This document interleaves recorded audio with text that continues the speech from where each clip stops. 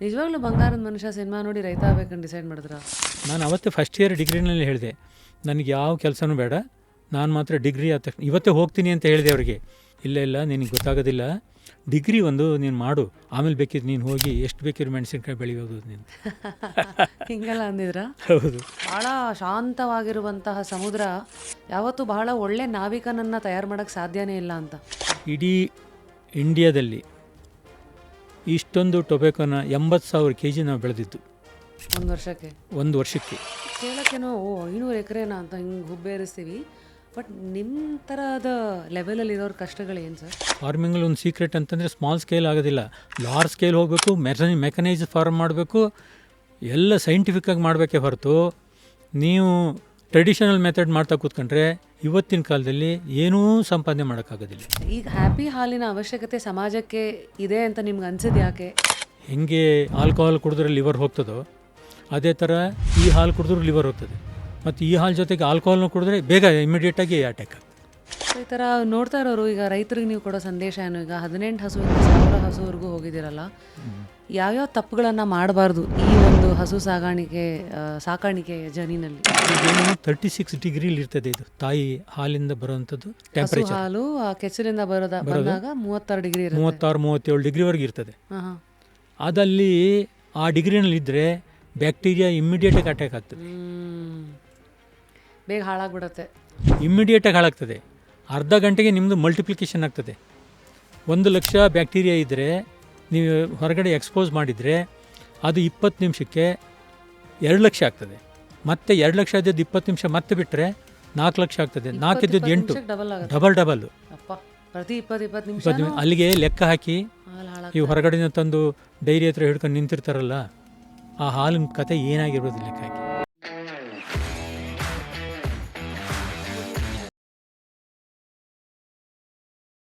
Life is not about finding yourself, it is about creating yourself ಅಂತ ಒಂದು ಮಾತಿದೆ. ಏನೋ life ಅಂದರೆ ನಮ್ಮನ್ನು ನಾವು ಕಂಡ್ಕೊಳ್ಳೋದಲ್ಲ, ನಮ್ಮನ್ನು ನಾವು ಕಟ್ಕೊಳ್ಳೋದ ಏನು ಹಂಗಂದ್ರೆ ಅಂತ. ಈ ಕಟ್ಕೊಳ್ಳೋದು ಅನ್ನೋ ಒಂದು ಪದ ಬಂದಾಗಲೇ ನಮ್ಮೆಲ್ಲರನ್ನ ಒಂಥರ ಅಳಿಯೋ ಒಂದು ಪದ. ನಾವು ಹೇಗಿದ್ದೀವಿ, ಯಾಕಿದ್ದೀವಿ, ಏನೇನನ್ನು ಕಟ್ಕೊಂಡು ಇಲ್ಲಿವರೆಗೂ ಬಂದಿದ್ದೀವಿ ಅಂತ. ಎಲ್ಲೋ ಒಂದು ಮಾತಿದೆ, ನಮ್ಮ ವಿಷನ್ನು clearer the vision, faster the steps ಅಂತ. ಈ ಥರ ಮಾತುಗಳಿಂದ ಯಾಕೆ ಇವತ್ತಿನ ಜಾಸ್ತಿ ಕ್ಯೂರಿಯಸ್ನ ಶುರು ಮಾಡ್ತಾ ಇದ್ದೀನಿ ಅಂತಂದರೆ, ನಾವೆಲ್ಲರೂ ಎಲ್ಲೋ ಒಂದು ಕಡೆ ಕರ್ನಾಟಕದಲ್ಲಿರೋರು ಈ ಮಾತನ್ನು ಕೇಳಿದ್ದೀವಿ. ಬಂಗಾರದ ಮನುಷ್ಯ ನೋಡಿ ಎಂಥ ಸಿನಿಮಾ ಗುರು ಅದು, ಆ ಸಿನಿಮಾ ನೋಡಿ ಎಷ್ಟೋ ಜನ ರೈತರಾಗಿದ್ದವರು ಇದ್ದಾರೆ ಅಂತ ನಾನು ಇಲ್ಲಿವರೆಗೂ ಕೇಳಿದ್ದೆ. ಆದರೆ ಫಸ್ಟ್ ಟೈಮ್ ಆ ಸತ್ಯನ ಮೀಟ್ ಮಾಡ್ತಾಯಿದ್ದೀನಿ. ಇವ್ರು ಯಾರಂದರೆ ಅಫ್ಕೋರ್ಸ್ ಒನ್ ಆ್ಯಂಡ್ ಓನ್ಲಿ ನಮ್ಮ ಡಾಕ್ಟರ್ MC ರಂಗಸ್ವಾಮಿಯವರು.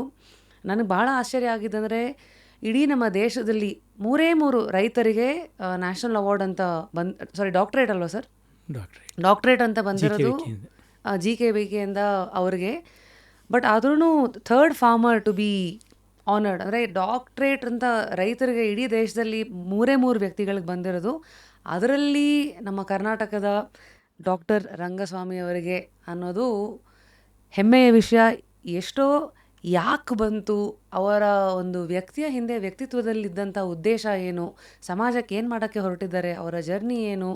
ಮೋಸ್ಟ್ ಇಂಪಾರ್ಟೆಂಟ್ಲಿ ಇದೀಗ ದೊಡ್ಡಮಗೆ ವಿಲೇಜಿಂದ ಅಫ್ಕೋರ್ಸ್ ಈ ಅರ್ಕಲ್ಗೋಡು ಆ ಒಂದು ಜಾಗದಿಂದ ಬಂದಂಥ ಇವರು ಈಗ ಒಬ್ಬರು ಪ್ರೋಗ್ರೆಸಿವ್ ಫಾರ್ಮರ್ ಆಂಟ್ರಪ್ರಿನರ್ ಆಗಿ ಒಂದು ಸಮಾಜದಲ್ಲಿ ಅಲೆಯನ್ನು ಎಬ್ಬಿಸ್ತಾ ಇದ್ದಾರೆ. ಸೈಲೆಂಟ್ ಅಲೆ, ಕುಡಿಯೋ ಹಾಲಿನ ಮೂಲಕ ಸಾಕಷ್ಟು ವಿಚಾರಗಳನ್ನು ಇವತ್ತು ಬೆಳಕಿಗೆ ಎಳಿತಾ, ಮೊದಲನೇದಾಗಿ ಇಂತಹ ಒಂದು ವ್ಯಕ್ತಿತ್ವನ ಶೋಗೆ ಬರ್ಮಾಡ್ಕೊಳ್ತಾ, ಡಾಕ್ಟ್ರೇ ನಮಸ್ಕಾರ.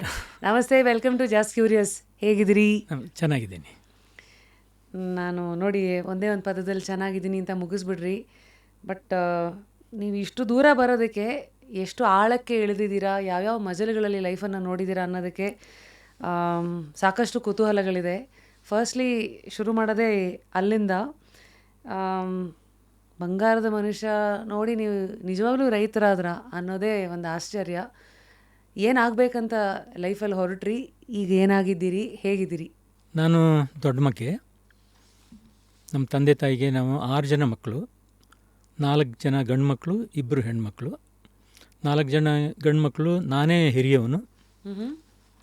ಅದಾದಮೇಲೆ ಡಾಕ್ಟರ್ ರಾಮೇಗೌಡರು ಈಗ ಟ್ರಾನ್ಸ್ಪೋರ್ಟ್ ಕಮಿಷನರ್ ಆಗಿ ರಿಟೈರ್ಡ್ ಆಗಿದ್ದಾರೆ. ಹೌದು.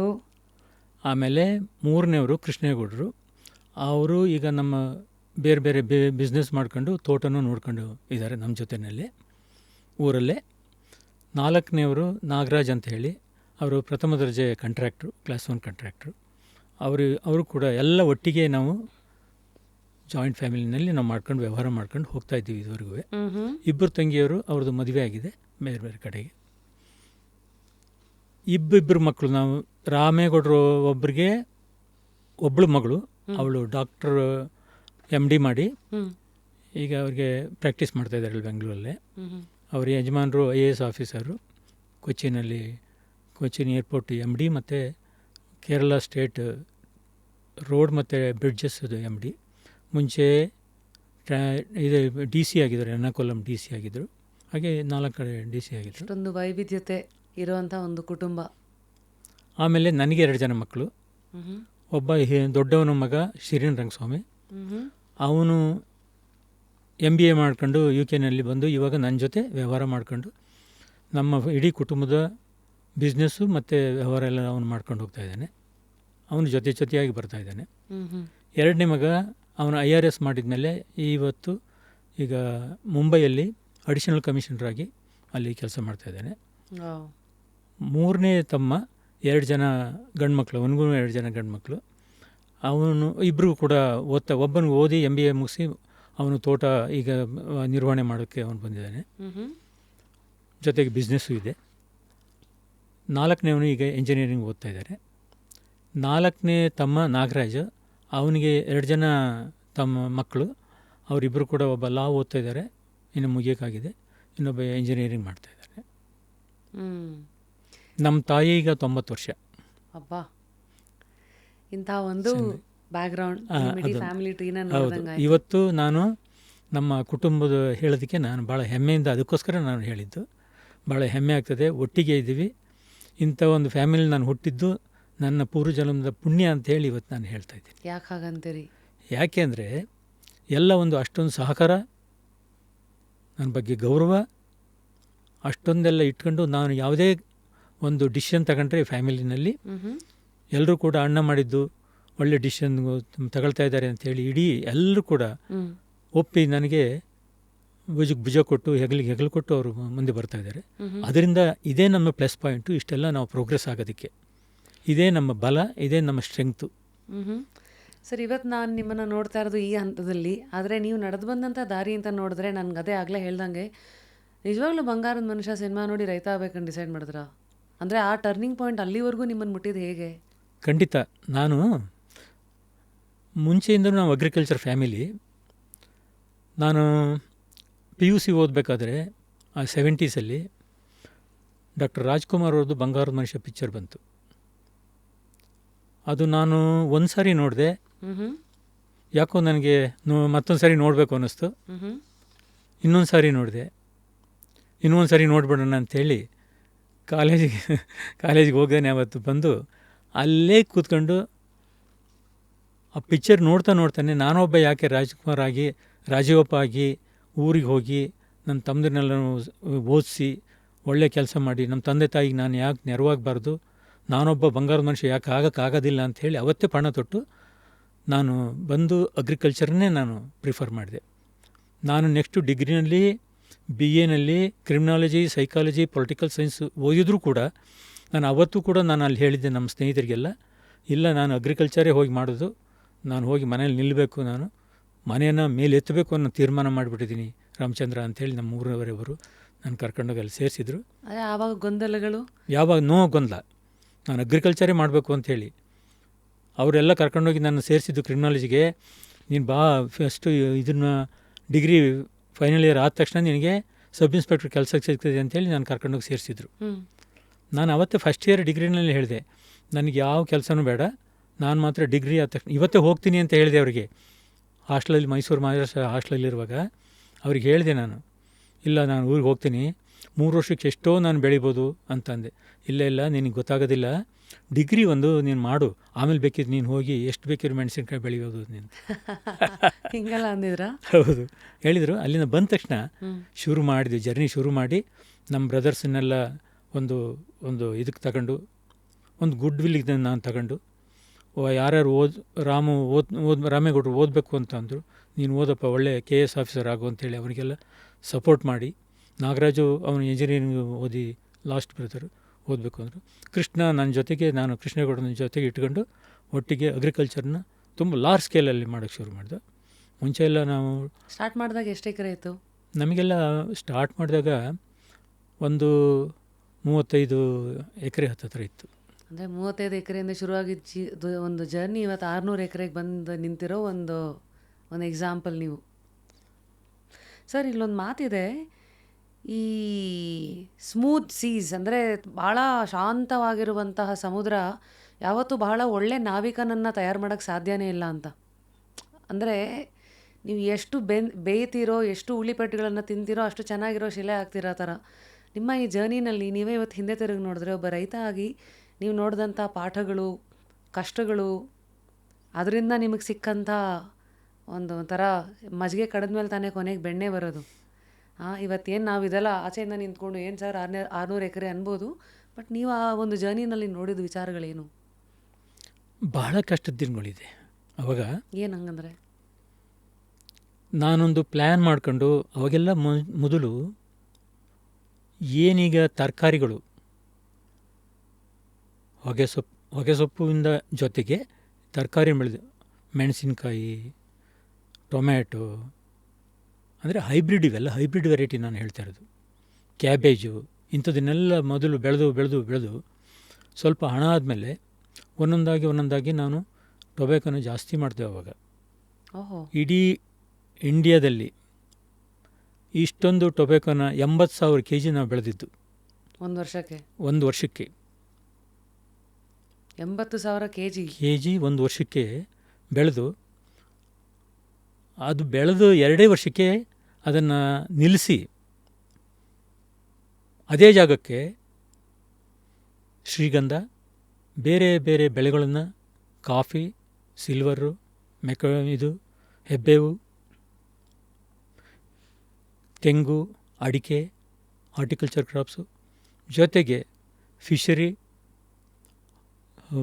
ಹಸು ಸಾಗಾಣಿಕೆ, ಇದನ್ನೆಲ್ಲ ಮಾಡ್ತಾ ಬಂದು ಇದು ನಿಮ್ಮದೊಂಥರ 2 ವರ್ಷಕ್ಕೆ ದಿಕ್ಕೇ ಬದಲಾಯಿಸ್ಬಿಟ್ರಿ. ಅಂದರೆ ಮೊದಲನೇದಾಗಿ ನಾವಿನ್ನೂ ಆಶ್ಚರ್ಯ ಪಡೋ ಹೊತ್ತಿಗೆ, ಅಂದರೆ ಟೊಬ್ಯಾಕೋನಲ್ಲಿ 80,000 kg ಒಂದು ವರ್ಷಕ್ಕೆ ಬೆಳಿತೀರಾ ಅಂದಮೇಲೆ ಫಸ್ಟ್ ಪ್ರಶ್ನೆ ನನಗೆ ಬಂದಿದ್ದು, ಯಾಕೆ ಟೊಬ್ಯಾಕೋನ ಆಯ್ಕೆ ಮಾಡಿದ್ರಿ? ಆಯ್ಕೆ ಮಾಡಿದವರು ಇಮ್ಮಿಡಿಯೇಟಾಗಿ 2 ವರ್ಷಕ್ಕೆ ಯಾಕೆ ಬಿಟ್ರಿ ಅಂತ ಒಂದು ತೀರ್ಮಾನ ಮಾಡಿದೆವು. ಇಡೀ ಕುಟುಂಬ ಎಲ್ಲ ತೀರ್ಮಾನ ಮಾಡಿದೆವು, ಇನ್ನು ಸಾಕು ಈ ಹೊಗೆ ಸೊಪ್ಪು. ನಾವು 1 kg ಹೊಗೆ ಸೊಪ್ಪನ್ನು ಪ್ರೊಡ್ಯೂಸ್ ಮಾಡೋದಕ್ಕೆ, ಅದನ್ನು ಬೇಯಿಸೋದಕ್ಕೆ, ಕ್ಯೂರಿಂಗ್ ಮಾಡೋದಕ್ಕೆ 12 kg ಫೈರ್ವುಡ್ಡನ್ನು, ಸೌದೆನ ಬೇಯಿಸ್ತಾ ಇದ್ದು, ಅದನ್ನು ಸುಡ್ತಿದ್ದು. ಅಲ್ಲಿಗೆ 80,000 kg ಇಂಟು 12 kg ಲೆಕ್ಕ ಹಾಕೊಳ್ಳಿ. ಅಷ್ಟು KGನ ಒಂದು ವರ್ಷಕ್ಕೆ ನಾನು ಇದನ್ನು ಸುಡ್ತಾಯಿದ್ರೆ, ಇದು ಯಾಕೋ ನನಗೆ ಬೇಜಾರಾಗಿ ಎಲ್ಲಿ ಕಾಡನ್ನು ಕಡ್ದಿದ್ವೋ ಅದೇ ಜಾಗಕ್ಕೆ ಮತ್ತೆ ಪುನಃ ನಾವು ಗಿಡನ ಬೆಳೆಸೋದಕ್ಕೆ ಪ್ರಯತ್ನ ಮಾಡಿದೆ. ಈ ಹೊಗೆ ಸೊಪ್ಪು ಹೇಗೆ ಬೆಳೀತಾರೆ ಅನ್ನೋದು ನಮ್ಗೆ ಯಾರಿಗೂ ಗೊತ್ತಿರಲಿಲ್ಲ, ಇಷ್ಟೆಲ್ಲ ಇರುತ್ತೆ ಅಂತ. ಹೊಗೆ ಸೊಪ್ಪು ಅಂದರೆ ಇದು VFC tobacco company, Virginia flue cure tobacco. ಇದು ಸಿಗರೇಟ್ ಟೊಬ್ಯಾಕೋ ಇದೆಯಲ್ಲ ಅದು. ಇದೆಲ್ಲ ಇದು ಆಂಧ್ರಕ್ಕೆ ಹೋಗ್ತದೆ, ಆಂಧ್ರದಿಂದ ಎಕ್ಸ್ಪೋರ್ಟ್ ಆಗ್ತದೆ, ಹೊರದೇಶಕ್ಕೆ ಎಕ್ಸ್ಪೋರ್ಟ್ ಆಗ್ತದೆ. ಅಂದರೆ ನಮ್ಮ ಭಾಗದಲ್ಲಿ ಬೆಳೆಯೋಂಥ ಹೊಗೆ ಸೊಪ್ಪು ಒಳ್ಳೆಯ ಉತ್ತಮವಾದಂಥ ಗುಣಲಕ್ಷಣಗಳಿಂದ ಹೊಂದಿರೋಂಥ ಹೊಗೆ ಸೊಪ್ಪು ನಮ್ಮ ಭಾಗದಲ್ಲಿ ಬೆಳೀತದೆ. ಯಾವ ಟ್ರಾನ್ಸಿಷನ್ ಬೆಲ್ಟ್ ಇದೆ, ಅರ್ಕಲ್ಗೂಡು, ಪಿರಿಯಾಪಟ್ಟಣ, ಹುಣಸೂರು, ಈ ಥರ ಭಾಗದಲ್ಲಿ ಬರ್ತದಲ್ಲ, ಇದು ಒಳ್ಳೆಯ ಟೊಬ್ಯಾಕೋ ಒಂದು ಫ್ಲೇವರ್ ಬರುವಂಥ ನಮ್ಮದು ಜಾಗ. ಅದು ಅಲ್ಲಿ ಬೆಳೀತಾಯಿದ್ದು, ತುಂಬ ಚೆನ್ನಾಗಿ ಬೆಳೀತಾಯಿದ್ದು, ಭಾಳ ಸೈಂಟಿಫಿಕ್ಕಾಗಿ ಬೆಳೀತಾಯಿದ್ದು. ಸೈಂಟಿಫಿಕ್ ಅಂತಂದರೆ ನೋಡಿ, ಟೊಬ್ಯಾಕೋ ನರ್ಸರಿ ಮಾಡುವಾಗ ಎಲ್ಲರೂ ಕೂಡ ನೀರಿರೋ ಜಾಗಕ್ಕೆ ಕೆರೆ ಹತ್ರ ಹೋಗಿ ಆ ಸೀಡ್ ಬೆಡ್ಡನ್ನು ಹಾಕಬೇಕಾಗಿತ್ತು. ಅದನ್ನು ನಾನೇನು ಮಾಡಿದೆ, ಒಂದು ಪಾಲಿಹೌಸನ್ನು ಮಾಡಿ ಆ ಸೀಡನ್ನು ಆ ಒಂದು ಕೋಕೋಪಿತ್ತನ್ನು ತಂದು ಒಂದು ಟ್ರೇ ಸಿಸ್ಟಮ್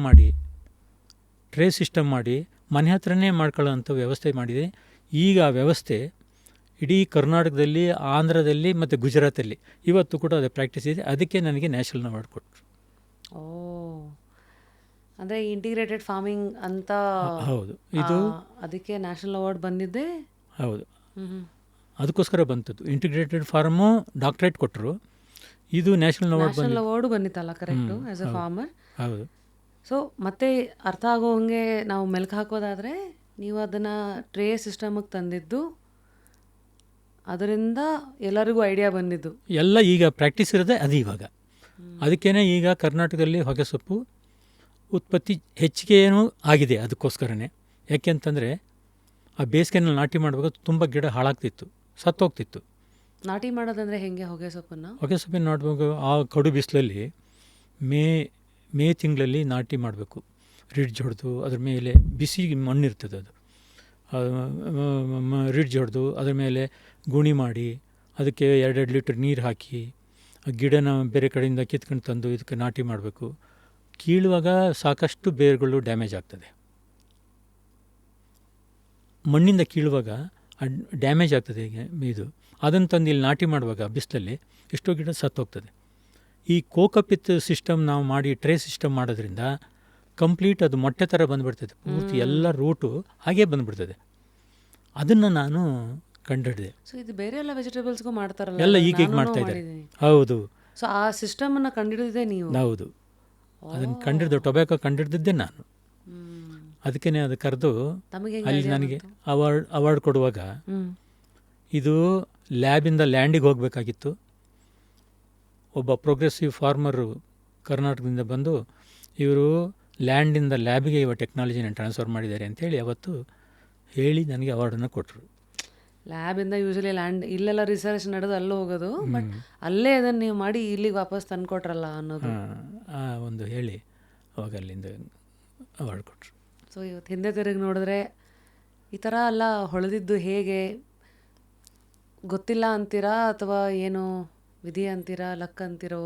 ಏನು ಸುಮಾರು ಕಂಪ್ನಿಯಲ್ಲೇ ಡೆವಲಪ್ ಮಾಡ್ತಿದ್ರು ಈ ಥರ ಹೊಗೆಸೊಪ್ಪಿನ ಜಾಸ್ತಿ ಮಾಡಬೇಕು ಅಂತೇಳಿ. ಬೇರೆ ಬೇರೆ ಕಂಪ್ನಿಯವರು, ಟೊಬ್ಯಾಕೊ ಕಂಪ್ನಿಯವರು ಅವರವರು ಫಾರ್ಮರ್ಸಿಗೆ ಹೇಳಿ ಪ್ರಮೋಟ್ ಮಾಡಿ ಪ್ರೊಡಕ್ಷನ್ ಜಾಸ್ತಿ ಮಾಡೋದಕ್ಕೋಸ್ಕರ ಅವ್ರು ಮಾಡ್ತಾಯಿದ್ರು. ಅವ್ರೇನು ಹೊಸ ಟೆಕ್ನಾಲಜಿ ಏನು ಕಂಡಿಡಿಲ್ಲ. ನಾನು ನೋಡ್ತಾ ಇದ್ದೆ. ನಾನು ಏನು ಮಾಡಿದೆ, ನಮ್ಮದು ಈಗ ಕಾಫಿ ಕುಡಿಯೋದು, ಟೀ ಕುಡಿಯೋಂಥ ಲೋಟ ಬರ್ತದಲ್ಲ, ಆ ಥರ ಪೇಪರನ್ನು ನಾನು ಹೊಲಿಸಿ ಅದರೊಳಗಡೆ ಸ್ವಲ್ಪ ಮಣ್ಣು ಹಾಕಿ ಸಣ್ಣ ಗಿಡ ನೆಟ್ಟು, ಎಲ್ಲೆಲ್ಲಿ ಹಾಳಾಗಿರ್ತದೆ ಗಿಡ ನಾವು ನೆಟ್ಟ ಮೇಲೆ ಕೆಲವು ಸತ್ತೋಗಿರ್ತದೆ ಅಂಥದಕ್ಕೆಲ್ಲ ಮಳೆ ಬಂದಾಗ ಅದನ್ನು ಪ್ಲ್ಯಾಂಟ್ ನಾಟಿ ಮಾಡಿಸಿದೆ. ಆಗ ನನಗೆ ಫ್ಲ್ಯಾಶ್ ಆಯಿತು, ಓಹೋ ಇದು ಗಿಡ ಸಾಯೋದಿಲ್ಲ, ಅದಕ್ಕೋಸ್ಕರ ಒಂದು ಒಳ್ಳೆ ಮಟ್ಟದಲ್ಲಿ ನಾವು ಮಾಡೋಣ ಅಂಥೇಳಿ ಒಂದು ಪಾಲಿಹೌಸ್ ಮಾಡಿ 1 ಎಕರೆಗೆ ಟ್ರೇ ನರ್ಸರೀಸನ್ನು ನಾನು ಮಾಡಿದೆ. ಬೀಜ ಹಾಕಿ ಆ ಗಿಡ ನೆಟ್ಟು ಎಲ್ಲ ಮಾಡಿದೆ, ಸಕ್ಸಸ್ ಆಯಿತು. ಸೊ ಈ ಹೊಗೆ ಸೊಪ್ಪಿನ ವಿಷಯ ಇದಾಯಿತು. ಏನೋ ಅಂತಾರಲ್ಲ, ಒಂದು ರಿಸ್ಕಿಂದ ನೆಕ್ಸ್ಟ್ ರಿಸ್ಕು, ಅದು ತೆಗೆದ್ರಿ ಓಕೆ. ಬಟ್ ಈ ಕಡೆ ನೋಡಿದ್ರೆ ಸ್ಯಾಂಡಲ್ವುಡನ್ನು ಹಾಕಿದ್ರಲ್ಲ, ಸ್ಯಾಂಡಲ್ವುಡ್ ಅಂದ ತಕ್ಷಣ ಕಿವಿ ನೆಟ್ಟಗಾಗತ್ತೆ, ಯಾಕೆಂದರೆ ಅದಕ್ಕೆ ತುಂಬ ಪ್ರೊಟೆಕ್ಷನ್ ಬೇಕು, ಮತ್ತು ಇನ್ನೇನೋ. ಸೊ ನಮಗೆ ತುಂಬ ವಿಚಾರಗಳು ಗೊತ್ತಿರಲ್ಲ ಸ್ಯಾಂಡಲ್ವುಡ್ ಬಗ್ಗೆ. ಸೊ ಏನೇನು ತಿಳ್ಕೋಬೇಕು? ಅಲ್ಲಿ ಏನಾಯಿತು ಅಂದರೆ, ನಾವು ಇದನ್ನು ಕಾರ್ಡ್ ಮಾಡಬೇಕು ಅಂತ ಆಯ್ತಲ್ಲ, ಏನು ಕಾರ್ಡ್ ಮಾಡೋದು, ಯಾವ ಗಿಡ ನೆಡೋದು? ಕೆಲವರು ಸಜೆಸ್ಟ್ ಮಾಡಿದರು ಸಿಲ್ವರ್ ಹಾಕಿ ಒಳ್ಳೆ ರೇಟ್ ಇದೆ ಅಂತಂದರು. ಇನ್ನು ಕೆಲವರು ಹೆಬ್ಬೇವು ಹಾಕಿ ಅಂತ ಕೆಲವರು ಹೇಳಿದರು. ಎಲ್ಲ ನಾನು ಯೋಚನೆ ಮಾಡಿದೆ, ಯಾವ್ಯಾವುದೋ ಗಿಡ ನೆಡೋದಕ್ಕೆ, ಗಿಡದಲ್ಲೆಲ್ಲ ಯಾವುದು ಒಳ್ಳೆ ಗಿಡ, ಮರದಲ್ಲೆಲ್ಲ ಯಾವ ಒಳ್ಳೆ ಮರ? ಗಂಧದ ಮರ. ಗಾದೆನೇ ಇದೆ, ಗುದ್ದಾಡಿದ್ರೆ ಗಂಧ ಜೊತೆ ಗುದ್ದಾಡ್ಬೇಕಂತ. ಆ ಗಿಡನೇ ಹಾಕೋಣ. ಗುಂಡಿ ತೆಗಿಯೋಕ್ಕೂ ಅಷ್ಟೇ ಖರ್ಚು, ಸ್ಯಾಪ್ಲಿಂಗ್ ಗಿಡ ತರೋದಕ್ಕೂ ಅಷ್ಟೇ ಖರ್ಚು, ಒಂದು 2 ರೂಪಾಯಿ ಜಾಸ್ತಿ ಆಗೋದು ಅದಕ್ಕೆ. ಆಮೇಲೆ ನಿರ್ವಹಣೆ ಅನ್ನೋದಕ್ಕೆ ಅಂತ ಏನು ಜಾಸ್ತಿ ಇರೋದಿಲ್ಲ. ಹೌದಾ? ಹೌದು. ಹಾಗಾದರೆ ಅದನ್ನೇ ನಾಟಿ ಮಾಡೋಣ ಅಂಥೇಳಿ ಅದನ್ನೇ ಮೊದಲು ಒಂದು 25 ಎಕರೆ ನಾಟಿ ಮಾಡಿದೆವು ನಾವು. ನಮ್ಮ ಕುಟುಂಬ ಎಲ್ಲ ತೀರ್ಮಾನ ಮಾಡಿ ಒಂದು 25 ಎಕರೆ ಫಸ್ಟ್ ನಾಟಿ ಮಾಡಿದೆವು. ಆಮೇಲೆ 50 ಎಕರೆ ಆಯಿತು, ಆಮೇಲೆ 100 ಎಕರೆ ಆಯಿತು. ಹೀಗೆ 200 ಎಕರೆ ಈಗ ನಾಟಿ ಮಾಡಿದ್ವಿ ನಾವು.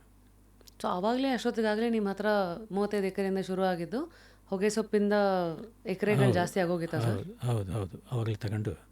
ಅದೆಲ್ಲ ದೇವ್ರ ದಯೆ, ಅದೆಲ್ಲ ಅಷ್ಟು ಸುಲಭವಾಗಿ ಅದು ಆಗ ಅಂಥದ್ದಲ್ಲ ಅದು. ಆಮೇಲೆ ತಗೊಂಡ್ಮೇಲೆ ಏನಪ್ಪ ಮಾಡೋದು ಇದನ್ನು ತಗೊಂಡಾಯ್ತು. ತಗೊಂಡ್ಮೇಲೆ ಏನೇನು ಬೆಳೆಯೋದು ಇದರಲ್ಲಿ, ಎಂತ ಬೆಳೆಯೋದು ಆಯಿತು. ಒಂದು 100 ಎಕರೆ ಕಾಫಿ ನರ್ಸರಿ ಮಾಡಿದೋ, 100 ಎಕರೆ ಇದು ಮಾಡಿದ್ರು. ಗುಡ್ಡೇಗೌಡರು ಅಂತೇಳಿ ಲೈಸನ್ ಆಫೀಸರ್ ಇದ್ದರು, ಕಾಫಿ ಲೈಸನ್ ಆಫೀಸರ್ ಅಂತೇಳಿ ನಮ್ಮ ಯಶ್ಲೂರಲ್ಲಿದ್ದರು. ಅವ್ರು ಬಂದು ನರ್ಸರಿ ಮಾಡೋದಕ್ಕೆ ನಾವು ಚಿಕ್ಕಮಂಗ್ಳೂರಿಗೆ ಹೋಗಿ ಸೀಡ್ಸ್ ಎಲ್ಲ ತಗೊಂಡು ಬಂದಿದ್ದು. ಬಾಳೆಹೊನ್ನೂರಲ್ಲಿ ಕಾಫಿ ರಿಸರ್ಚ್ ಸ್ಟೇಷನ್ ಇದೆ, ಅಲ್ಲಿ ಹೋಗಿ ಒಳ್ಳೆ ಸೀಡ್ಸನ್ನು ನೋಡಿ ಆಯ್ಕೆ ಮಾಡಿ ತಂದು ನರ್ಸರಿ ಮಾಡಿದ್ದು. 100 ಎಕರೆಗೆ ಆಗೋಷ್ಟು ನರ್ಸರಿ ಮಾಡಿದ್ದು. ಒಂದು ದಿವಸ ಬಂದು ಗಿಡ ಎಲ್ಲ ಇಷ್ಟಿಷ್ಟು ಹತ್ರ ಇತ್ತು. ಅವ್ರು ಲೈಸನ್ ಆಫೀಸರ್ ಅಲ್ವಾ, ಬಂದು ಇನ್ಸ್ಪೆಕ್ಷನ್ ಮಾಡಬೇಕಲ್ಲ, ನಮಗೆ ಸಬ್ಸಿಡಿ ಅದು ಇದು ಏನೇನು ಕೊಡ್ತಾರೆ ಅವರು. ಆವಾಗ ಏನು ರಂಗಸಮಣ ಇಷ್ಟೊಂದು ನರ್ಸರಿ ಇದೇನು ಮಾರಾಟಕ್ಕೆ ಇಟ್ಟಿದ್ದೀರಾ ಅಂದರು. ಇಲ್ಲ, ನಾಟಿ ಮಾಡೋದಕ್ಕೆ ಅಂತ ಅಂದೆ. ಹೀಗೇನೆ ಸಾಯಂಕಾಲ ಒಂದು 4 ಗಂಟೆ ಸಮಯ. ಅಯ್ಯೋ ರಾಮ, 100 ಎಕರೆ ಕಾಫಿ ತೋಟ ಒಂದೇ ವರ್ಷ ಮಾಡೋದಕ್ಕೆ ನೋಡಿ. ಅವ್ರು ಇದೇ ಮಾತು ಹೇಳಿದರು. ಟಾಟಾ ಕಂಪ್ನಿಯವನು ಕೂಡ 100 ಎಕರೆನ ಕನ್ಸಲ್ಟೇಟೆಡ್ ಕಾಫಿ ಟಾಟಾದು, ಅವರೂ ಕೂಡ ಈ ಪ್ರಯತ್ನ ಮಾಡೋಕ್ಕೆ ಹೋಗೋದಿಲ್ಲ. ನಿಮಗೆ ಒಂದು ನೆರಳಿಲ್ಲ, ಒಂದು ನೀರಿಲ್ಲ, ಸುಮ್ಮನೆ ಇಷ್ಟೊಂದು ನರ್ಸರಿ ಮಾಡಿ ಏನು ಹುಡುಗಾಟ, ನೀವು ಇಷ್ಟೊಂದು ಮಾಡೋಕ್ಕೆ ಹೋಗಬೇಡಿ, ಕಷ್ಟ ಆಗ್ತದೆ. ಒಂದು 25 ಎಕರೆ ಹಂತ ಮಾಡ್ಕೊಂಡು ಹೋಗಿ ಅಂತ ಹೇಳಿದರು.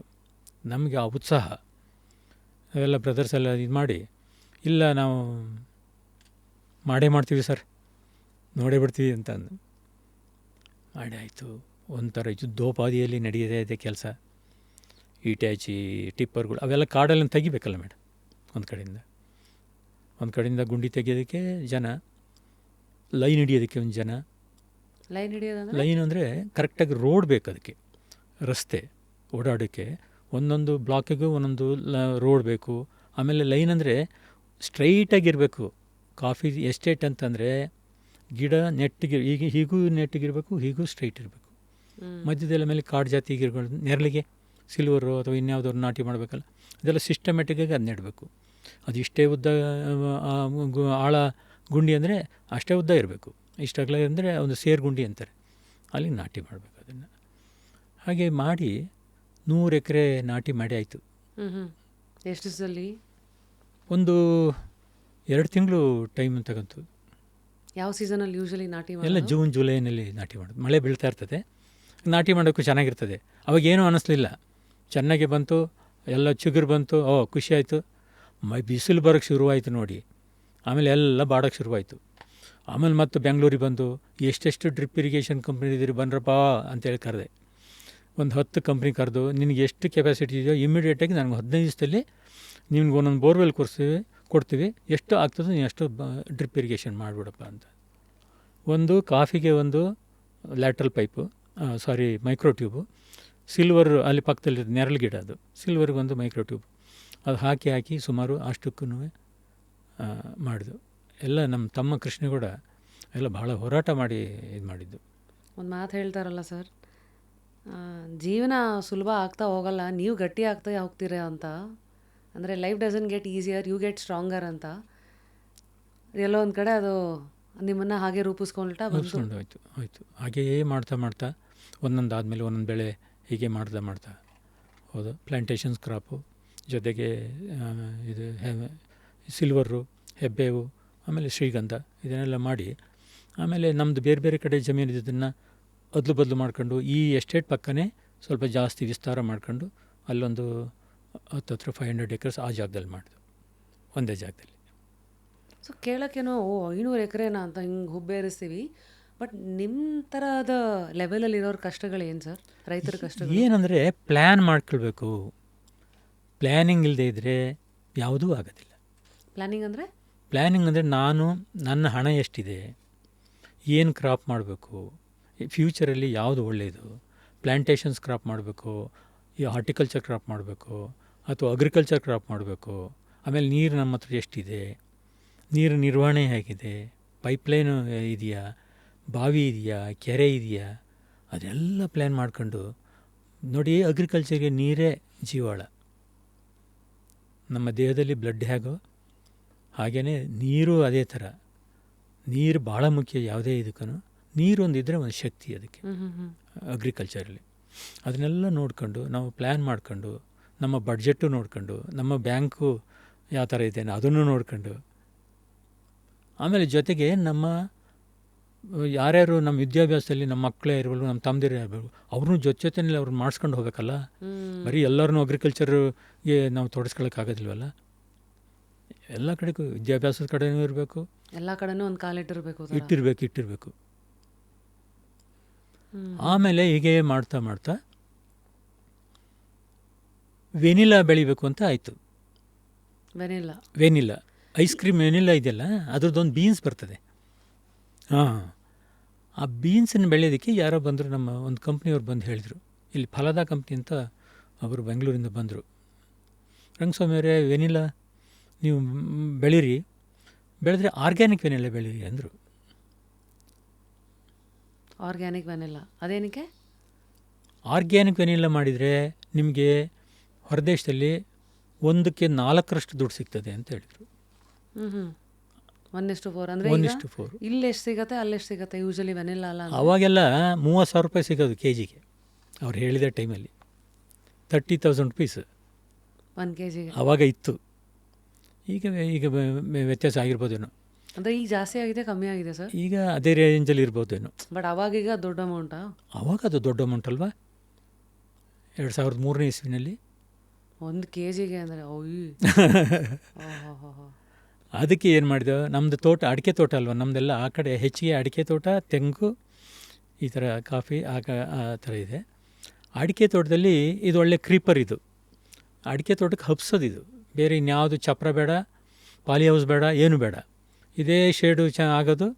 ಇದು ನೀವು ಹೋಗೋದಕ್ಕೆ ಅದು ಬಳ್ಳಿ ಅಡಿಕೆಗೆ ಹಬ್ಕೊಂಡು ಹೋಗೋದು. ಅವ್ರು ಹೇಳಿದರು, ಆಯಿತು, ನಾನು ಆರ್ಗ್ಯಾನಿಕ್ ವೆನಿಲಾ ಏನು ಮಾಡ್ತೀರಿ ನೀವು ಅಂತ ಅಂದರು. ಏನು ಮಾಡಬೇಕು, ಹಸು ಸಗಣಿ ಬೇಕು ಅಂತ ಅಂದರು. ದೇವನಹಳ್ಳಿ ಹತ್ರಕ್ಕೆ ಬಂದುಬಿಟ್ಟು ನಮ್ಮ ಅಲ್ಲಿ veterinary deputy director doctor Nagendra ಮತ್ತು ಶಿವರಾಮ್ ಅಂತ ಇದ್ದರು ಡಾಕ್ಟ್ರು, ಕರ್ಕೊಂಡು ಬಂದು ಇಲ್ಲಿಗೆ ಬಂದು ನಾನು ಶಿರೀನು ಇವರೆಲ್ಲ ಹೋಗಿ ಅಲ್ಲೊಂದು 18 ದನಗಳು ತಗೊಂಡು ಬಂದು 2 ಲೋಡು ಫಸ್ಟು. ಇದು ಏನು ಸರ್ ಇದು ಸೈಕಲ್ ಎಫೆಕ್ಟ್? ಅಂದರೆ ಒಂದರಿಂದ ಒಂದು ಬಿದ್ದರೆ ಎಲ್ಲದಕ್ಕೂ ಎಫೆಕ್ಟ್ ಆಗತ್ತೆ ಥರ. ಅದೇ ಅಲ್ಲಿಂದ ಶುರುವಾಗಿದ್ದು ಮತ್ತೆ ಇನ್ನೇನೋ ಒಂದು ಅಂತ ವೆನಿಲಾ ಅಂತ ಐಡಿಯಾ ಬಂತು. ಹಂಗಾರೆ ಅದು ಬೇಕಾದರೆ ನೆಕ್ಸ್ಟ್ ಇನ್ನೇನೋ ಸೊಂಟ ಕಟ್ಕೋಬೇಕು ಥರ. ಹೌದು ಸನ್ಯಾಸಿ ಬೆಕ್ಸಾಗ್ದಂಗೆ ಆಯಿತು ಫಸ್ಟ್. ಆಮೇಲೆ ಆಯಿತು, ತಂದಾಯಿತು ದನಗಳನ್ನ, ಆಯಿತು, ಸಗಣಿ ಸಿಕ್ತು ನಮಗೆ, ಸಾಕಷ್ಟು ಸಗಣಿ ಆಗೋದು. ಸಗಣಿಗೆ ಅಂತ 18 ಹಸು ಕಟ್ಟಿದ್ದು ಮೊದಲು. ಶೆಡ್ಡನ್ನು ಒಂದು 25-30 ದನಗಳಿಗೆ ಆಗೋಷ್ಟು ಶೆಡ್ಡನ್ನು ಮಾಡಿದ್ದು ಮೊದಲು. ಶೆಡ್ ಅಂದರೆ ಮುಂಚೆ ಎಲ್ಲ ನಾವು ದನಗಳಿಗೆ ಶೆಡ್ ಮಾಡ್ತಿದ್ದದ್ದು ಪೂರ್ತಿ ಎಲ್ಲ ಕಡೆಯೂ ಗೋಡೆ, ಎಲ್ಲ ಒಂದು 2-3 ಕಿಟಕಿ, ಆ ಕಡೆ ಒಂದು ಲೈನು, ಈ ಕಡೆ ಒಂದು ಲೈನು, ಮಧ್ಯದಲ್ಲಿ ಹುಲ್ಲನ್ನು ಹಾಕೋದಕ್ಕೆ, ಆ ಫೀಡನ್ನು ಹಾಕೋದಕ್ಕೆ, ನೀರು ಹಾಕೋದಕ್ಕೆ, ಈ ಥರ ಎಲ್ಲ ವ್ಯವಸ್ಥೆ ಮಾಡ್ಕೊಂಡಿದ್ದು. ಕಟ್ ಹಾಕೋದು, ಅದಕ್ಕೆ ಮೂಗ್ದಾರ, ಇಲ್ಲಿಗೊಂದು ಕೊರಳುಡಿ, ಅದನ್ನೆಲ್ಲ ಹಾಕಿ ದಾರ ಹಾಕಿ ಆ ಕಡೆಗೊಂದು ದಾರ, ಈ ಕಡೆಗೊಂದು ದಾರ ಹಾಕಿ ಕಟ್ಟೋದು. ಆ ಹಸು ಆ ಪಕ್ಕದ ಹಸುದ್ದು ಮೇವು ತಿನ್ನಬಾರ್ದಲ್ಲ, ಅದಕ್ಕೋಸ್ಕರ ಈ ಕಡೆ ಒಂದು ಹಗ್ಗ, ಈ ಕಡೆದು ತಿನ್ನಬಾರ್ದಂತ ಈ ಕಡೆ ಒಂದು ಹಗ್ಗ. ವ್ಯವಸ್ಥೆ ಹಿಂದೆ ಹೇಗಿತ್ತು ಅಂತಂದರೆ ಆ ಥರ ಇತ್ತು. ಆಮೇಲೆ ಅದಕ್ಕೆ ಮೇವು ಹಾಕೋ ಟೈಮಲ್ಲಿ ಮೇವು ಹಾಕ್ತಿದ್ದೋ, ಮತ್ತು ಅದಕ್ಕೆಲ್ಲ ಕಾನ್ಸಂಟ್ರೇಟೆಡ್ ಫೀಡ್ ಇರ್ತದಲ್ಲ, ಅದನ್ನು ಹಾಕಬೇಕಲ್ಲ, ಅದನ್ನೇ ಅದೇ ಗೋದ್ಲಿಕೆಯಲ್ಲಿ ಹಾಕಬೇಕು. ಹುಲ್ಲೆಲ್ಲ ತೆಗೆದು ಅದನ್ನು ಹಾಕ್ತಿದ್ದೋ. ನೀರು ಕುಡಿಸ್ಬೇಕಲ್ಲ, ಅದೇ ಗೋದ್ಲಿಕೆಯಲ್ಲಿ ಮತ್ತೆ ಅದನ್ನೆಲ್ಲ ತೆಗೆದು ನೀರು ಕುಡಿಸೋದು. ಈ ಥರ ವ್ಯವಸ್ಥೆ ಮಾಡಿ ಒಂದು ಹಸುಗೆ ಜಾಗ ಹೆಚ್ಚು ಕಡಿಮೆ 5 ಅಡಿಯಷ್ಟು ಜಾಗ ಬಿಡ್ತಿದ್ದು ಒಂದು ಹಸುಗೆ. ಅದನ್ನು ಅಲ್ಲೇ ಕಟ್ಟಿ ಹಾಕಿರೋದು. ಯಾವಾಗ ಕಟ್ಟಿ ಹಾಕಿರ್ತಿದ್ವೋ, ಒಂದು ಸಾರಿ ಅದು ಮೊದಲನೇ ಕರು ಹಾಕಿದಾಗ ಕಟ್ಟಾಕಿದ್ದು, ಇನ್ನು ಕೊನೆ ಅದು ಮುದುಕಿ ಆಗೋವರೆಗೂ ಅದು ಅಲ್ಲೇ. ಅಯ್ಯೋ, ಆ ಜಾಗದಿಂದ ಬದಲಾವಣೆ ಇಲ್ಲವೇ ಇಲ್ಲ. ಅಲ್ಲಿ ವ್ಯವಸ್ಥೆ ಮುಂಚೆ ಇದ್ದಿದ್ದು. ಅದು ಕರು ಹಾಕ್ತು, 2 ಕರು ಹಾಕ್ತು, 3 ಕರು ಹಾಕಿದ್ಮೇಲೆ ಕೊನೆಗೆ ಮನೆ ಸಾಲಿಲ್ಲ, 70-80 ಆಯ್ತದೆ ಒಟ್ಟಿಗೆಲ್ಲಿ. ಪಕ್ಕದಲ್ಲಿ ಎಕ್ಸ್ಟೆನ್ಷನ್ ಮಾಡಿದ್ದು, ಅದು ಸಾಲಿಲ್ಲ. ಏನಪ್ಪ ಮಾಡೋದು, ಇದನ್ನು ದನ ಮಾರಿದರೆ ನಮಗಿಲ್ಲಿ ಗೊಬ್ಬರ ಸಾಲೋದಿಲ್ಲ. ಆಮೇಲೆ ಅವ್ರನ್ನ ಕರೆದು ಒಬ್ರನ್ನ, ಇಲ್ಲಿ ರವಿಶಂಕರ್ ಅಂತ ಹೇಳೊಬ್ಬರು ನಮಗೆ ಇದನ್ನೆಲ್ಲ ಇದು ಮಾಡಿಕೊಡೋರು, ಪ್ರಾಜೆಕ್ಟ್ ಮಾಡಿಕೊಡುವಂಥವ್ರು ಒಬ್ಬರಿದ್ದರು. ರವಿಶಂಕರ್ ಇಲ್ಲೊಂದು 200 ಜನಕ್ಕೆ ಒಂದು ಜಾಗ ನೋಡಿ ಅಂತ ಅಂದೆ. ಅಲ್ಲಿ ನೋಡಿದ್ರು ಇಲ್ಲಿ ನೋಡಿದ್ರು ನಮ್ಮೆಲ್ಲ ಬರೀ ತೋಟ, ಮನೆ ಹತ್ರನೇ ತೋಟ ಎಲ್ಲ. ಇಲ್ಲೆಲ್ಲೂ ಆಗೋದಿಲ್ಲ ಸರ್ ಅಂತ ಯಾಕೋ ಸ್ವಲ್ಪ ಹೇಳಿದರು. ಅಷ್ಟೇ ನಮ್ಮ ತಮ್ಮ ಕೃಷ್ಣೇಗೌಡ ಇದ್ದನು, ಅಲ್ಲೇ ಮಾಡ್ಬಿಡೋಣ ಆ ತೋಟದಲ್ಲಿ ಅಂತಂದ. ಸರಿ ಹೋಗೋಣ ಅಲ್ಲಿಗೆ ನಡೀರಿ ಅಂತಂದು. ಇಲ್ಲಿ ಸಾಕು ಸರ್ ಜಾಗ, ಎಷ್ಟಕ್ಕೆ ಮಾಡ್ಬೋದು, ಎಷ್ಟಕ್ಕಾದ್ರೂ ಮಾಡ್ಬೋದು ಅಂತಂದರು. ಆಯಿತು, ಒಂದು 1000 ಹಸುಗಳಿಗೆ ಮಾಡಿಬಿಟ್ರಿ ಪ್ರಾಜೆಕ್ಟನ್ನು ಅಂತ. ನೀವು ಸಡನ್ ಆಗಿ ದೊಡ್ಡ ದೊಡ್ಡ ಎಕರೆ ಅಂತೀರಾ, ಬಿಟ್ರೆ ಸಡನ್ ಆಗಿ 1000. ನಂದು ಯಾವಾಗಲೂ ಅಷ್ಟೇ, ಯಾವುದಕ್ಕೆ ಕೈ ಹಾಕಿದ್ರು ಸ್ವಲ್ಪ ಲಾರ್ಜ್ ಸ್ಕೇಲಲ್ಲಿ ಥಿಂಕ್ ಬಿಗ್ ಥರ ಅಷ್ಟೇ. ವೈ ಅದು ಇಲ್ದೈತೆ ನೀವು ಸಣ್ಣದಾಗಿ ಹೋದರೆ ಅದರಲ್ಲಿ ಏನೂ ಲಾಭ ಉಳಿಯೋದಿಲ್ಲ. ಸೊ ಇದು ಫಾರ್ಮಿಂಗಲ್ಲಿ ಒಂದು ಸೀಕ್ರೆಟು ಅಥವಾ? ಹೌದು, ಫಾರ್ಮಿಂಗಲ್ಲಿ ಒಂದು ಸೀಕ್ರೆಟ್ ಅಂತಂದರೆ ಸ್ಮಾಲ್ ಸ್ಕೇಲ್ ಆಗೋದಿಲ್ಲ, ಲಾರ್ಜ್ ಸ್ಕೇಲ್ ಹೋಗಬೇಕು, ಮೆಕನೈಸ್ ಫಾರ್ಮ್ ಮಾಡಬೇಕು, ಎಲ್ಲ ಸೈಂಟಿಫಿಕ್ಕಾಗಿ ಮಾಡಬೇಕೇ ಹೊರತು ನೀವು ಟ್ರೆಡಿಷನಲ್ ಮೆಥಡ್ ಮಾಡ್ತಾ ಕೂತ್ಕೊಂಡ್ರೆ ಇವತ್ತಿನ ಕಾಲದಲ್ಲಿ ಏನೂ ಸಂಪಾದನೆ ಮಾಡೋಕ್ಕಾಗೋದಿಲ್ಲ. ಸರ್, ಟ್ರೆಡಿಷ್ನಲ್ ಮತ್ತು ಇಲ್ಲಿದು ವ್ಯತ್ಯಾಸ ಹೇಳ್ತೀರಾ? ನಾವೆಲ್ಲ ಸಿಟಿ ಜನ, ನಮಗೇನು ಗೊತ್ತಿರಲ್ಲ. ಇಲ್ಲ, ಟ್ರೆಡಿಷನ್ ಅಂತಂದರೆ ನೋಡಿ, ಹಿಂದೆ ನೇಗಿಲು ಉಳ್ಬೇಕಾದ್ರೆ ನೇಗಿಲಿತ್ತಲ್ವ, ಇವಾಗ ನೇಗಿಲಿದೆಯಾ? ಟ್ರ್ಯಾಕ್ಟ್ರ್ ಇದೆ. ಟ್ರ್ಯಾಕ್ಟ್ರಿಗಿಂತ ಇನ್ನೂ ಅಡ್ವಾನ್ಸ್ಡ್ ಟೆಕ್ನಾಲಜಿ ಬಂದುಬಿಟ್ಟಿದೆ. ಯಾವುದು? ಈಗ ಎಲ್ಲ ಇಟ್ಯಾಚಿ. ಈಗೆಲ್ಲ ಮುಂಚೆ ಎಲ್ಲ ಶುಂಠಿ ಮಾಡಬೇಕಾದ್ರೆ, ಬಾಳೆ ನೆಡಬೇಕಾದ್ರೆ, ಅಡಿಕೆ ನೆಡಬೇಕಾದ್ರೆ ಇವಾಗೆಲ್ಲ ಗುದ್ಲಿ ತಗೊಂಡು ಅಗೆದೇನೂ ಇರಲಿಲ್ಲ. ಇವಾಗಿಲ್ಲ, ಇವಾಗೆಲ್ಲ ಇಟ್ಯಾಚಿನಲ್ಲೇ ಬಗ್ದು ಅದು ಬಂದು ತೆಗೆದು ಸೆಪರೇಟು ಅದೇ ಮಾಡಿಬಿಡತ್ತಾ? ಎಲ್ಲ ಮಾಡ್ತದೆ ಸಪ್ರೇಟ್. ಅಲ್ಲಿ ತೆಗೆದು ಒಂದು ಕಡೆ ಇಟ್ಟಿರ್ತದೆ, ಗಿಡ ಅಲ್ಲಿ ಇಡ್ತಾರೆ, ನೆಡ್ತಾರೆ, ಅದಾದಮೇಲೆ ಮಣ್ಣನ್ನು ಮುಚ್ತಾರೆ. ಸೊ ಈ ಥರ ಒಂದು ಹಿಟಾಚಿ ಎಲ್ಲ ಅಂದ್ರಲ್ಲ, ಈಗ ಟ್ರ್ಯಾಕ್ಟ್ರಿಗೆ ಎಷ್ಟು ದುಡ್ಡು ಆಗುತ್ತೆ, ಹಿಟಾಚಿಗೆಲ್ಲ ಎಷ್ಟು ದುಡ್ಡು ಆಗುತ್ತೆ ಸರ್? ಅಲ್ಲ, ಟ್ರ್ಯಾಕ್ಟರ್ ಪರ್ಪಸ್ಸೇ ಬೇರೆ, ಹಿಟಾಚಿ ಪರ್ಪಸ್ಸೇ ಬೇರೆ. ಟ್ರ್ಯಾಕ್ಟ್ರಲ್ಲಿ ಉಳೋದು ಇವರು ಲೋಡ್ ಮಾಡಿ ಇದು ಟ್ರಾನ್ಸ್ಪೋರ್ಟ್ ಮಾಡ್ಬೋದು ಟ್ರ್ಯಾಕ್ಟ್ರಲ್ಲಿ. ಆಮೇಲೆ ಹೊಲನ ಉಳ್ಬೋದು, ಗದ್ದೆ ಉಳ್ಬೋದು, ಇದನ್ನು ಮಾಡ್ಬೋದು. ಟ್ರಾನ್ಸ್ಪೋರ್ಟೇಷನ್ ಉಳೋಕೆ ಟ್ರ್ಯಾಕ್ಟರ್. ಇದು ಏನಿದ್ರು ಎಕ್ಸ್ಕವೇಷನ್ ಮಾಡೋಕ್ಕಿದಕ್ಕೆ ಹಿಟಾಚಿ ಎಕ್ಸ್ಕವೇಷನ್ ಮಾಡ್ತದೆ. ಎಕ್ಸ್ಕವೇಟ್ ಮಾಡೋದು, ಲೋಡಿಂಗ್ ಮಾಡೋದು, ಅಷ್ಟೇ ಆ ಥರದ್ದು ಮಾಡ್ತಾ ಹೋಗ್ತದೆ. ಬಟ್ ಫಾರ್ಮಿಂಗಲ್ಲಿ ತುಂಬ ಬೆನಿಫಿಟ್ ಆಗ್ತದೆ. ಈ ಹಿಟಾಚಿ, ಚಿಕ್ಕ ಹಿಟಾಚಿ ಅವ್ರಿಗೆ ಇದ್ದುಬಿಟ್ರೆ, ಒಂದು 50 ಎಕರೆ ಭೂಮಿ ಇದೆ ಅಂತಂದರೆ ಅವನಿಗೊಂದು ಚಿಕ್ಕದೊಂದು ಹಿಟಾಚಿ, ಒಂದು ಬಾಬ್ ಕ್ಯಾಟು ಇದ್ದುಬಿಟ್ರೆ ಒಂದು 50 ಜನದಷ್ಟು ಕೆಲಸ ಅದೇ ಮಾಡ್ತದೆ. ಬಾಬ್ ಕ್ಯಾಟ್ ಅಂದರೆ ಗ್ರಿಟ್ ಸ್ಟೀರ್ ಅಂತ ಹೇಳಿ, ಅದು ಸಿಂಪಲ್ ಚಿಕ್ಕದಾಗಿರ್ತದೆ. ನೋಡಿದ್ರೆ ನೀವು ಬಾಬ್ ಕ್ಯಾಟ್ ಅಂದರೆ ಚಿಕ್ಕದೇ, ಅದು ಹೆಸರೇ ಹೆಸರೇ ಕ್ಯಾಟ್, ಬಾಬ್ ಕ್ಯಾಟು. ಅದು ಒಂದು 15 ಮೂಟೆ 15 ಮೂಟೆ ಸಿಮೆಂಟ್ ಚೀಲ ತಗೊಂಡೋಗಿ ಅಲ್ಲಿಗೆ ಹೋಗಬೇಕು ಅಂತಂದರೆ ಅದೇ ಲೋಡ್ ಮಾಡ್ಕೊಬಿಡ್ತದೆ ಹೀಗೆ ಬಕೆಟಲ್ಲಿ. ಹೀಗೆ ಲೋಡ್ ಮಾಡ್ಕೊಳ್ತಾ ಆಗಲೇ ಬಂದಿರೋ ಗೊಬ್ಬರ ಇಂಥದನ್ನೆಲ್ಲ ಈ ನಮ್ಮಲ್ಲಿ ಫಾರ್ಮ್ ಯಾರ್ಡ್ ಗೊಬ್ಬರ ಇದೆಯಲ್ಲ, ದನಿನ ಗೊಬ್ಬರ, ಎಲ್ಲೂ ತಗೊಂಡೋಗಿ ಹಾಕಬೇಕು ಅಂತಂದರೆ, ಒಳಗಡೆಗೆಲ್ಲ ಹೋಗಬೇಕು ಅಂದರೆ ಅದೇ ಲೋಡ್ ಮಾಡ್ಕೊಂಡು ತಗೊಂಡೋಗಿ ಅಲ್ಲೊಂದು ಲೋಡ್ ಮಾಡಿ ಬರ್ತದೆ. ಭಾಳ ಒಳ್ಳೆ ಮೆಷಿನ್ಸ್ ಇದೆ. 50 ಜನ ಮಾಡೋ ಕೆಲಸ ಇದಿಷ್ಟು ಮಾಡೋ. ಹೌದು, ಜನ ಸಿಗೋದಿಲ್ಲ ಇವತ್ತಿನ ಕಾಲದಲ್ಲಿ. ಲೇಬರು, ಈಗ ವರ್ಕರ್ಸ್ದು ಭಾಳ ಸಮಸ್ಯೆ ಆಗ್ತಾಯಿದೆ ಇತ್ತೀಚೆಗೆ, ಸಿಗೋದೇ ಇಲ್ಲ. ಈಗ ನೋಡಿ, ನಮ್ಮ ಕರ್ನಾಟಕದಲ್ಲಿ ನಮ್ಮ ಜನ ಹೆಚ್ಚಿಗೆ ಯಾರೂ ಕೆಲಸಗಾರರು ಇಲ್ಲ. ಈ ಕಡೆ ನಮ್ಮ ಸೌತ್ ಕರ್ನಾಟಕದಲ್ಲಿ ನಾನು ಹೇಳ್ತಾ ಇರೋದು, ಎಲ್ಲ ಅಸ್ಸಾಮು, ಬಿಹಾರು, UP ಅಲ್ಲಿಂದ ಬಂದು ಇವಾಗ ಕೆಲಸ ಮಾಡ್ತಾಯಿದ್ದೀವಿ. ಹೌದು, ಈಗ ಎಸ್ಟೇಟ್ ಕೊಡಲು ಅಷ್ಟೇ, ಅವ್ರು ಇಲ್ಲದೇ ಇದ್ದರೆ ಕೆಲಸನೇ ಆಗೋದಿಲ್ಲ.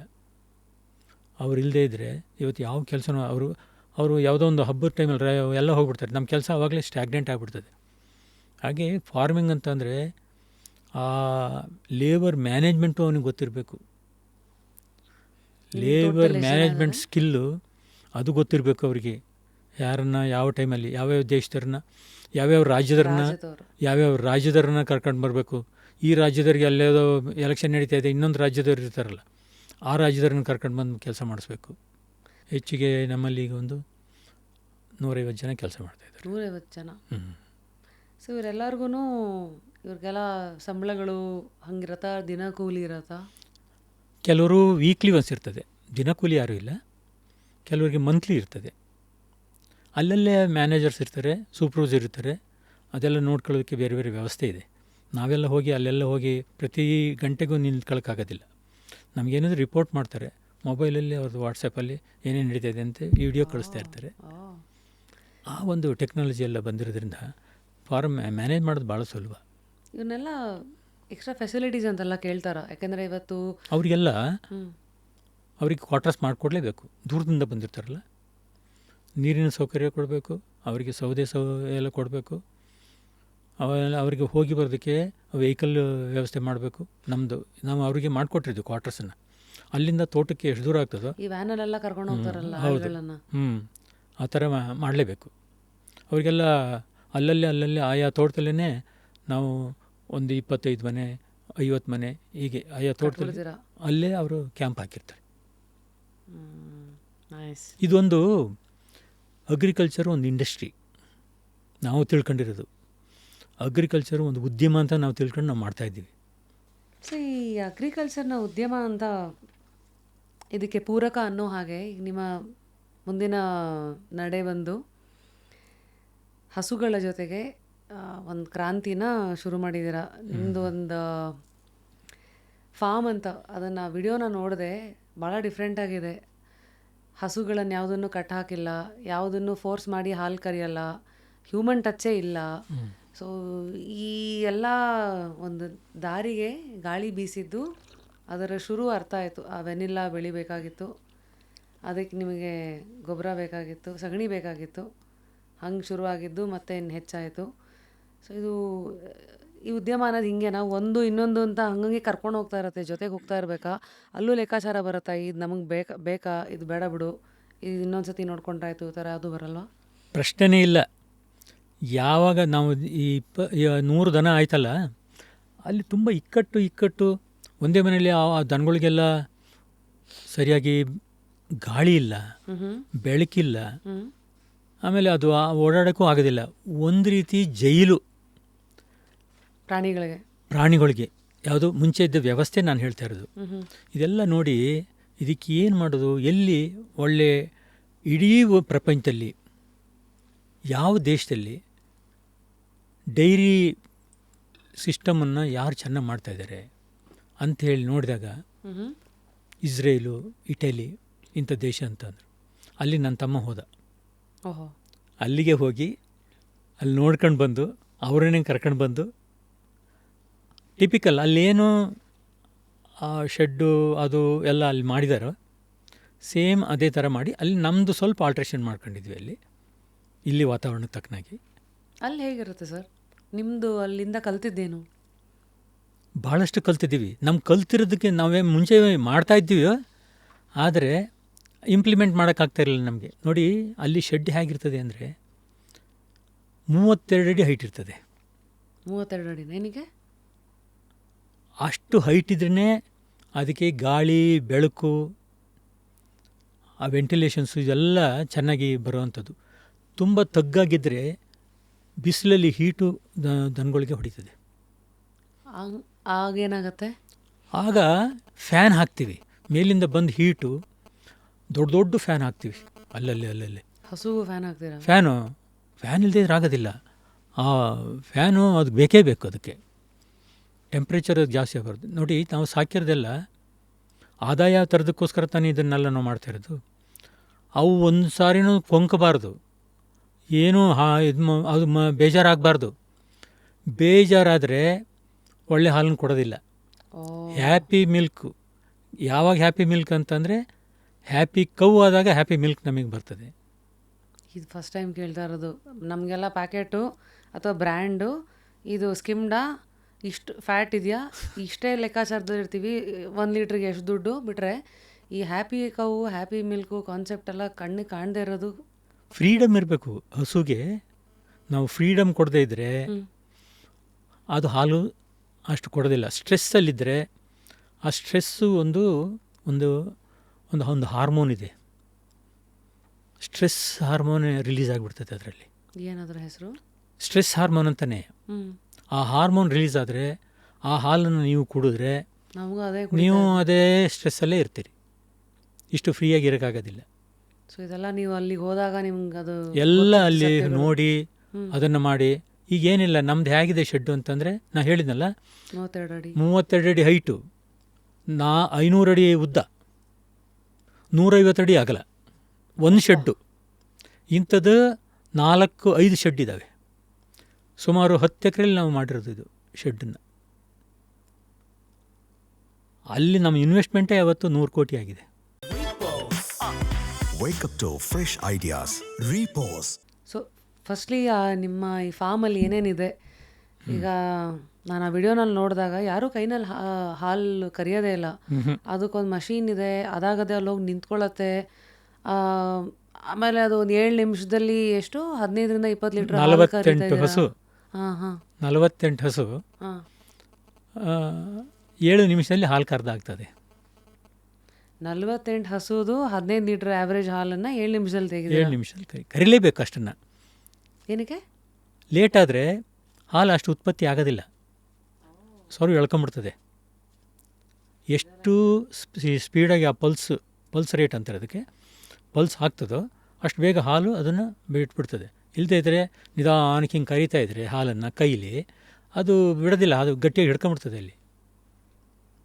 ಹಾಗೆ ಅದಕ್ಕೋಸ್ಕರ ಅದೊಂದು ಸೈಂಟಿಫಿಕಲ್ ಮಾಡಿ ಒಂದು ವ್ಯಾಕ್ಯೂಮ್ ಪ್ರೆಷರ್ ಇರ್ತದೆ, ಅದೇನು ಇದಾಗೋದಿಲ್ಲ, ಸುಮ್ಮನೆ ಹಾಗೆ ಜಸ್ಟ್ ಸೈಲೆಂಟಾಗಿ ಇದಾಗಿ ಮಾಡ್ತದೆ. ಸೊ ನಮಗೆ ಈಗ ಒಂದು ವರ್ಚುವಲ್ ಟೂರ್ ಕೊಡ್ತೀರಾ? ಆ ಶೆಡ್ ಒಳಗೆ ಈಗ ಹಸುಗಳಿರುತ್ತೆ, ಅದಕ್ಕೆ ಯಾರು ಫೋರ್ಸ್ ಮಾಡಲ್ವಾ? ಕಟ್ ಹಾಕಲ್ಲ? ಏನು ಕಟ್ಟಾಕೋದು ಇಲ್ಲ, ಅದು ಮೂಗ್ದಾರನೂ ಇಲ್ಲ, ಏನೂ ಇಲ್ಲ.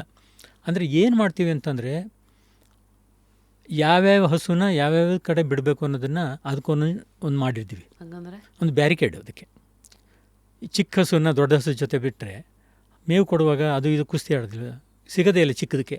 ಓಹೋ, ಅದಕ್ಕೆ ಆ ಏಜಿಗೆ ತಕ್ಕನಾಗಿ ಅದನ್ನು ಬೇರೆ ಬೇರೆ ಕಂಪಾರ್ಟ್ಮೆಂಟಲ್ಲಿ ಅದನ್ನು ಬಿಟ್ಟಿರ್ತೀವಿ. ಕಂಪಾರ್ಟ್ಮೆಂಟ್ ಅಂದ್ಕೊಳ್ಳೋಣ, ಕೊಟ್ಟಿಗೆ.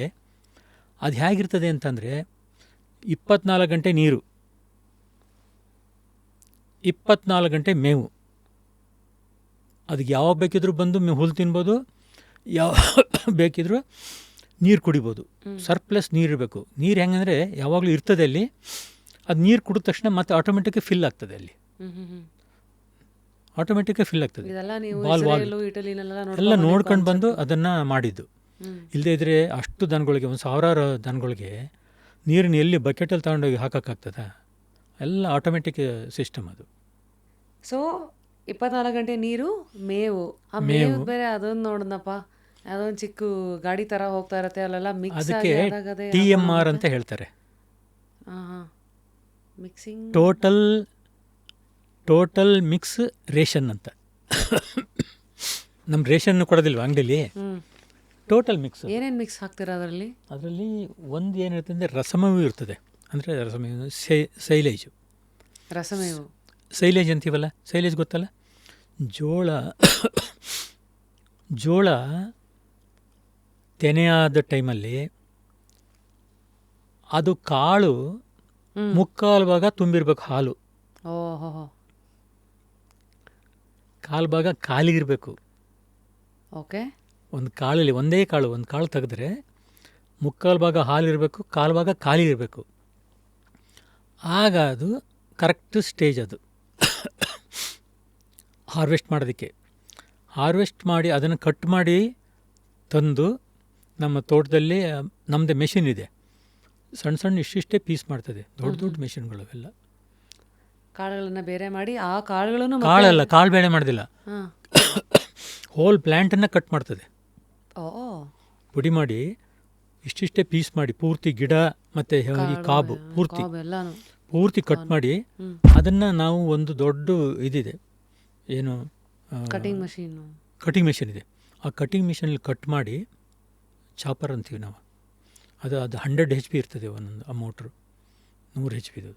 ಒಂದು 10-12 ಜನ ಕೊಡಬೇಕು ಅದಕ್ಕೆ, ಇದನ್ನು ಜೋಳನ ಹಾಕಬೇಕು. ಅದಕ್ಕೆ ಹಾಕಬೇಕಾದ್ರೆ ಅಲ್ಲಿಂದ ಹೋಗಿ ನಮ್ಮ ಬಂಕರ್ಗಳಿರ್ತವೆ. ಬಂಕರ್ ಅಂದರೆ ಒಂದೊಂದು 4000 ಟನ್ ಹಿಡಿಯೋಂಥದ್ದು ಬಂಕರ್. 4000 ಟನ್ನು ಅಂದರೆ ಸುಮ್ಮನೆ ಮೇಲೂ ಒಟ್ಕೊಂಡು ಹೋಗೋದಿಲ್ಲ, ಅದ್ರ ಮೇಲೆ ವೆಯ್ಟನ್ನು ಬಿಟ್ಟು ಒಂದು ವೆಹಿಕಲ್ ಓಡಾಡ್ತಾ ಇರ್ತದೆ, ಹೀಗೆ ಅದು ಗಾಳಿ ಇದ್ದದನ್ನು ಹೊರಗಡೆಗೆ ತೆಗೆದು ಹಾಕೋದಕ್ಕೆ ಇಲ್ಲಿ ಫಿಲ್ ಮಾಡ್ತಾ ಇರ್ತಾರೆ, ಅದು ವೆಹಿಕಲ್ ತಿರುಗಾಡ್ತಾ ಇರ್ತದೆ ಈ ಬಂಕರ್ಗೆ ಹೀಗೆ. ಆ ಥರ ಇದ್ರೇ ಅದು ಸೈಲೇಜ್ ಆಗೋದು. ಇಲ್ಲದೇ ಇದ್ದರೆ ಕೊಳತು ಹೋಗ್ತದೆ, ಲೂಸ್ ಇದ್ದರೆ, ನೀರಿದ್ದರೆ ಅಥವಾ ಗಾಳಿ ಇದ್ದರೆ. ಓ, ಮತ್ತೊಂದು ಚಿಕ್ಕ ಇದಲ್ವಾ ಬೂಸ್ಟ್ ಹಿಡಿದಿರೋ ನೋಡ್ಕೊಳ್ಳೋದು? ಗಾಳಿ ಇದ್ರಲ್ವ ಬೂಸ್ಟ್ ಹಿಡಿಯೋದು, ಅದನ್ನೇ ತೆಗೆದು ಬಿಡ್ತೀರಾ? ಗಾಳಿನೇ ತೆಗಿತೀವಲ್ಲ, ಹಾಗಾಗಿ ದೊಡ್ಡದು ನಮ್ಮದು ವೆಯ್ಟ್ ಇರೋಂಥ ವೆಹಿಕಲನ್ನು ಅದ್ರ ಮೇಲೆ ಹೋಗ್ತಾ ಇರ್ತದೆ. ಅರ್ಥ ಅದಾದಮೇಲೆ ಫುಲ್ ಆದಮೇಲೆ ಒಂದು 4,000 ಟನ್ ಆದಮೇಲೆ 400 ಟನ್ ಆದಮೇಲೆ ಅದ್ರ ಮೇಲೆ ಟಾರ್ಪಲನ್ನು ಒಂದು ಸ್ವಲ್ಪ ಗಾಳಿ ಹೋಗ್ದಂಗೆ ಮುಚ್ಚಿ ಮತ್ತು ಅದ್ರ ಮೇಲೆ ಹೆವಿ ಟೈರು ಇಂಥದನ್ನೆಲ್ಲ ಮುಚ್ತೀವಿ ಒಂದೊಂದು ಈ ಕಂಪಾರ್ಟ್ಮೆಂಟ್ ತುಂಬಿದ ಮೇಲೆ ಪಕ್ಕದ ಕಂಪಾರ್ಟ್ಮೆಂಟು.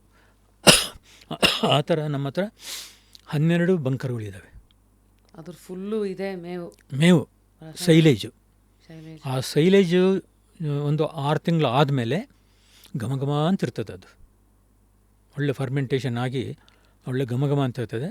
ಆಗ ಅದು ಎನ್ರಿಚ್ ಆಗಿರ್ತದೆ. ನಾವೇನು ಗ್ರೀನ್ ಫಾಡರ್ ಕೊಡ್ತೀವೋ ಅದರ 4 ಪಟ್ಟು ಅದು ಎನ್ರಿಚ್ ಆಗಿರ್ತದೆ. ಅದು ಪ್ರೋಟೀನ್ಸ್ ಜಾಸ್ತಿ ಆಗಿರ್ತದೆ. ಇದ್ರ ಜೊತೆಗೆ ಸ್ವಲ್ಪ ಒಣಮೇವು, ಆ TMRಗೆ ನೀವು ಹೇಳ್ತಾ ಇದ್ರಲ್ಲ, TMRಗೆ ಇದ್ರ ಜೊತೆಗೆ ಸ್ವಲ್ಪ ಒಣಮೇವನ್ನು ಹಾಕ್ತೀವಿ. ಅದು TMRಗೆ ಅದು ಕಟ್ ಮಾಡಿ ಪೀಸ್ ಮಾಡಿ. ಆಮೇಲೆ ಈ ಮೂವಿಲಿ ತೋರಿಸ್ತಾರಲ್ಲ, ಸುಮ್ಮನೆ ಹಂಗಂಗೆ ಈ ಹುಲ್ಲನ್ನೆಲ್ಲ ಒಣಗಿದ್ದನ್ನೆಲ್ಲ ಹಂಗೆ ಫುಲ್ ಎಲ್ಲ ಹಾಕಲ್ಲ. ಅದು ಯಾವುದೂ ಉಪಯೋಗ ಆಗೋದಿಲ್ಲ. ಅದರಲ್ಲಿ ಏನೂ ಇಲ್ಲ ಹುಲ್ಲಲ್ಲಿ. ಹಸಿನಲ್ಲೂ ಇಲ್ಲ, ಒಣ ಇದ್ರಲ್ಲಿ ಹಸಿನಲ್ಲಿದೆ. ಅದನ್ನು ಯಾವ ಫಾರ್ಮಲ್ಲಿ ಈ ಥರ ಸೈಲೇಜ್ ಫಾರ್ಮಲ್ಲಿ ಕೊಡಬೇಕೇ ಹೊರತು ಅದೇನು ಅದು ಒಣ ಹುಲ್ಲಲ್ಲಿ ಎಂಥದ್ದು ಇರೋದು, ಸುಮ್ಮನೆ ಹೊಟ್ಟೆ ತುಂಬ್ತದೆ ಅಷ್ಟೇ. ಅದಕ್ಕೆ ಅದರಲ್ಲೇನು ಸತ್ವ ಇರೋದಿಲ್ಲ. ಇದ್ರ ಜೊತೆಗೆ ನಾವು ಕಾನ್ಸಂಟ್ರೇಟ್ ಫೀಡ್ಸ್ ಅಂತಂದರೆ ಜೋಳದ ಕಾಳಿದೆಯಲ್ಲ, ನಮ್ಮದೇ ಮಿಲ್ಲಿದೆ. ಜೋಳದ ಕಾಳನ್ನು ಪುಡಿ ಮಾಡ್ತೀವಿ. ಆ ಪುಡಿ ಜೊತೆಗೆ ಈಗ ಏನಾದರೂ ರೈಸ್ದು ನಮ್ಮದು ಏನೋ ತೌಡಿದ್ರೆ ಅದನ್ನು ಹಾಕ್ತೀವಿ. ಅದೆಲ್ಲ ಲೆಕ್ಕಾಚಾರ ಇದೆ, ಎಷ್ಟೆಷ್ಟು ಹಾಕಬೇಕು ಅಂತ. ಅದು ಅಲ್ಲಿ ಇರ್ತದೆ, ಅದಕ್ಕೆ ಯಾವ್ಯಾವುದು ಎಷ್ಟೆಷ್ಟು ಹಾಕಬೇಕು ಪ್ರಪೋರ್ಷನ್ ಅಂತೇಳಿ. ಅದನ್ನು ಯಾರು ನಮ್ಮ ಇದನ್ನೆಲ್ಲ ಫೀಡನ್ನು ರೇಷಿಯೋ ಎಷ್ಟೆಷ್ಟು ಅಂತ ಹೇಳಿಬಿಟ್ಟು ಒಬ್ಬ ಡಾಕ್ಟ್ರ್ ಇರ್ತಾರೆ ಅಲ್ಲಿ, ಅವ್ರು ಹೇಳ್ತಾರೆ ಮಿನರಲ್ ಮಿಕ್ಸ್ಚರ್ಸು ಹಾಕಬೇಕು. ಮಿನರಲ್ ಮಿಕ್ಸ್ಚರ್ಸು, ಆಮೇಲೆ ಕೇಕು, ಹಿಂಡಿಗಳು, ಸೋಯಾ ಹಿಂಡಿ ಆಗ್ಬೋದು, ಕಡಲೆ ಹಿಂಡಿ ಆಗ್ಬೋದು, ತೆಂಗಿನ ಹಿಂಡಿ ಆಗ್ಬೋದು. ಅವೆಲ್ಲ ಪ್ರೋಟೀನ್ಸ್. ಅವು ಹೌದು, ಪ್ರೋಟೀನ್ಸು. ಸೋಯಾ ಪ್ರೋಟೀನು, ಶೇಂಗಾ ಪ್ರೋಟೀನು, ಅವೆಲ್ಲ ಪ್ರೋಟೀನ್ ಆಯಿತಾ. ಇದೆಲ್ಲ ಕಾರ್ಬೋಹೈಡ್ರೇಟು. ಜೋಳ ನಾವು ಹಾಕ್ತಿದ್ವಲ್ಲ, ಕಾರ್ಬೋಹೈಡ್ರೇಟು. ಆಮೇಲೆ ಮಿನರಲ್ ಮಿಕ್ಸ್ಚರ್ಸು ಯಾವ್ದು ಬೇಕು ಅದನ್ನೆಲ್ಲ ನೋಡಿ ಅಲ್ಲಿ ಮಾಡೋದಕ್ಕೆ ಒಬ್ರು ಇರ್ತಾರೆ. ಅದಕ್ಕೆ ಒಬ್ಬರು ಸ್ಪೆಷಲ್ಲಾಗಿ ಅದಕ್ಕೊಂದು ಟೀಮು ರೆಡಿ ಮಾಡಿ ಪ್ಯಾಕ್ ಮಾಡಿ ಇಡ್ತಾ ಇರ್ತಾರೆ. ಇವರು TMR ಅವ್ರು ಬಂದ್ಬಿಟ್ಟು ಯಾವ ಲಾಟಿಗೆ ಎಷ್ಟು ಹಾಕಬೇಕು ಅಂತ ಅದು ತುಂಬ್ಕೊಂಡು ಹೋಗ್ತಾರೆ. ಅಲ್ಲೊಬ್ಬರು ಡಾಕ್ಟ್ರ್ ಇರ್ತಾರೆ. ಜಾಸ್ತಿ ಹಾಲು ಕೊಡುವಂಥವಕ್ಕೆ ಜಾಸ್ತಿ ಪ್ರೋಟೀನು, ಜಾಸ್ತಿ ಇದನ್ನೆಲ್ಲ ವಿಟಮಿನ್ಸ್ ಇರೋವಂಥದ್ದನ್ನು ಹಾಕಬೇಕು. ಏನು ಹಾಲು ಕೊಡದೇ ಇರಲ್ಲ ಅವಕ್ಕೇನು ಅಷ್ಟೊಂದು ಬೇಕಿಲ್ಲ. ಅವಕ್ಕೆ ಅವೇನೇನು ಮೇಂಟೆನೆನ್ಸು. ಇವಕ್ಕೆ ಪ್ರೊಡಕ್ಷನ್ ಕೊಡೋಕ್ಕೆ ಜಾಸ್ತಿ ಹಾಕಬೇಕು. ಹಾಗೆ ಜಾಸ್ತಿ ಹಾಲು ಕೊಡೋವು, ಸ್ವಲ್ಪ ಮೀಡಿಯಮಾಗಿ ಕೊಡೋದು, ಆಮೇಲೆ ಕಡಿಮೆ ಕೊಡೋವು, ಆಮೇಲೆ ಹೀಫರ್ಸು, ಚಿಕ್ಕ ಕರುಗಳು ಇರ್ತವೆ, ಆಮೇಲೆ ಇನ್ನೂ ಚಿಕ್ಕ ಕರುಗಳು ಇರ್ತವೆ. ಅವಕ್ಕೆಲ್ಲಕ್ಕೂ ನೋಡಿ ಅವೆಲ್ಲ ಬೇರೆ ಬೇರೆ ಕಡೆ ಇರ್ತವೆ. ಅದಕ್ಕೆಲ್ಲ ನೋಡಿ ಹಂಗೆ ಕೊಡೋಂಗಿಲ್ಲ. ಎಲ್ಲನ ತಗೊಂಡು ದೊಡ್ಡದು ಸಣ್ಣದಕ್ಕೆಲ್ಲ ಒಂದೇ ಥರ ಕೊಟ್ಟರೆ ನಾವು ಲಾಸ್ ಆಗ್ಬಿಡ್ತೀವಿ. ಯಾವುದು ಹಾಲು ಕೊಡ್ತಾ ಇದೆಯೋ, ಯಾವುದ್ರಲ್ಲಿ ಉತ್ಪತ್ತಿ ಬರ್ತಾ ಇದೆಯೋ ಅದನ್ನು ತಕ್ಕನಾಗಿ ಕೊಡ್ಬೇಕು ನಾವು. ಇಲ್ಲೇ ಅವ್ರು ಸುಮ್ಮನೆ ತಿಂದು ಸಗಣಿಯಾಗಿ ಹೋಗ್ತಾ ಇರ್ತದೆ. ಅದು ಹೆಂಗೆ ಗೊತ್ತಾಗತ್ತೆ? ಈಗ ಉದಾಹರಣೆಗೆ ತಮ್ಮಲ್ಲಿರೋ ಹಸುಗಳೆಲ್ಲ ಯಾವುವು? ಇದು ಜರ್ಸಿ ಹಸು ಅಂತ ಕೇಳಿದೀವಿ, ಮತ್ತು ಇನ್ನೊಂದು ಯಾವುದು ಸರ್? HF ಅಂತೀವಿ ನಾವು. HF ಇವೆಲ್ಲ ಕ್ರಾಸ್ ಬ್ರೀಡ್ಗಳೇ ನಮ್ಮಲ್ಲಿ. ಚೆನ್ನಾಗಿದ್ದಾವೆ, ಒಳ್ಳೆ ಈಲ್ಡ್ ಕೊಡ್ತಾ ಇದೆ. ನಮ್ಮ ಲೋಕಲ್ ಹಸುಗಳು ಸಾಕಿದರೆ ಕಮರ್ಷಿಯಲ್ಲಾಗಿ ಅದು ವಯಬಲ್ ಅಲ್ಲ. ಹೌದಾ? ಇದಕ್ಕೂ ಹಾಲಲ್ಲಿ ಎಷ್ಟು ಡಿಫ್ರೆನ್ಸ್ ಇರುತ್ತೆ? ಇವೆಲ್ಲ 4 ಲೀಟ್ರ್ ಕೊಟ್ಟರೆ ಹೆಚ್ಚು ನಮ್ಮ ಲೋಕಲ್ ತಳಿಗಳು. ಯಾವಾಗ ಪೀಕ್ ಟೈಮಲ್ಲಿ ನಾನು ಹೇಳ್ತಾ ಇರೋದು. ಲೋಕಲ್ ತಳಿ ಅವುಗಳ ಹೆಸರು ನಾವು ಹಳ್ಳಿಕಾರು ಇವೆಲ್ಲ ಇದಾವಲ್ಲ ನಮ್ಮಲ್ಲಿ, ಅವೆಲ್ಲ 3 ರಿಂದ 4 ಲೀಟ್ರು ಹಂಗಾರೆ ಚೆನ್ನಾಗಿ ಹಾಲು ಕೊಡುವಂಥದ್ದು HF. ನೆಕ್ಸ್ಟ್ ಜರ್ಸಿ ಇರ್ತದೆ. ಜರ್ಸಿ ಅಂತ ಅದೊಂದು ಕೆಂಪಗಿರ್ತದೆ ನೋಡಿ, ರೆಡ್ ಇರ್ತದಲ್ಲ ಆ ಹಸು, ಅದು ಒಳ್ಳೆ ಹಾಲು. ಇದ್ರಷ್ಟು ಯಾವುದೂ ಬರೋದಿಲ್ಲ HF ಅಷ್ಟು. HF ಯಾವ ಕಲರ್ ಇರುತ್ತೆ? ವೈಟು ಮತ್ತು ಕಪ್ಪು ಮಿಕ್ಸ್. ಸ್ವಿಟ್ಜರ್ಲ್ಯಾಂಡ್ ಸೇಮ್ ಅದೇನೆ. ಆಮೇಲೆ ಶೆಡ್ ಡಿಸೈನ್ಗೆ ಒಬ್ರು ಇರ್ತಾರೆ. ಎಷ್ಟು ಹೈಟ್ ಇರಬೇಕು, ಗಾಳಿ ಹೇಗೆ ವೆಂಟಿಲೇಷನ್ ಯಾವ ಥರ ಇರಬೇಕು, ಪೂರ್ವ ಪಶ್ಚಿಮವಾಗಿ ಅದನ್ನು ಕಟ್ಟಬೇಕು, ಆಮೇಲೆ ಅದಕ್ಕೆ ನೀರು ಎಷ್ಟು ಬೇಕು, ಆಮೇಲೆ ಪ್ಯಾಡಕ್ ಅದು ಕೆಳಗಡೆ ಹೇಗಿರಬೇಕು. ಅದು ಕೆಳಗಡೆ ಮಲಗ್ತದಲ್ಲ, ಮಲಗುವಾಗ ನಾವು ಕಾಂಕ್ರೀಟ್ ಹಾಕೋದಿಲ್ಲ, ಅಲ್ಲಿಗೆ ಬರೀ ಮಣ್ಣು, ಕೆಮ್ಮಣ್ಣು, ಅದಕ್ಕೆ ನೋವಾಗಬಾರ್ದಲ್ಲ. ಓ ಕೆಚ್ಚಲು. ಯಾವುದು ಅಲ್ಲ, ಅದು ಬಾಡಿಗೆ ನಾವು ಮಲಗುವಾಗ ಏಟು ಬೀಳ್ತದೆ, ಓ ದಪ್ಪಂತ ಬೀಳ್ತದೆ, 500 kg 600 kg ಇರ್ತದಲ್ಲ, ಓ ಅದು ಕೂತ್ಕೊಳ್ಳೋದು ನೋಡಿದೀವಲ್ಲ.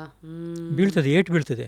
ಅದಕ್ಕೆ ಅದಕ್ಕೆ ಅದಕ್ಕೆ ಏಟಾಗ್ದಂಗೆ ಸಾಫ್ಟಾಗಿರೋ ಮಣ್ಣು, ಕಲ್ಲಿಲ್ಲದೆ ಇರೋದನ್ನು, ಕೆಂಪು ಮಣ್ಣನ್ನು ಹಾಕಿದರೆ ಅದನ್ನು ಡೈಲಿ ನಾವು ಉಳ್ತಾ ಇರ್ತೀವಿ. ಟಿಲ್ಲಿಂಗ್ ಡೈಲಿ ಇಲ್ಲನೇ ಫ್ಲಾಟ್ ಆಗಿಬಿಡುತ್ತೆ, ಮತ್ತೆ ಹಾರ್ಡ್ ಆಗಿಬಿಡ್ತದೆ. ಹಾಂ ಹಾಂ.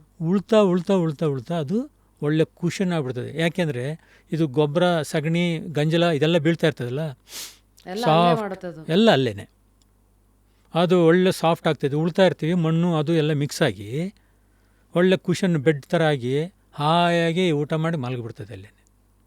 ಮತ್ತೆ ಇದಕ್ಕೆಲ್ಲ ಟ್ರೈನಿಂಗ್ ಕೊಡ್ತೀರಾ? ಅದಾಗದೇ ಹಾಲು ಕೊಡೋಕೆ ಬರುತ್ತಾ? ಮತ್ತೆ ಇಲ್ಲ, ಒಂದು ಸರಿ ಪ್ರಾಕ್ಟೀಸ್ ಆದಮೇಲೆ ಅದು ಇನ್ನೊಂದು ನೋಡ್ಕೊಂಡು ಅದು ಜೊತೆಲೇ ಬಂದುಬಿಡ್ತವೆ. ಇವಾಗ ಮತ್ತೆ ಈಗ ಹಸು ಟ್ರೈನಿಂಗ್ ಕೊಡೋದಂದ್ರೆ ಹಿಂಗೆ? ಒಂದು ಸಾರಿ ಅವು ಪ್ರಾಕ್ಟೀಸ್ ಆಗಿಬಿಟ್ರೆ ಮನುಷ್ಯರಂಗಲ್ಲ, ಅವು ಸಿಟ್ಕೊಂಡೆಲ್ಲೂ ಹೋಗೋದಿಲ್ಲ. ಅವು ಮನುಷ್ಯರಿಗೆ ಚೇಷ್ಟೆ ಇರ್ತದೆ, ಅವಕ್ಕೆ ಯಾವ ಚೇಷ್ಟೆನೂ ಇಲ್ಲ.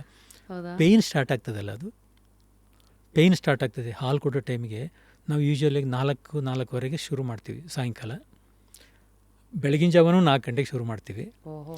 ಆಗ ಒಂದು ಗೇಟ್ ಇರ್ತದೆ ಅಲ್ಲಿ. ಸುಮ್ಮನೆ ಅವನು ಯಾರೋ ಒಬ್ಬ ಹುಡುಗ ಹೋಗ್ಬಿಟ್ಟು ಆ ಗೇಟ್ ತೆಗಿತಾನೆ. ಅಲ್ಲಿದೆಲ್ಲ ಲೈನಲ್ಲಿ ಬರ್ತವೆ. ಒಂದ್ಕೊಂದು ಎಲ್ಲ ಹರ್ಡ್ ಮೆಂಟಾಲಿಟಿ ಅಂತ ಹಿಂಗೆ ಶುರು ಹರ್ಡ್ ಮೆಂಟಾಲಿಟಿ. ಒಂದ್ಕೊಂದು ತಳ್ಳಾಡೋದು ನೂಕಾಡೋದು ಏನಿಲ್ಲ.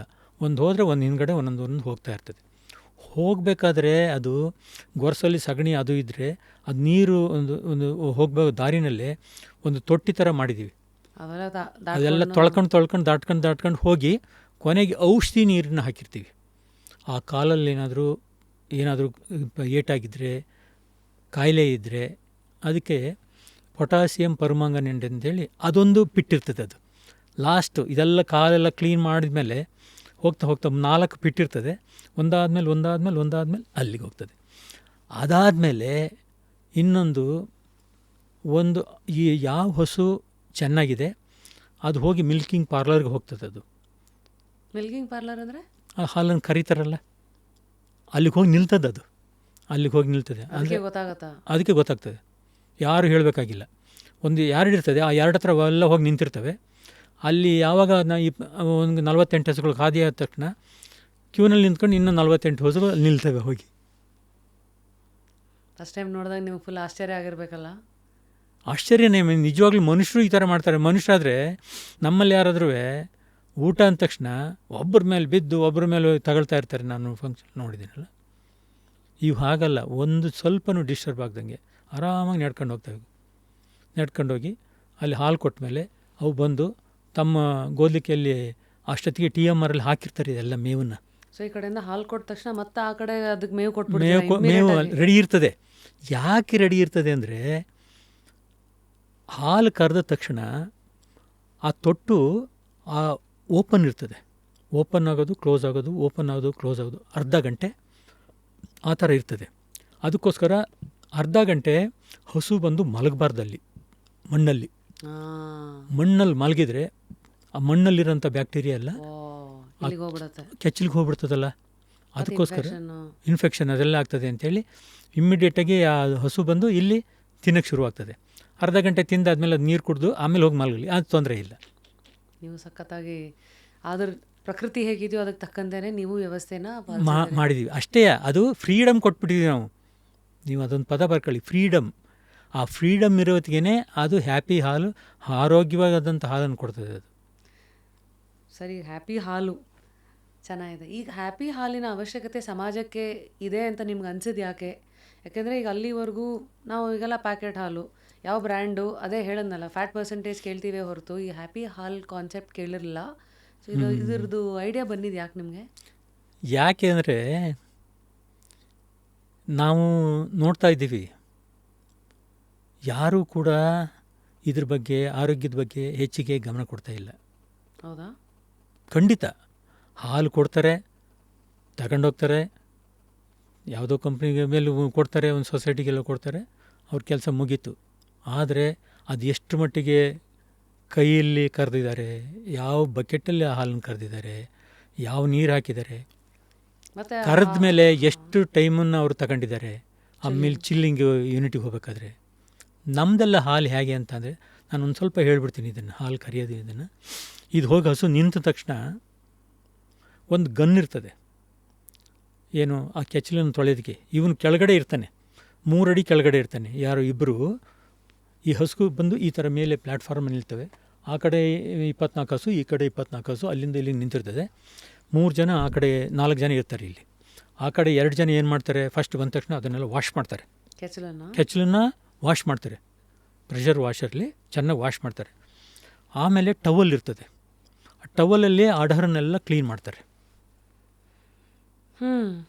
ಅಡಹರನ್ನ ಕ್ಲೀನ್ ಮಾಡಿದ್ಮೇಲೆ ಆಮೇಲೆ ಪ್ರೀ ಡಿಪ್ ಅಂತ ಒಂದಿದೆ. ಒಂದು ಇನ್ಫೆಕ್ಷನ್ ಏನಾದ್ರು ಇದ್ದರೆ ಅದು ಹೋಗಂಗೆ ಪ್ರೀ ಡಿಪ್ ಆ ತೊಟ್ಟಿಗೆ, ಆ ತೊಟ್ಟಿಗೆ ಆ ಡಿಪ್ಪು ಅದೇ ಥರ ಇರ್ತದೆ. ಅದು ಆ ಡಿಪ್ಪನ್ನು ಮಾಡ್ತಾರೆ. ಡಿಪ್ ಮಾಡಿದ ಮೇಲೆ ಈ ಕ್ಲಸ್ಟರನ್ನು ಹಾಕ್ತಾರೆ ಕೆಚ್ಚಲಿಗೆ. ಕ್ಲಸ್ಟರ್ ಅಂತಂದರೆ ಅದೇ ನೀವು ಹಾಲು ಕರಿಯೋ ಮಿಷನ್ ಇರ್ತದಲ್ಲ, ಅದೆಲ್ಲ ಒಟ್ಟಿಗೆ ಒಂದೇ ಸರಿ 4 ಇದಕ್ಕೆ ತೊಟ್ಟಿಗೆ 4 ಅದನ್ನು ಹಾಕ್ತಾರೆ, ಕ್ಲಸ್ಟರನ್ನು ಹಾಕ್ತಾರೆ. ಅದು ಜೆಂಟಲ್ ಪ್ರೆಷರ್ ಇರ್ತದೆ, ಅದೇನು ಜಾಸ್ತಿ ಇರೋದಿಲ್ಲ. ಎಲ್ಲಿ ಕೆಲವರೆಲ್ಲ ಹಾಲು ಬಂದುಬಿಡ್ತದೆ, ರಕ್ತ ಬರ್ತದೇನೋ ಅಂತ ಅಂತಾರಲ್ಲ, ಅದೆಲ್ಲ ಸುಳ್ಳು. ಅದೆಲ್ಲ ಜೆಂಟ್ಲು, ಅದೆಲ್ಲ ಇಂಟರ್ನ್ಯಾಷನಲ್ ಸ್ಟ್ಯಾಂಡರ್ಡಲ್ಲಿ ಮಾಡಿರ್ತಕ್ಕಂಥ ಮಿಲ್ಕಿಂಗ್ ಮಿಷಿನ್. ಅವೆಲ್ಲ ಹಾಗೆಲ್ಲ ಮಾಡೋದಿಲ್ಲ ಅದನ್ನು. ಆ ಮಿಲ್ಕಿಂಗ್ ಮಷೀನ್ಗೆ ಎಷ್ಟು ಸರ್? ಅದೆಲ್ಲ ಹೆಚ್ಚು ಕಡಿಮೆ ನಾವೆಲ್ಲ ತರುವಾಗ ಅದು 2.5 ಕೋಟಿ ರೂಪಾಯಿ ಮಿಲ್ಕಿಂಗ್ ಫುಲ್ ಮಿಷಿನ್. ಸೆಟಪ್ಗೆ ಆ ಸೆಟಪ್ಗೆ ಎಷ್ಟು ಇರುತ್ತೆ ಟೋಟಲ್ ಆಗಿ? ಆ ಥರದ್ದು ಅದು 48 ಇರ್ತದೆ. 2.5 ಕೋಟಿ ಓನ್ಲಿ ಫಾರ್ ಅಷ್ಟು ಮಿಲ್ಕಿಂಗ್ ಮಿಷಿನ್ಗೇನೆ. ಅಬ್ಬಾ. ಸೊ ಇವೆಲ್ಲ ನಿಮ್ಗೆ ಅವಾಗ ಇನ್ನು ರಿಸ್ಕ್ ಅನಿಸ್ತಾ ಇರಲಿಲ್ವ? ಅಂದರೆ ಈ ವ್ಯವಸ್ಥೆ ಮಾರ್ಕೆಟಲ್ಲಿ ಆಗಲೇ ಇವೆಲ್ಲ ಬೇರೆ ನಡೀತಾ ಇದೆ, ಇದೆಲ್ಲ ತೊಗೊಂಡು ಬಂದು ಮತ್ತೆ ಹ್ಯಾಪಿ ಮಿಲ್ಕು, ಸ್ಟ್ರೆಸ್ ಫ್ರೀ ಹಸುಗಳಿಂದ ಬಂದಿರೋ ಹಾಲು, ಅದಕ್ಕೆ ಮತ್ತೆ ಸಮಾಜ ಮತ್ತು ಮಾರ್ಕೆಟ್ ಇರುತ್ತೆ, ಇವೆಲ್ಲ ನಂಬಿಕೆ ಇತ್ತ? ಅಲ್ಲ, ನನಗೆ ಒಂದು ನಂಬಿಕೆ ಇತ್ತು. ನಾವು ಒಳ್ಳೆ ಹಾಲು ಕೊಟ್ಟರೆ ಜನ ಒಳ್ಳೆ ಪ್ರೈಸ್ ಕೊಡ್ತಾರೆ, ನಾವು ಒಳ್ಳೆ ಹಾಲನ್ನೇ ಕೊಡೋಣ, ಶುದ್ಧವಾಗಿರೋ ಹಾಲು ಕೊಡೋಣ ಅಂತ ಹೇಳಿ. ಅಂದರೆ ಸ್ಟೇಜ್ 1ಇಂದ ಎಂಡ್ವರೆಗೂ ಏನು ತಿಂತಾ ಇದೆ, ಅದು ಯಾವ ವಾತಾವರಣದಲ್ಲಿದೆ, ಸ್ಟ್ರೆಸ್ ಇಲ್ಲದ ಹಾಲು, ಪ್ಲಸ್ ಅದನ್ನು ಹೆಂಗೆ ಕರಿತಾ ಇದ್ದಾರೆ, ಅದನ್ನು ಹೇಗೆ ಮಾರುಕಟ್ಟೆಗೆ ತೊಗೊಂಡೋಗ್ತಾ ಇದ್ದೀವಿ, ಮತ್ತು ಅದು ಹೆಂಗೆ ಮಾರಾಟ ಆಗ್ತಾಯಿದೆ, ಎಲ್ಲ ಹಂತಕ್ಕೂ. ಶುದ್ಧ ಹಾಲು ಅಂದರೆ ನಾವೇನು ತಿಂತೀವೋ ಅದನ್ನೇ ತಾನೇ ಅದು ಕೊಡೋದು. ನಾವು ಅದೇನೇನು ಫುಡ್ ಕೊಡ್ತೀವೋ ನಾವು, obviously we are what we eat. ಅಲ್ವಾ? ನೀವೇನು ಹಾಕ್ತೀರ ಅದೇ ಕೊಡುತ್ತದೆ. ನಾವು ಏನೇನೋ ಹಾಕಕ್ಕೆ ಹೋದರೆ ಅದು ಹಾಲು ಹೆಂಗೆ ಪ್ರೋಟೀನ್, ಒಳ್ಳೆ ಪ್ರೋಟೀನ್ ಹೆಂಗೆ ಸಿಗ್ತದೆ? ನಾವು ಈ ಥರ ಪ್ರೋಟೀನ್ ಬ್ಯಾಲೆನ್ಸ್ಡ್ ಫುಡ್ಡನ್ನು ನಾವು ಕೊಟ್ಟರೆ ಅದಕ್ಕೆ ಒಳ್ಳೆ ಹಾಲನ್ನು, ಪರಿಶುದ್ಧವಾದ ಹಾಲನ್ನು ಕೊಡ್ತೀವಿ. ಎಲ್ಲದನ್ನು ನಾವು ಯಾಕೆ ಮಿಕ್ಸ್ ಮಾಡ್ತೀವಿ ಅಂದರೆ, ಅದು ಒಂದು ಸಾರಿ ಆ ಮೇವನ್ನು ಒಂದು ಸಾರಿ ಅದು ಬಾಯಿ ಹಾಕಿದರೆ ರಸಮೇವು, ಒಣಮೇವು, ಕಾನ್ಸಂಟ್ರೇಟೆಡ್ ಫೀಡ್ಸು, ಮಿನರಲ್ ಮಿಕ್ಸ್ಚರ್ಸು ಎಲ್ಲ ಟೋಟಲ್ ಮಿಕ್ಸ್ ಆಗಿರ್ತದೆ. ಅದು ಆ ಟೋಟಲ್ ಮಿಕ್ಸ್ಡ್ ರೇಷನ್ ಅಂತೀವಲ್ಲ, ಅದಕ್ಕೇ ಅದು ಮಿಕ್ಸ್ ಬಾಯಿ ಹಾಕಿದಾಗ ಅದು ಪೂರ್ತಿ ಸಿಕ್ಕಬೇಕದು. ಒಂದು ಸರಿ ಹಿಂಡಿ ಕೊಡೋದು, ಇನ್ನೊಂದು ಸಾರಿ ಹುಲ್ಲು ಕೊಡೋದು, ಇನ್ನೊಂದು ಯಾವತ್ತೋ ಟೈಮಲ್ಲಿ ನೀರು ಕೊಡೋದು, ಈ ಥರ ಮಾಡಿದರೆ ಅದಕ್ಕೆ ಎಸಿಡಿಟಿ ಬರ್ತದೆ. ಆ ಎಸಿಡಿಟಿ ಬಂದಂಥ ಹಾಲನ್ನು ನಾವು ಕುಡಿದ್ರೆ ಹಸುಗೂ ಬರ್ತದೆ, ಹಾಲನ್ನು ನಾವು ಕುಡಿದ್ರೆ ನಮಗೂ ಅದೇ ಥರ ಆಗ್ತದೆ. ಅದು ಪ್ರಪೋರ್ಷನ್ಟಾಗಿ ಇರೋದಿಲ್ಲ ಅದು. ಹೌದಲ್ವಾ? ಹೌದು. ಅದಕ್ಕೆ ಬ್ಯಾಲೆನ್ಸ್ಡ್ ಫುಡ್ ಕೊಡಬೇಕು. ಬ್ಯಾಲೆನ್ಸ್ಡ್ ಫುಡ್ ಕೊಟ್ಟರೆ ಒಳ್ಳೆ ಹಾಲನ್ನು, ಶುದ್ಧವಾದನ್ನು ಹಾಲನ್ನು ಕೊಡ್ತದೆ ಅದು. ಸೊ ಈಗ ಹಾಲು ಮಾರ್ಕೆಟಲ್ಲಿ ಸಿಗುತ್ತಾ? ಖಂಡಿತ. ಏನು ಬ್ರ್ಯಾಂಡ್ ಇವಾಗ ಅದು? ಅಂದರೆ ನಾವು ಈಗ ಲಾಂಚ್ ಮಾಡಿರೋದು ಮಿಲ್ಕಿಂಗ್ ಅಂತ ಹೇಳಿ. Milking simple. ಇಲ್ಲ, ಮಿಲ್ಕಿಂಗ್ ಈಸಿ. ಆಮೇಲೆ ಇದನ್ನು ಮಾರ್ಕೆಟ್ ಈಗ ನಾವು ಬಿಡ್ತೀವಿ ಈಗ ಸ್ವಲ್ಪ ದಿವಸದಲ್ಲಿ. ಈಗ ಬರ್ತಾ ಇದೆ 15th ಆಗಸ್ಟ್. ದಿನ ಚೂಸ್ ಮಾಡಿದ್ರಿ? ಫ್ರೀಡಮ್ ಇಂಡಿಯಾಗೆ ಬಂದಿದ್ದ ದಿನ, ಇಂಡಿಯಾಗೆ ಫ್ರೀಡಮ್ ಬಂತಲ್ಲ, ಹಾಗೆ ಇಷ್ಟು ದನಗಳಿಗೆ ನಾವು ಫ್ರೀಡಮ್ ಕೊಟ್ಟಿದ್ದೀವಲ್ಲ. ಕಟ್ಟಾಕಿ ಹಿಂಸೆ ಮಾಡಿ ಹಾಲು ಕರೀತಾರೆ? ಇಲ್ಲವೇ ಇಲ್ಲ. ಕಟ್ಟಾಕ್ಬಿಟ್ಟು ಅದರಡಿಗೆ ಮ್ಯಾಟ್ ಹಾಕಿ ಏನೇನೋ ಕುಷನ್ ಹಾಕಿದರೆ ಅದು ಫ್ರೀಡಮ್ ಆಗಲಿಲ್ಲ. ಅದಕ್ಕೆ ನಾವು ಅದನ್ನು ಅದ್ರ ಬಿಹೇವಿಯರ್ ಹೇಗಿದೆ ನೋಡ್ಕೊಂಡು ಅದನ್ನು ನಾವು ಅದಕ್ಕೆ ಫ್ರೀಡಮ್ ಕೊಡಬೇಕು. ಅದ್ರ ಬಿಹೇವಿಯರ್ ಅಂದರೆ ಏನು? ಅದು ಓಡಾಡಬೇಕು ಬೇರೆ ಹಸುಗಳ ಜೊತೆ, ಅದು ನೆಕ್ಕಬೇಕು ಇನ್ನೊಂದು ಹಸುನ, ಅದೆಲ್ಲ ಅದ್ರ ಬಿಹೇವಿಯರು. ಆಮೇಲೆ ಅದು ಒಂದು ಗ್ರೂಪ್ ಮಾಡ್ಕೊಂಡಿರ್ತದೆ, ಅವರವರೇ ಗ್ರೂಪ್ ಮಾಡ್ಕೊಂಡಿರ್ತವೆ ಅವು. ಅದು ಇದೆ, ಎನಿಮಲ್ಸ್ ಗ್ರೂಪ್ ಅಂತಲೇ. ಅವು ಒಂದು ಮಾತಾಡ್ಕೊಂಡಿರ್ತೇವೇನೋ, ಅದು ಅವ್ರ ಭಾಷೆ ನಮ್ಗೆ ಅರ್ಥ ಆಗೋದಿಲ್ವಲ್ಲ, ಅವೇ ಹೋಗಿ ಒಂದೊಂದು ಗ್ರೂಪಾಗಿ ಅಸೆಂಬಲ್ ಆಗಿರ್ತವೆ. ಅಂದರೆ ಅವು ಫ್ರೀ ಆಗಿರ್ತಾವಲ್ಲ, ಕಟ್ಟಾಕಿರೋದಿಲ್ವಲ್ಲ. ನೋಡಿ ಅದು ಮ್ಯಾಜಿಕ್ ಹೇಗಿದೆ ಅಂತ. ಆಮೇಲೆ ಅವೆಲ್ಲ ಹೋಗಿ ಎಲ್ಲಿ ಜಾಗ ಚೆನ್ನಾಗಿದೆಯೋ ಅಲ್ಲೇ ಹೋಗಿ ಅವು ಮಲಗೋದು.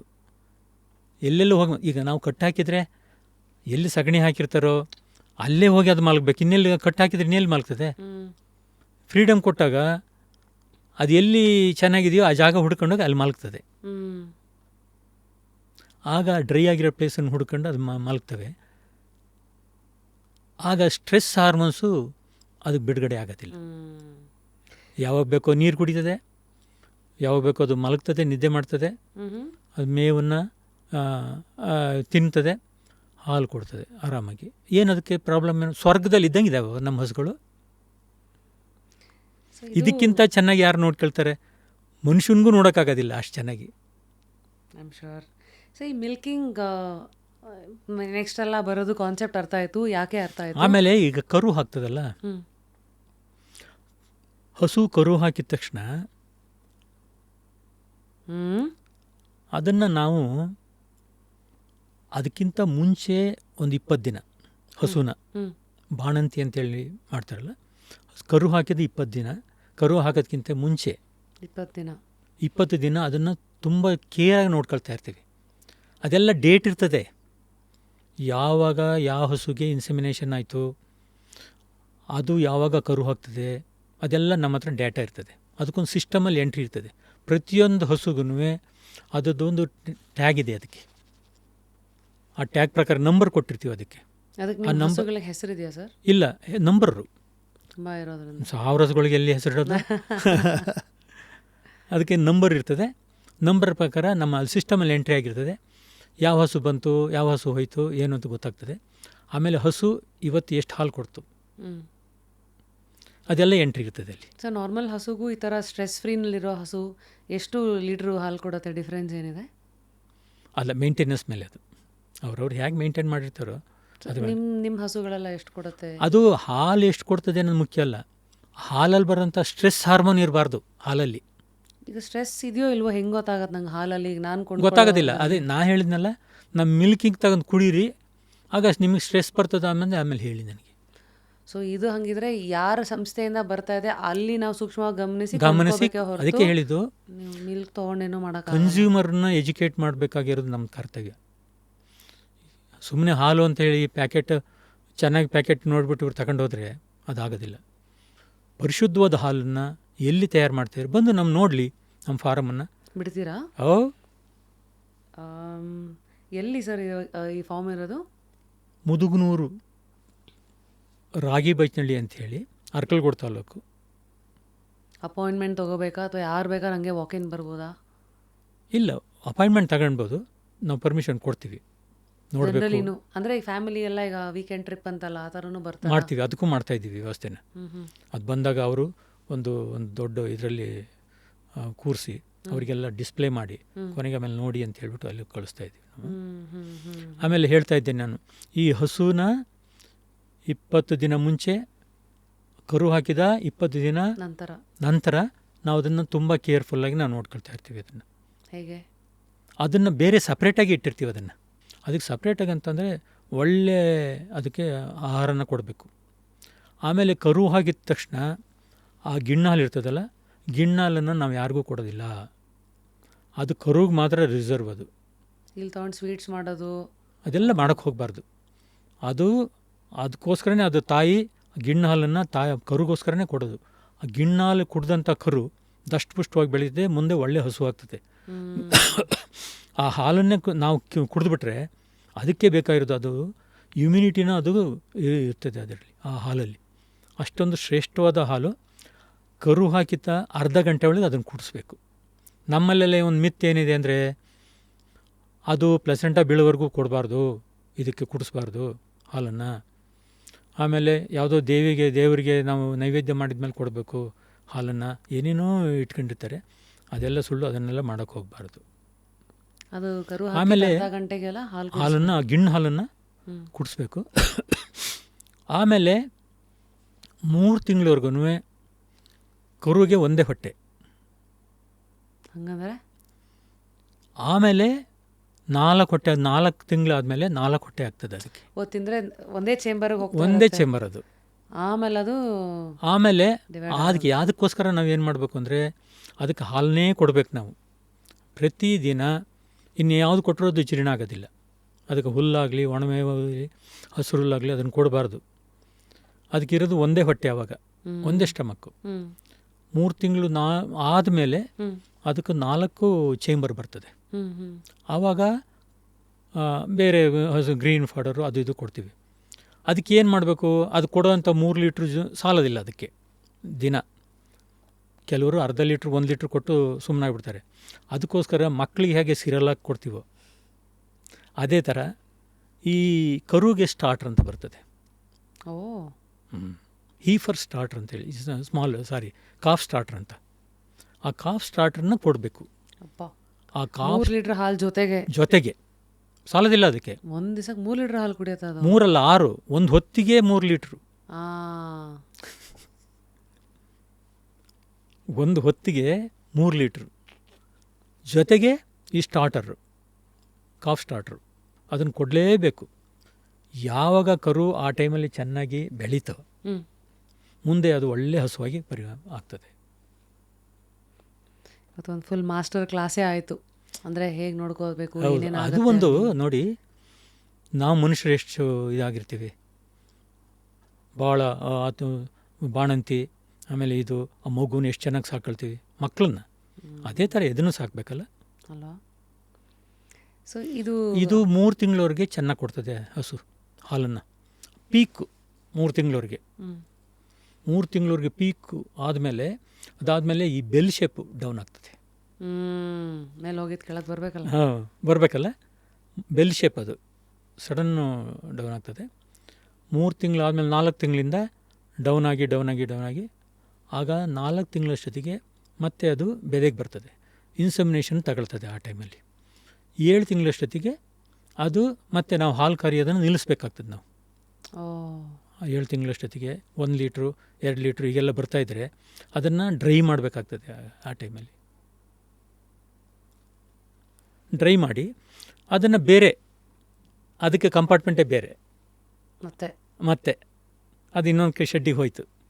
ಆಗ ಅದಕ್ಕೆ ಕಡಿಮೆ ಇದನ್ನು ಫುಡ್ಡನ್ನು ಇದನ್ನೆಲ್ಲ ಕೊಟ್ಟು ಕರು ಹಾಕಿದ್ಮೇಲೆ ಅದೇ ನಾನು ಹೇಳಿದ್ನಲ್ಲ ಅದೇ ಥರ ಆಗ್ತದೆ. ಮತ್ತು ಅದೇ ಕಂಪ್ಲೀಟ್ ಅದೇ. ಸೊ ಈ ಥರ ಒಂದು ಹಸು ಎಷ್ಟು ಕರುಗಳನ್ನು ಹಾಕುತ್ತೆ ಸರ್? ಒಂದು 6-7 ಹಾಕ್ಬೋದು.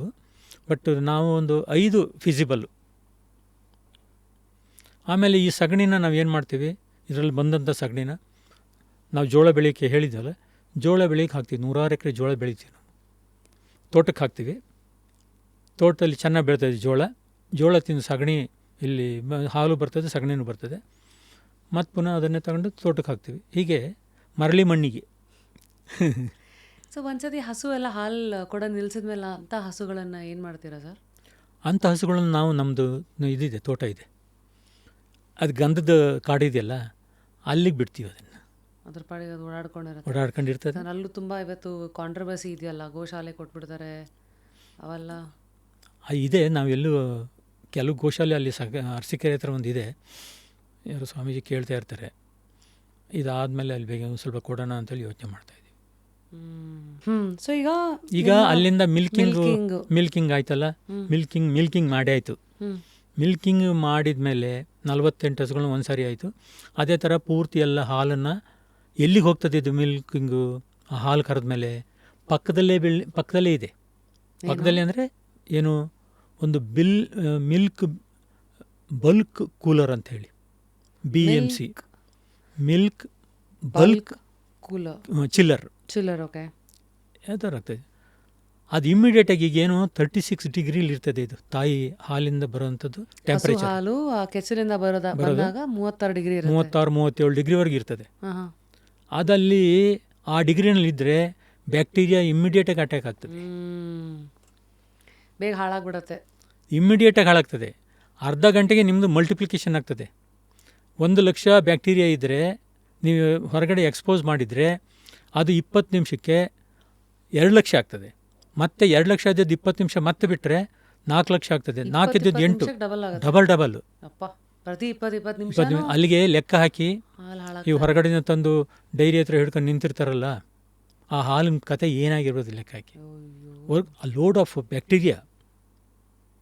ಅಂಥ ಹಾಲನ್ನು ನಾವು ಕನ್ಸ್ಯೂಮ್ ಮಾಡಿದರೆ ಎಷ್ಟು ಬ್ಯಾಕ್ಟೀರಿಯಾ ಅಂತ ತಡ್ಕೊಳ್ತದೆ ದೇಹ. ಕಾಯಿಸಿದ್ರು ಹೋಗಲ್ವ ಇವೆಲ್ಲ? ಇಲ್ಲ, ಕಾಯಿಸಿದ್ರೆ ಅದು ಬ್ಯಾಕ್ಟೀರಿಯಾ ಸಾಯ್ಬೋದು, ಬಟ್ ಕೂಲಿಂಗ್ ಆಗಬೇಕು ಇಮಿಡಿಯೇಟಾಗಿ. ಅದು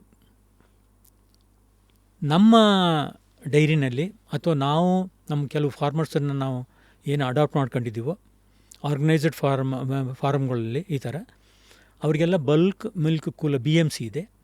ಈ ಹಾಲು ಹೋದ ತಕ್ಷಣ ಅಲ್ಲಿ ಚಿಲ್ಲಾಗ್ತದೆ.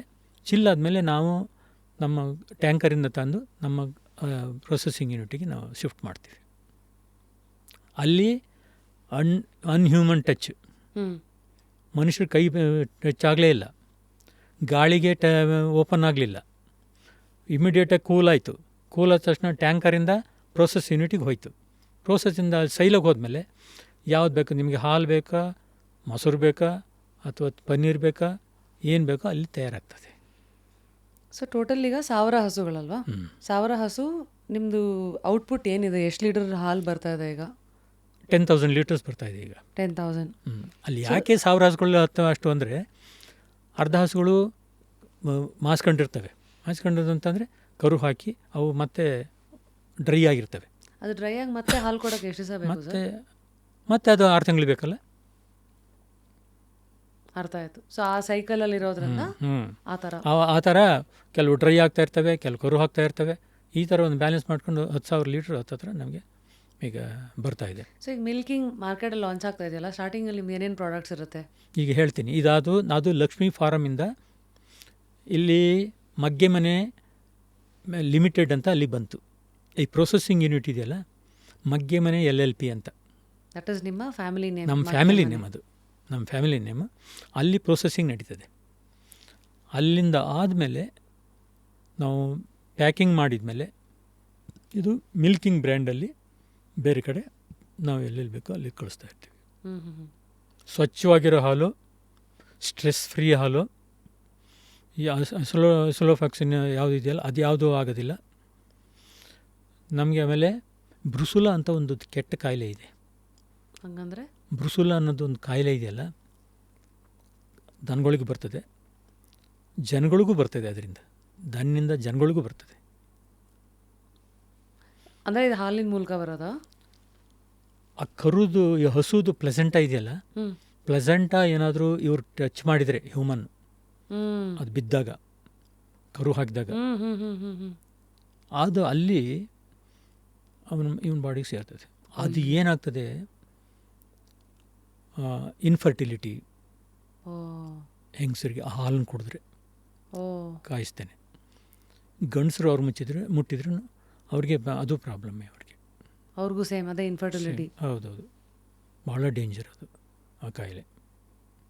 ಅಫ್ಲೋಟಾಕ್ಸಿನ್ ಅಂತ ಹೇಳಿದ್ನಲ್ಲ, ನಮ್ಮ ಅಫ್ಲೋಟಾಕ್ಸಿನಲ್ಲಿ ಏನಾದರೂ ನಾವು ಕೊಡುವಂಥ ಆಹಾರದಲ್ಲಿ ಫಂಗಸ್ ಇದ್ದರೆ, ಆ ಫಂಗಸ್ ಇದ್ದಂಥ ಫುಡ್ಡನ್ನು, ಮೇವು ಫುಡ್ಡು ಏನಾದರೂ ಹಸುವಿಗೆ ಕೊಟ್ಟರೆ, ಆ ಅಫ್ಲೋಟಾಕ್ಸಿನ್ನು ಆ ಹಸು ತಿಂದರೆ, ಹಸು ಸ್ವಲ್ಪ ಏನು ಅಷ್ಟೊಂದು ವ್ಯತ್ಯಾಸ ಏನು ಕಾಣೋದಿಲ್ಲ, ಏನೂ ಆಗಿಲ್ವಂತೆ ಸುಮ್ಮನೆ ಆಗ್ಬೋದು.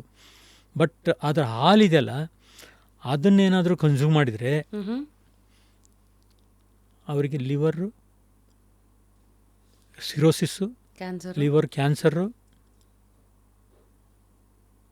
ಹೆಂಗೆ ಆಲ್ಕೋಹಾಲ್ ಕುಡಿದ್ರೆ ಲಿವರ್ ಹೋಗ್ತದೋ ಅದೇ ಥರ ಈ ಹಾಲು ಕುಡಿದ್ರೂ ಲಿವರ್ ಹೋಗ್ತದೆ. ಮತ್ತು ಈ ಹಾಲು ಜೊತೆಗೆ ಆಲ್ಕೋಹಾಲ್ನ ಕುಡಿದ್ರೆ ಬೇಗ ಇಮಿಡಿಯೇಟಾಗಿ ಅಟ್ಯಾಕ್ ಆಗ್ತದೆ. ಹಂಗಿದ್ರೆ ನಾನು ಕುಡಿತಾ ಇರೋ ಹಾಲಲ್ಲಿ ಅಫ್ಲೋಟಾಕ್ಸಿನ್ ಇದೆಯಾ, ಆಮೇಲೆ ಬ್ರುಸುಲಾ ಇದೆಯಾ, ಅಥವಾ ಇದೆಯಾ, ಅವೆಲ್ಲ ನೋಡ್ಕೊಂಡು ನಾವು ಕುಡಿಬೇಕು. ಅದಕ್ಕೋಸ್ಕರ ನಾವು ಇದನ್ನು ಎಜುಕೇಟ್ ಮಾಡಿ ನಾವು ಫೀಲ್ಡಿಗೆ ಹೋಗೋಣ ಅಂಥೇಳಿ ಇಷ್ಟು ದಿವಸ ನಾವು ಟೈಮ್ ತಗೊಂಡಿದ್ದು. ಟೈಮ್ ತಂದರೆ ಇವೆಲ್ಲ ನೀವು ಹಂಗ್ರೆ ಎಷ್ಟು ದಿವಸದಿಂದ ಮಾಡ್ತಾ ಇದ್ರೆ? ಇದೆಲ್ಲ ಇಲ್ಲ, ನಾವು ಈಗಾಗಲೇ 5-6 ವರ್ಷದಿಂದ ಇದನ್ನೆಲ್ಲ ಪ್ರಯತ್ನ ಮಾಡಿ, ಹೋರಾಟ ಮಾಡಿ, ಇದನ್ನೆಲ್ಲ ಸ್ಟಡಿ ಮಾಡಿ, ಯಾವ ಥರ ಹಾಲನ್ನು ನಾವು ಮಾರ್ಕೆಟಿಗೆ ಕೊಡಬೇಕು, ಆಮೇಲೆ ಯಾವ ಥರ ಜನ ನಮ್ಮನ್ನು ಹಾಲನ್ನು ಅಕ್ಸೆಪ್ಟ್ ಮಾಡ್ಕೊಳ್ತಾರೆ. ನಾವು ಇಷ್ಟು ಕ್ಲೀನಾಗಿರೋ ಹಾಲನ್ನು ತಗೊಂಡೋಗಿ ಬೇರೆ ಎಲ್ಲೋ ಮಾರ್ಕೆಟಲ್ಲಿ ಕೊಟ್ಟರೆ ಅದು ಆಗೋದಿಲ್ಲ, ವರ್ಕೌಟ್ ಆಗೋದಿಲ್ಲ. ಅವ್ರಿಗೆ ಎಜುಕೇಟ್ ಮಾಡಬೇಕು. ಎಜುಕೇಟ್ ಮಾಡಿ ಅವ್ರಿಗೆ ಹಾಲು ಕೊಟ್ಟರೆ ಅದು ಸಂತೃಪ್ತಿಯಾಗಿ ಅವ್ರು ಕುಡಿತಾರೆ. ಇಲ್ಲಿವರೆಗೂ ನಮ್ಗೆ ಇದ್ದಿದ್ದ ಗಲಾಟೆಗಳು ಈಗ A1 A2 ಮಿಲ್ಕ ಅಂತ. ಅದು ಅಲ್ಲವೇ ಅಲ್ಲ ಪ್ರಶ್ನೆ. A1 A2 ಅಲ್ಲ ಪ್ರಶ್ನೆ, ಬಂದಿರೋದು ಇಲ್ಲಿ ಯಾವುದು ಇದು ಇಲ್ಲಿ ಇದೆಯಲ್ಲ, ಅಫ್ಲೋಟಾಕ್ಸಿನ್ನು, ಹಾರ್ಮೋನ್ಸ್ ಇದೆಯಾ, ಮತ್ತೆ ಇನ್ನೊಂದು ಬ್ರುಸುಲ. ಸೊ ನೆಕ್ಸ್ಟ್ ಹಂಗಿದ್ರೆ ಮುಂದಕ್ಕೆ ಬರೋ ದಿನಗಳಲ್ಲಿ ಇದು ಅಫ್ಲೋಟಾಕ್ಸಿನ್ ಫ್ರೀ, ಬ್ರುಸುಲಾ ಫ್ರೀ ಥರ ಮಿಲ್ಕು ಆ ಥರ ಲೇಬಲ್ಸ್ಗಳನ್ನು ಸಮಾಜ ನೋಡಲೇಬೇಕು. ನಾವು ಅದನ್ನೆಲ್ಲ ಹಾಕಿರ್ತೀವಿ ನಮ್ಮ ಪ್ಯಾಕ್ ಮೇಲೆ, ಅದನ್ನೆಲ್ಲ ಹಾಕಿರ್ತೀವಿ. ಆಮೇಲೆ ಇನ್ನೊಂದು ವಿಚಾರ ನಿಮ್ಗೆ ಹೇಳಲೇಬೇಕು. ನಾವು ಇಷ್ಟು ಚೆನ್ನಾಗಿ ನಮ್ಮ ದನಗಳನ್ನು ನಾವು ಚೆನ್ನಾಗಿ ನೋಡ್ಕೊಳ್ತಾ ಇದ್ದೀವಲ್ಲ, ಮಾನವೀಯತೆಯಿಂದ ನಾವು ನೋಡ್ತಾ ಇದ್ದೀವಿ ಅದನ್ನು, ಯಾವುದೇ ಕೊರತೆ ಇಲ್ದಂಗೆ ಎಷ್ಟು ಲಕ್ಸುರಿಯಸ್ ಆಗಿ ಅದು ಇರಬೇಕೋ ಅಷ್ಟು ಚೆನ್ನಾಗಿ ಅವ್ರು ನೋಡ್ಕೊಳ್ತಾ ಇದ್ವಿ. ಅದಕ್ಕೆ ಒಂದು ಸರ್ಟಿಫೈಡ್ ಹ್ಯುಮೇನ್ ಅಂತ ಹೇಳಿ ಒಂದು ಆರ್ಗನೈಜೇಷನ್ನು ಅವರು ಬಂದು ನಮಗೆ ಅದನ್ನು ಸರ್ಟಿಫಿಕೇಟ್ ನಮಗೆ ಕೊಟ್ಟು ಹೋಗಿದ್ದಾರೆ. ಇದು ಸರ್ಟಿಫೈಡ್ ಹ್ಯುಮೇನ್ ಅನ್ನೋದು ಒಂದಿದಲ್ವಾ? ಹಾಂ ಹೌದು, ಒಂದು ಇಂಡಿಯಾದಲ್ಲಿ ಯಾರಿಗೂ ಸಿಕ್ಕಿಲ್ಲ. ಇದೇ ಮೊಟ್ಟ ಮೊದಲಾಗಿ ನಮ್ಮ ಡೈರಿಗೆ ಅವರು ಸಿಕ್ಕಿದೆ ಈಗ. ಅದೊಂದು ಹೆಮ್ಮೆಯ ವಿಚಾರ. ಅಷ್ಟು ಚೆನ್ನಾಗಿ ನಾವು ಅದನ್ನು ನೋಡ್ಕೊಳ್ತಾ ಇದ್ವಿ ಅಂತೇಳಿ ಅವ್ರು ಬಂದು ನೋಡಿ ಅವರೇ ವಾಲಂಟಿಯರಿಗೆ ಬಂದು ಕೊಟ್ಟು. ಇದು ಕೊಡೋದು ಯಾವಾಗ? ಆ ಮನುಷ್ಯತ್ವ ಇಟ್ಕೊಂಡು ಮನುಷ್ಯರಂಗೆ ನೀವು ಕಾಪಾಡಿದರೆ ಆ ಹಸುನ, ಅಂಥ ಫಾರ್ಮ್ಗೆ ಬಂದು ಅವ್ರು ಕೊಟ್ಟು ಹೋಗ್ತಾರೆ. ಸೊ ಈಗ ನೆಕ್ಸ್ಟ್ ಬರುತ್ತೆ, ಯಾಕೆ ಅರ್ಥ ಆಯಿತು ಇಂತಹ ಒಳ್ಳೆ ಹಾಲಿಗೆ ಈಗ ನಾರ್ಮಲ್ ಹಾಲ್ಗೂ ಪ್ರೈಸ್ ಡಿಫ್ರೆನ್ಸ್ ಏನಿರುತ್ತೆ? ಐ ಥಿಂಕ್ ನಾರ್ಮಲ್ ಹಾಲು ಇವತ್ತು 40 ಇಂದ 50 ರೂಪಾಯಿ 1 ಲೀಟ್ರ್ ಅಂದರೆ, ಈ ಕ್ವಾಲಿಟಿಯ ಹಾಲು ಅಂದರೆ ಮಿಲ್ಕ್ಗೆ ಏನಿರುತ್ತೆ ಸರ್? ಈ ಮಿಲ್ಕಿಗೆ ಕೊನೆ ಪಕ್ಷ ಒಂದು 80-85 ರೂಪಾಯಿ ರೇಂಜಲ್ಲಿ ಇರಬೇಕಾಗ್ತದೆ. ನಾವು ಇಷ್ಟೆಲ್ಲ ಮಾಡೋದಕ್ಕೆ ಖರ್ಚು ಅದೇ ಥರ ಇದೆ, ನಿರ್ವಹಣೆ ಅದೇ ಥರ ಇದೆ. ನೋಡಿ, ನಮ್ಮಲ್ಲಿ 3 ಜನ ಡಾಕ್ಟರ್ಗಳಿದ್ದಾರೆ, ವೆಟರ್ನರಿ ಡಾಕ್ಟರ್ಸು. ಸೀನಿಯರ್ ಡಾಕ್ಟ್ರು ಒಬ್ಬರು, ಇನ್ನು ಅವ್ರ ಜೊತೆಗೆ 2 ಜನ ಮಾಮೂಲಿ BSc ಮಾಡಿರೋಂಥ ಡಾಕ್ಟ್ರುಗಳು 3 ಜನ ಇದ್ದಾರೆ. ಸೊ ಅವ್ರು ಇದನ್ನೆಲ್ಲ ಕಾಸ್ಟ್ ಅಲ್ವಾ ನಿಮಗೆ? ಕಾಸ್ಟು ಅವರಿಗೆಲ್ಲ ಎಷ್ಟು 1.5 ಲಕ್ಷ ಒಬ್ಬೊಬ್ಬರಿಗೆ ಒಂದೊಂದು ತಿಂಗಳಿಗೆ ನೋಡ್ಕೋಬೇಕು. ಆಮೇಲೆ ಮಿಲ್ಕಿಂಗ್ ಮಾಡೋರಿಗೆ ಬೇರೆ ಫೀಸು, ಆಮೇಲೆ ಆ ಸ್ಕ್ರೇಪಿಂಗ್ ಮಾಡ್ತಾರಲ್ಲ, ಡೈಲಿ ಕ್ಲೀನ್ ಮಾಡಬೇಕಲ್ಲ. ಎಷ್ಟು ಟೀಮ್ ಮೆಂಬರ್ಸ್ ಇದ್ದಾರೆ? ಅವರೆಲ್ಲ ಹೆಚ್ಚು ಕಡಿಮೆ ಒಂದು 25 ಜನ ಇದ್ದಾರೆ. ಮತ್ತು ನಿಮ್ಮ ಮುಂದಿನ ಪ್ಲ್ಯಾನ್ ಏನೀಗ? ಬೇರೆ ಎಲ್ಲ ಕೆಲವು ಫೆಡ್ರೇಷನ್ಸ್ ಇದೆ, ರೈತರಿಂದ ಹಾಲು ಪ್ರೊಕ್ಯೂರ್ ಮಾಡ್ತಾರೆ. ಸೊ ನಿಮ್ದು ಇದೆಲ್ಲ ನೀವೇ ಮಾಡ್ತಾ ಇರೋದು, ಓಕೆ, ಇಷ್ಟು 1000 ಹಸುಗಳು. ಮುಂದೆ ಬೇರೆ ಎಲ್ಲ ರೈತರು ಯಾರು ನೋಡ್ತಾ ಇದ್ರೆ ಅವ್ರು ನಿಮ್ಮನ್ನು ಸೇರ್ಬೋದಾ? ಇಲ್ಲ, ನಾವೇನು ಮಾಡ್ತಿದ್ವಿ ಅಂದರೆ ನಮ್ಮ ಪ್ಯಾರಾಮೀಟ್ರಿಗೆ ನಾವೇನು ಮಾಡ್ತಾಯಿದ್ದೀವೋ,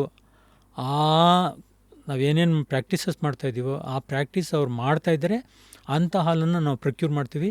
ಪ್ರೊಕ್ಯೂರ್ ಮಾಡಬೇಕಾದ್ರೂ ಕೂಡ ನಾವು ಟೆಸ್ಟ್ ಮಾಡಿ ಅವರನ್ನು ನಾವು ತಗೊಳ್ತೀವಿ ಹಾಲನ್ನು, ಪ್ರತಿ ಒಂದು ಕ್ಯಾನಲ್ಲು. ಹೆಂಗೆ ಟೆಸ್ಟ್ ಮಾಡ್ತೀರಾ? ಹೆಂಗೆ ಪ್ರೊಕ್ಯೂರ್ ಮಾಡ್ತೀರಾ? ಒಂದು ಸ್ಟ್ರಿಪ್ ಇದೆ ನಮ್ಮ ಹತ್ರ. ಆ್ಯಂಟಿಬಯೋಟಿಕ್ ಏನಾದರೂ ಇದ್ದರೆ, ಅವನ ಆ್ಯಂಟಿಬಯೋಟಿಕ್ ಏನಾದರೂ ಉಪಯೋಗಿಸಿದ್ರೆ ಅದು ಸ್ಟ್ರಿಪ್ ಹಾಕಿದ ತಕ್ಷಣ ಗೊತ್ತಾಗ್ಬಿಡ್ತದೆ. ಯಾವ ಕಲರ್ ಬರುತ್ತೆ, ಯಾವ ಬಣ್ಣ ಏನಾದ್ರು ಚೇಂಜ್ ಆಗುತ್ತಾ? ಅದು ಚೇಂಜ್ ಆಗ್ತದೆ, ಆ ಇದ್ದ ಕಲರು ಬದಲಾವಣೆ ಆಗ್ತದೆ. ಆಮೇಲೆ ನಮ್ಮಲ್ಲಿ ಡಾಕ್ಟರ್ಸನ್ನು ಅದಕ್ಕೋಸ್ಕರ ಬಿಟ್ಟಿರ್ತೀವಿ. ಎಷ್ಟು ನಮ್ಮದು ಆರ್ಗನೈಸ್ಡ್ ಬೇರೆ ಬೇರೆ ಕಡೆ ಫಾರ್ಮ್ಸ್ ಇದ್ದಾವೆ ಅಂದರೆ, ಫಾರ್ಮ್ಸ್ ಅಂದರೆ ಕೊನೆ ಪಕ್ಷ ಒಂದು 25 ದನಗಳಿಗಿಂತ ಜಾಸ್ತಿ, ಹಸುಗಳಿಗಿಂತ ಜಾಸ್ತಿ ಇರಬೇಕು. 25, 50 ನಿಮ್ಮ ಹತ್ರ ಅಟ್ಯಾಚ್ ಆಗೋದಕ್ಕೆ 50, 100, 150 ಈ ಥರ ಇದ್ದವ್ರು ಮಾತ್ರ ನಾವು ಸೆಲೆಕ್ಟ್ ಮಾಡ್ಕೊಳ್ತೀವಿ. ಏಕೆಂತ ಅವರು ಒಂದು ಕಮಿಟ್ಮೆಂಟ್ ಇರ್ತದೆ. ಸಣ್ಣ ರೈತರಿಗೆ ಆ ಒಂದು ಕಮಿಟ್ಮೆಂಟ್ ಇರೋದಿಲ್ಲ, ಅವ್ರು ನಿರ್ವಹಣೆ ಮಾಡೋಕ್ಕೂ ಕಷ್ಟ ಆಗ್ತದೆ. ಇವರಾದರೆ ನಿರ್ವಹಣೆ ಮಾಡ್ತಾರೆ. ಈ ಥರ ನೋಡಪ್ಪ, ಎಜುಕೇಟ್ ಮಾಡ್ಬೋದು ಅವ್ರನ್ನ. ನಮ್ಮದು ನೋಡಿ, ನಾವು ಈ ಥರ ನಾವು 18 ಹಸುಗಳಿಂದ ನಾವು ಇಷ್ಟು 1000 ಹಸುಗಳು ಸಾಕಿದ್ದೀವಿ, ನೀವು ಇದೇ ಥರ ಮುಂದೆ ಬನ್ನಿ ಅಂತ ಹೇಳಿ ಅವ್ರನ್ನ ನಮ್ಮೊಟ್ಟಿಗೆ ತಗೊಂಡು ಹೋಗಬೇಕು. ನಮಗೂ ಒಂಥರ ಸೋಷಿಯಲ್ ಬಾಂಡೇಜ್ ಇದೆ ಸುತ್ತಮುತ್ತ.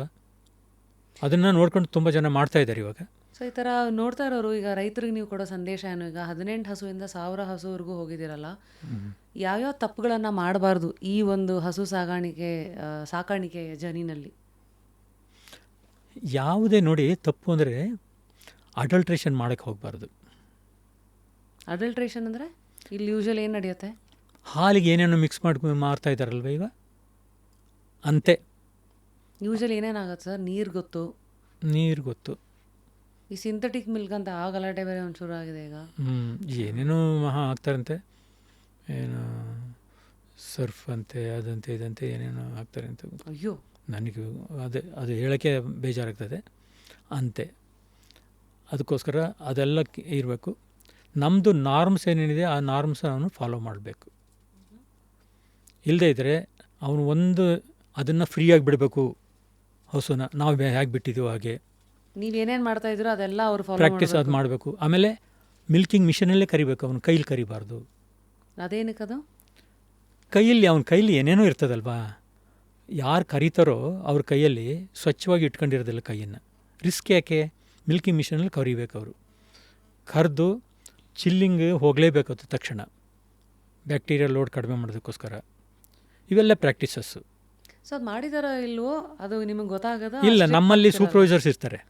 ಓ, ಅವ್ರ ಫಾರ್ಮ್ಗೆಲ್ಲ ರೌಂಡ್ ಹೊಡಿತಾ ಇರ್ತಾರೆ. ಅವರು ಪ್ರತಿದಿನ ಎಲ್ಲ ಅಪ್ ಟು ಡೇಟ್ ಇರ್ತದೆ. ಅವ್ರಿಗೊಂದು ಆ್ಯಪ್ ಕೊಟ್ಟಿರ್ತೀವಿ ನಾವು. ಓ, ಅಷ್ಟೊಂದು ಅಪ್ಡೇಟೆಡ್? ಹೌದೌದು, ಎಲ್ಲ ಫಿಲ್ ಮಾಡಬೇಕಾ? ಎಲ್ಲ ಹೌದೌದು, ಆ್ಯಪ್ ಇರ್ತದೆ. ಅವರು ಏನು ಮಿಸ್ಟೇಕ್ ಮಾಡಿದ್ರು ಇಮಿಡಿಯೇಟಾಗಿ ಗೊತ್ತಾಗ್ತದೆ ಅಲ್ಲಿ. ಏನು ಆ್ಯಪ್ ಹೆಸರು? ನಮ್ಮದು ಅದೇ ಮಿಲ್ಕಿಂಗ್. Same milking. ಇದು ರೈತರಿಗೂ ಅಲ್ಲ, ಸಾರಿ, ಮಿಲ್ಕ್ ರಶ್. ಮಿಲ್ಕ್ ರಶ್ ನಾವು ಏನು ಪ್ರಕ್ಯೂರ್ ಮಾಡ್ತೀವೋ, ಪ್ರಕ್ಯೂರ್ ಮಾಡೋದಕ್ಕೆ ಮಿಲ್ಕ್ ರಶ್ ಕ್ಷೀರಧಾರೆ. ನಾವು ಯಾವುದು ಸೇಲ್ ಮಾಡ್ತಿದ್ದೀವೋ ಅದು ಮಿಲ್ಕಿಂಗ್. ಪ್ರಕ್ಯೂರ್ ಮಾಡೋದೇ ಬೇರೆ. ಇದೆ ಇಲ್ಲಿ ರೈತರನ್ನ ನೀವು ಅವರು ನಿಮ್ಮ ಹತ್ರ ಅಟ್ಯಾಚ್ ಆಗಬೇಕಂದ್ರೆ ಮಿಲ್ಕ್ ರಶ್ ಅಲ್ಲಿ ಆಪಲ್, ಇಲ್ಲಿ ಕೊಂಡ್ಕೋಬೇಕಂದ್ರೆ ಮಿಲ್ಕಿಂಗ್. ಸೊ ಡಿಸ್ಟ್ರಿಬ್ಯೂಷನ್ ಅಂತೆಲ್ಲ ಬಂದಾಗ ಅಫ್ಕೋರ್ಸ್ ನೀವಿನ್ನೂ ಮಾರ್ಕೆಟಿಗೆ ಈಗ ಸದ್ಯಕ್ಕೆ ಬಿಟ್ಟಿಲ್ಲ. ಬೆಂಗಳೂರು ಫುಲ್ ಕವರ್ ಆಗಿದೆಯಾ? ಆಗ್ತದೆ, ನಾವೆಲ್ಲ ಅದನ್ನೆಲ್ಲ ವ್ಯವಸ್ಥೆ ಮಾಡಿದ್ದೀವಿ ಈಗ. ಏನು ಸ್ಟ್ರಾಟಜಿ ಸರ್? ಅಂದರೆ ಡಿಸ್ಟ್ರಿಬ್ಯೂಷನ್ ಹೇಗಿದೆ? ಮಾರ್ಕೆಟಿಂಗ್ ಟೀಮೇ ಇದೆ ನಮ್ಮ ಹತ್ರ. ನೈಸ್. ಹಾಗಾಗಿ ನೆಕ್ಸ್ಟ್ ಇನ್ನೇನೇನು ಪ್ರಾಡಕ್ಟ್ಸ್ ರೇಂಜ್ ಇದೆ? ಬಿಕಾಸ್ ಯೂಶಲಿ ಡೈರಿ ಅಂತೆಲ್ಲ ಬಂದರೆ ಎಲ್ಲ ಬಂದ್ಬಿಡೋದಲ್ಲ, ಮೊಸರು, ನೆಕ್ಸ್ಟು ಪನ್ನೀರು, ನ್ಯಾಚುರಲ್ ಪ್ರೋಗ್ರೆಷನ್ ಬಂದು ಐಸ್ ಕ್ರೀಮು, ಈ ಥರದ್ದೆಲ್ಲ ಇರುತ್ತೆ. ಸೊ ನಿಮ್ಮ ಯೋಜನೆ ಹೇಗಿದೆ? ಈಗ ಸದ್ಯಕ್ಕೆ ನಾವು ಹಾಲು, ಮೊಸರು, ಬೆಣ್ಣೆ, ತುಪ್ಪ, ಆಮೇಲೆ ಪನ್ನೀರು, ನೆಕ್ಸ್ಟು ಈಗ ಚೀಸ್ಗೆ ಹೋಗ್ತಾಯಿದ್ದೀವಿ. ಏನೇನು ಪ್ರಾಡಕ್ಟ್ ಬರ್ತದೆ, ಐಸ್ ಕ್ರೀಮ್ ಬರ್ತದ, ಸ್ವೀಟ್ ಬರ್ತದ, ಅದಕ್ಕೆಲ್ಲದಕ್ಕೂ ನಾವು ತಯಾರಾಗಿದ್ದೀವಿ. ನಾವು ಅಂದರೆ ಶುದ್ಧವಾಗಿರೋ ಹಾಲು, ಸ್ವಚ್ಛವಾಗಿರೋ ಹಾಲನ್ನು ಕೊಡ್ತೀವಿ ನಾವು. ಯಾವುದೇ ಪ್ರಾಡಕ್ಟ್ ನಮ್ಮಿಂದ ಬಂದರೆ ಸ್ವಚ್ಛವಾಗಿರಬೇಕು, ಫ್ರೀ ಆಫ್ ನೀವು ಹೇಳಿದ್ವಲ್ಲ ನಾವೀಗ, ಫ್ರೀ ಆಫ್ ಇದು antibiotic, free of brucella, free of ಇದು, ಇಷ್ಟು ಮೂರೂ ಕೂಡ ಯಾವುದೂ ಇರಬಾರ್ದು ಅದರಲ್ಲಿ. Human touch. Human touch. So ಈ ನಿಮ್ಮದೆಲ್ಲ ಹೆಂಗಿರುತ್ತೆ ಪ್ಯಾಕೇಜಿಂಗು? ಅರ್ಧ ಲೀಟ್ರ್ ಇರ್ತದೆ, 1 ಲೀಟ್ರ್ ಇರ್ತದೆ. ಬಾಟ್ಲ, ಟೆಟ್ರಾ ಪ್ಯಾಕ, ನಾರ್ಮಲ್ ಪ್ಯಾಕ? ಎಲ್ಲ ನಮ್ಮಲ್ಲಿ ನಾರ್ಮಲ್ ಪ್ಯಾಕು. ಈಗ ಸದ್ಯಕ್ಕೆ ನಾರ್ಮಲ್ ಪ್ಯಾಕ್ ಇದೆ. ಈಗೆಲ್ಲ ದೊಡ್ಡ ದೊಡ್ಡ ಪ್ರೊಸೆಸಿಂಗ್ ಪ್ಲಾಂಟ್ಸಿಂದ ಬರೋ ಹಾಲುಗಳು ಮಾರ್ಕೆಟಲ್ಲಿದೆ. ಈಗ ನಿಮ್ಮದು ಫಾರ್ಮಿಂದ ಫ್ಯಾಮಿಲಿಗೆ ಡೈರೆಕ್ಟಾಗಿ ಬರ್ತಾ ಇದೆ. ಸೊ ಇದು ಮತ್ತೆ ಮನೆಗೆ ಬರೋ ಥರ? ಮನೆಗೇನೆ ಸಬ್ಸ್ಕ್ರಿಪ್ಷನ್ ಥರನಾ, ಮಾಡಲ್ಲು ಹೇಗೆ? ಇಲ್ಲ, ಮನೆಗೇನೆ. ಅದಕ್ಕೆಲ್ಲ ಟೀಮು ರೆಡಿಯಾಗಿದ್ದಾರೆ, ಎಲ್ಲ ಚಾಕೌಟ್ ಮಾಡ್ಕೊಳ್ತಾ ಇದ್ದಾರೆ. ನಮಗೇನು ಅಂತಂದರೆ, ನಾವು ನಮ್ಮ ಫಾರ್ಮಿಂದ ನಾವೆಲ್ಲ ಒಂದು ಫಾರ್ಮರ್ಸು. ನಾವು ಫಾರ್ಮರ್ ಆಗಿತ್ತು, ನಮ್ಮ ಫ್ಯಾಮಿಲಿ, ಮಗ್ಗೆ ಮನೆ ಫ್ಯಾಮಿಲಿ ಫಾರ್ಮರ್ಸು. ನಮ್ಮ ಜೊತೆಗೆ ನಮ್ಮ ಅಕ್ಕಪಕ್ಕದವ್ರು ಎಲ್ಲರನ್ನೂ ನಾವು ಜೊತೆಗೆ ಕರ್ಕೊಂಡು ನಮ್ಮೊಟ್ಟಿಗೆ ನಾವು ಹೇಗೆ ಮೇಲೆ ಬಂದು ಅದೇ ಥರ ಅವ್ರನ್ನೂ ಮೇಲೆ ನಾವು ಕರ್ಕೊಂಡು ಹೋಗೋಣ, ಶುದ್ಧವಾದ ಹಾಲನ್ನು ನಾವು ಸಮಾಜಕ್ಕೆ ನಾವು ಕೊಡೋಣ ಅನ್ನೋ ಒಂದು ಉದ್ದೇಶದಿಂದ ಇದನ್ನು ನಾವು ಮಾಡ್ತಾಯಿದ್ವಿ. ನಮಗೆ ಅತಿಯಾದ ಲಾಭದ ಮೇಲೆ ಏನು ಅಂಥದ್ದೇನಿಲ್ಲ, ಇದರಲ್ಲಿ ವ್ಯಾಮೋಹ ಇಲ್ಲ. ಯೂಶಲಿ ಏನು ಪರ್ಸೆಂಟೇಜ್ ಇರುತ್ತೆ ಸರ್ ಲಾಭ? ಅಲ್ಲ, ಲಾಭ ಈಗ ನಷ್ಟದಲ್ಲೇ ನಡೀತಾ ಇದ್ದೀವಿ. ಈಗ ಅದನ್ನೆಲ್ಲ ಪ್ರೊಸೆಸಿಂಗ್ ಇನ್ವೆಸ್ಟ್ಮೆಂಟ್, ಸಿಕ್ಕಾಪಟ್ಟೆ ಇನ್ವೆಸ್ಟ್ಮೆಂಟ್, ನಿಮಗೆ ಗೊತ್ತಲ್ಲ. ಈಗ ನಷ್ಟದಲ್ಲೇ ಇದೆ, ಆದರೂ ಕೂಡ ನಾವು ಒಂದು ಹೋಪ್ಸು ನಾವು ಮಾಡ್ತೀವಿ, ಚೆನ್ನಾಗಿ ಮಾಡ್ತೀವಿ ಅಂಥೇಳಿ. ಹೇಗೆ ನಮ್ಮನ್ನು ಮುಂಚೆ ಎಲ್ಲ ಮಾಡ್ಕೊಂಡು ಬಂದಿದ್ದೀವಲ್ಲ, ಅದೇ ಥರ ನಾವು ಗೆಲ್ತೀವಿ ಅನ್ನೋ ಒಂದು ಆಸೆಯಲ್ಲಿ ನಾವು ಮಾಡ್ತಾಯಿದ್ದೀವಿ. ಈ ತುಂಬ ಕಾನ್ಷಿಯಸ್ ಆಗಿರ್ತಾರಲ್ಲ ಕಸ್ಟಮರ್ಸು, ಅವರಿಗೆ ತಮ್ಮ ಕಿವಿ ಮಾತೇನು? ಯೂಶಲಿ ಹೆಲ್ದಿಯರ್ ಚಾಯ್ಸಸ್ ಮಾಡೋದ್ರ ಬಗ್ಗೆ ಅಥವಾ ನಂಬಿಕೆ ಬಗ್ಗೆ, ಯಾವುದನ್ನು ಆಯ್ಕೆ ಮಾಡಬೇಕು, ಹೇಗೆ ಮಾಡಬೇಕು? ಇದು ಬೆಳಗಿರೋದನ್ನೆಲ್ಲ ಹಾಲು ಅಂತ ನಂಬೇಡಿ ನೀವು. ನಮ್ಮ ಹಿಸ್ಟ್ರಿ ನೋಡಿ, ನಮ್ಮ ಫಾರ್ಮ್ ನೀವು ಬನ್ನಿ ನೋಡಿ, ನಾವು ಹೇಳಿದ್ದೆಲ್ಲ ಅದು ನಿಜಾನ ಅಂತ ಹೇಳಿ, ಆಮೇಲೆ ನೀವೇ ಮನಸ್ಸು ಮಾಡ್ತೀರಿ ಅಂಥೇಳಿ ನಾನು ಅವ್ರಿಗೆ ಹೇಳ್ತಾ ಇದ್ದೀನಿ. ಮತ್ತು ಈಗ ಹಾಲು ಅಂತ ಬಂದಾಗ ಕೆಲವ್ರಿಗೆ ಲ್ಯಾಕ್ಟೋಸ್ ಇಂಟಾಲರೆಂಟ್ ಇರ್ತಾರೆ, ಡೈಜೆಸ್ಟಿವ್ ಇಶ್ಯೂಸ್ ಎಲ್ಲ ಇರುತ್ತೆ. ಸೊ ಈ ರೆಗ್ಯುಲರ್ ಹಾಲು ಕುಡಿಯೋರು ಕೆಲವರು ಆ ಥರ ಪ್ರಶ್ನೆಗಳು ಮಾಡ್ತಾರಲ್ಲ, ಸೊ ಆ ಥರದ ಸೆನ್ಸಿಟಿವ್ ಕಸ್ಟಮರ್ಸ್ಗೂ ತಮ್ಮ ಹಾಲು ಸೂಟ್ ಆಗತ್ತಾ? ಖಂಡಿತ ಸೂಟ್ ಆಗ್ತದೆ. ಯಾಕೆಂದರೆ ಆ ಮೂರು ಇಲ್ವಲ್ಲ ಇದರಲ್ಲಿ. ಹಂಗಾಗಿ ಅದು ಯಾಕೆ ಸೂಟ್ ಆಗ್ತಾ ಇಲ್ಲ ಅಂದರೆ ಅವ್ರು ಒಳ್ಳೆ ಹಾಲು ಕುಡ್ದೇ ಇಲ್ಲ. ನಾನು ಹೇಳೋದು, ಅವ್ರು ಒಳ್ಳೆ ಹಾಲು ಕುಡ್ದೇ ಇಲ್ಲ. ಅವರು ನಮ್ಮ ಮಿಲ್ಕಿಂಗ್ನ ಹಾಲು ಕುಡೀಲಿ ಅವರು, ಆಮೇಲೆ ಅವರೇ ಹೇಳ್ತಾರೆ. ಈ ಹೆಸರೇನಕ್ಕೆ ಹಂಗಿಟ್ರಿ ಮಿಲ್ಕ್ ಕಿಂಗ್? ಚೆನ್ನಾಗಿದೆ. ಅಂದರೆ ಹಾಲಿನ ಕ್ಷೇತ್ರದಲ್ಲಿ ರಾಜ ಆಗಬೇಕು ಅನ್ನೋ ಒಂದಿದು, but at the same time milking ಅಂದರೆ ಮಿಲ್ಕಿಂಗ್ ಲಿಟ್ರಲಿ ಹಾಲು ಕರೀತಾ ಇರೋದು ಅಷ್ಟೇ. ಎರಡಕ್ಕೂ ಕಾಂಪ್ಲಿಕೇಶನ್ ಇಲ್ಲ ಅದು. ಅಮೇಝಿಂಗ್. ಮತ್ತು ಮುಂದೇನು ಸರ್ ಈ ಒಂದು ಜರ್ನಿನಲ್ಲಿ ಒಂದಷ್ಟಿದೆ ಮಿತ್ ಬಸ್ಟಿಂಗ್ ಪ್ರಶ್ನೆಗಳಿದೆ ಹಾಲಿಗೆ ಸಂಬಂಧಪಟ್ಟಂತೆ ಸರ್. ಇದು ಅಲ್ಲ, ಇದರಲ್ಲಿ ನಾನು ಇನ್ನೊಂದು ಹೇಳಬೇಕು ಅಂದರೆ, ಇಡೀ ನಮ್ಮ ಫ್ಯಾಮಿಲಿ ಇದರಲ್ಲಿ ಇನ್ವಾಲ್ವ್ ಆಗಿದ್ದೇವೆ. ಎಲ್ಲಿಂದ ನನ್ನಿಂದ ಹಿಡಿದು ನಮ್ಮ ತಮ್ಮದವರೆಲ್ಲ ಇನ್ವಾಲ್ವ್ ಆಗಿದ್ದಾರೆ, ನಮ್ಮ ಮಕ್ಕಳು ಇದರಲ್ಲಿ ಇನ್ವಾಲ್ವ್ ಆಗಿದ್ದಾರೆ. ಎಲ್ಲ ನಾವು ಇಡೀ ಫ್ಯಾಮಿಲಿ ಎಷ್ಟು ಜನ ಇದ್ದಾರೋ, ಇದೊಂದು ನಮ್ಮದೊಂದು ಕನಸು. ಈ ಪ್ರಾಜೆಕ್ಟು ಸಕ್ಸಸ್ ಮಾಡಬೇಕು ಅನ್ನೋದು ಇಡೀ ನಮ್ಮ ಫ್ಯಾಮಿಲಿ. ಅದಕ್ಕೋಸ್ಕರ ನಮ್ಮ ಮಗ್ಗೆ ಮನೆ ಅಂಥೇಳಿ ಅದನ್ನು ನಾವು ಇಟ್ಟಿದ್ದೀವಿ. ಮಗ್ಗೆ ಮನೆ ಅಂದರೆ ನಮ್ಮ ಊರೇ ಮಗ್ಗೆ ನಮ್ಮ ಮನೆ. ಎಲ್ಲ ನಮ್ಮ ಬೆಂಗಳೂರಿನವ್ರಿಗೆ ಈ ಬಾಗ್ಮನೆ ಈ ಥರ ಮನೆಗಳು ಗೊತ್ತು. ಸೊ ಈಗ ಇನ್ನೊಂದು ಮನೆ ನಮ್ಮ ಕಿವಿಗೆ ಪರಿಚಿತ ಆಗಿದೆ. ಅಂದರೆ ಬೆಂಗಳೂರವ್ರಿಗೆ, ಅಂದರೆ ಆ ಊರ ಕಡೆಯವರೆಲ್ಲ ನಿಮ್ಮ ಐಡೆಂಟಿಟಿನೇ ಈ ಥರ, ಓ ಈ ಮಗ್ಗೆ ಮನೆಯವರ ಆ ಮನೆಯವರ ಅಂತಲ್ವಾ. ನಮ್ಮದಲ್ಲಿ ಪ್ಲಾಂಟೇಶನ್, ಮಗ್ಗೆ ಮನೆ ಪ್ಲಾಂಟೇಶನ್ಸ್ ಇದೆ. ಹಾಂ. ಮತ್ತು ಕಾಫಿ ಸಂಬಂಧಪಟ್ಟಂತೆ ಅಲ್ಲೂ ಏನಾದ್ರು ಬ್ರ್ಯಾಂಡ್ ಗೇನ್ ಮಾಡ್ತಾ ಇದ್ದೀರಾ ನೆಕ್ಸ್ಟು? ಮಾಡಬೇಕು, ಹೋಗ್ತೀವಿ ನಾವು ಎಲ್ಲ. ನೋಡಿ, ಏಲಕ್ಕಿನೂ ಬೆಳೀತಾ ಇದ್ದೀವಿ ನಾವು. ಏಲಕ್ಕಿ ಹೆಚ್ಚು ಕಡಿಮೆ ಒಂದು 15 ಟನ್ ಅಷ್ಟೊತ್ತರ ನಾವು ಬೆಳೀತಿದ್ದೀವಿ ಅಡಿಕೆ ಒಳಗಡೆ. ಹೊಸ ಎಕ್ಸ್ಪೆರಿಮೆಂಟ್ ನಾವು ಮಾಡ್ತಾ ಇರ್ತೀವಿ. ನನ್ನ ಗುಣನೇ ಹಾಗೆ. Keep going sir. Entrepreneur in you, ರೈತ ಆ್ಯಂಡ್ ಆಂಟ್ರಪ್ರಿನರ್. ಮತ್ತು ಮುಂದಿನ ಕನಸುಗಳೆಲ್ಲ ಏನಿದೆ? ಈ ಸದ್ಯದ ಒಂದು ಲೈಫ್ನ ಫೇಸನ್ನು ಈ ಥರದ ಕುತೂಹಲದಿಂದ ನೋಡ್ತಾ ಇದ್ದೀರಾ, ಮತ್ತು ಮುಂದೇನು? ಅಲ್ಲ, ಇದಾದಮೇಲೆ ನೋಡೋಣ. ಇದೆಲ್ಲ ಒಂದು ಘಟ್ಟಕ್ಕೆ ಬಂದಮೇಲೆ, ಮಾರ್ಕೆಟಿಂಗ್ ಚೆನ್ನಾಗಾದಮೇಲೆ, ನಮ್ಮದು ಏನಂತಂದರೆ ಇಂಟರ್ನ್ಯಾಷನಲ್ ಸ್ಟ್ಯಾಂಡರ್ಡಿಗೆ ಹೋಗಬೇಕು ಅನ್ನೋದು ನಮ್ಮ ಆಸೆ. ಅಂದರೆ ಈಗ ನೋಡಿ, ಇಸ್ರೇಲ್ ಇವತ್ತು 40 ಲೀಟ್ರ್ ಕರಿತಾ ಇದೆ ಒಂದು ಹಸುಗೆ ಆ್ಯಾವ್ರೇಜ್. ಅಮೇರಿಕಾ 35 ಲೀಟ್ರ್ ಕರಿತಾ ಇದೆ ಒಂದು ಹಸುಗೆ ಒಂದು ದಿನಕ್ಕೆ. ನಾವೆಲ್ಲಿದ್ದೀವಿ? 15-20 8 ಆ್ಯಾವ್ರೇಜ್ 8. ನಿಮ್ಮಂಥವರು 15-20 ಲೀಟ್ರ್ ಕರಿತಾರೆ. ನಮ್ಮದು 20 ಲೀಟ್ರ್ ಇದೆ ಆ್ಯಾವ್ರೇಜು. ನಮ್ಮ ಇಂಡಿಯಾದ ಆ್ಯಾವ್ರೇಜು 8.5. ಒಂದು ಹಸು ಅಷ್ಟೇ ಕೊಡೋದು. ಟೋಟಲ್ ಆ್ಯಾವ್ರೇಜ್ ಅಷ್ಟೇಗೆ ಬಂದಿದ್ದೀವಿ. ಈ ಗ್ಯಾಪ್ ಇರೋದು ಏನಕ್ಕೆ? ನೀವು ಇಷ್ಟೆಲ್ಲ ಹೇಳಿದ್ರಲ್ಲ, ಇದನ್ನೆಲ್ಲ ಯಾರೂ ಪಾಲಿಸ್ತಾ ಇಲ್ಲ ಸರಿಯಾಗಿ. ನೋಡಿದ್ರಲ್ಲ ಎಷ್ಟು ಚೆನ್ನಾಗಿ ದನನ ಸಾಕ್ತಾ ಇದ್ದಾರೆ ಅಂತೇಳಿ. ದನ ಸಾಕೋದು, ದನನ ನಿರ್ವಹಣೆ ಮಾಡೋದು ಅಂದರೆ ಅದೇ ಸರ್ಟಿಫೈಡ್ ಹ್ಯೂಮನ್ ಯಾಕೆ ಸಿಕ್ಕಿದೆ ಅಂತಂದರೆ, ನಾವು ಅಷ್ಟು ಚೆನ್ನಾಗಿ ಅದನ್ನು ನೋಡ್ತಾ ಇದ್ದೀವಿ ಅಂತ. ಮಕ್ಕಳು ಸಾಕಿದಾಗ ನಾವು ಸಾಕ್ತಾ ಇದ್ದೀವಿ. ಅದಕ್ಕೇ ಅವರೇ ಬಂದು, ನಮಗೆ ಗೊತ್ತೇ ಇಲ್ಲ ಏಜೆನ್ಸಿ ಈ ಥರ ಇದೆ ಅಂಥೇಳಿ, ಅವರೇ ಬಂದು ಹೇಗೋ ಇನ್ಫಾರ್ಮೇಷನ್ ತಗೊಂಡು ಬಂದು ಇಂಡಿಯಾದಲ್ಲಿ ನಂಬರ್ 1 ಅಂತ ಹೇಳಿ ನಮ್ಮದೇ ಫಸ್ಟ್ ಸರ್ಟಿಫಿಕೇಷನ್ ಕೊಟ್ಟು ಹೋಗಿದ್ದಾರೆ ಅವರು. ಹಾಗೆ ನಂಬಿದಾರಲ್ಲ ನಮ್ಮ ಫಾರ್ಮರ್ಸ್ ಎಲ್ಲ. ಅವ್ರಿಗೂ ಕೂಡ ಇವತ್ತೆಲ್ಲ ಒಂದು 50 ಜನ ಹತ್ತಿರ ಇದ್ದಾರೆ. 50 ರೈತರು ನಿಮ್ಮ ಜೊತೆ ಇದ್ದಾರೆ. ಮತ್ತಿನ್ನು ಎಕ್ಸ್ಪ್ಯಾಂಡ್ ಆಗ್ತಾ ಹೋಗ್ತದೆ. ಒಬ್ಬರು ನೋಡ್ಕೊಂಡು ಒಬ್ಬರು ಬರ್ತಾ ಇರ್ತಾರೆ. ಅವ್ರಿಗೆಲ್ಲ ಅಡ್ವಾನ್ಸ್ ಏನಾದ್ರು ಕೊಡಬೇಕಾ ಏನು? ಯಾಕಂದ್ರೆ ಅವರು ಇನ್ವೆಸ್ಟ್ಮೆಂಟ್ ಹಾಕೋಬೇಕಲ್ಲ.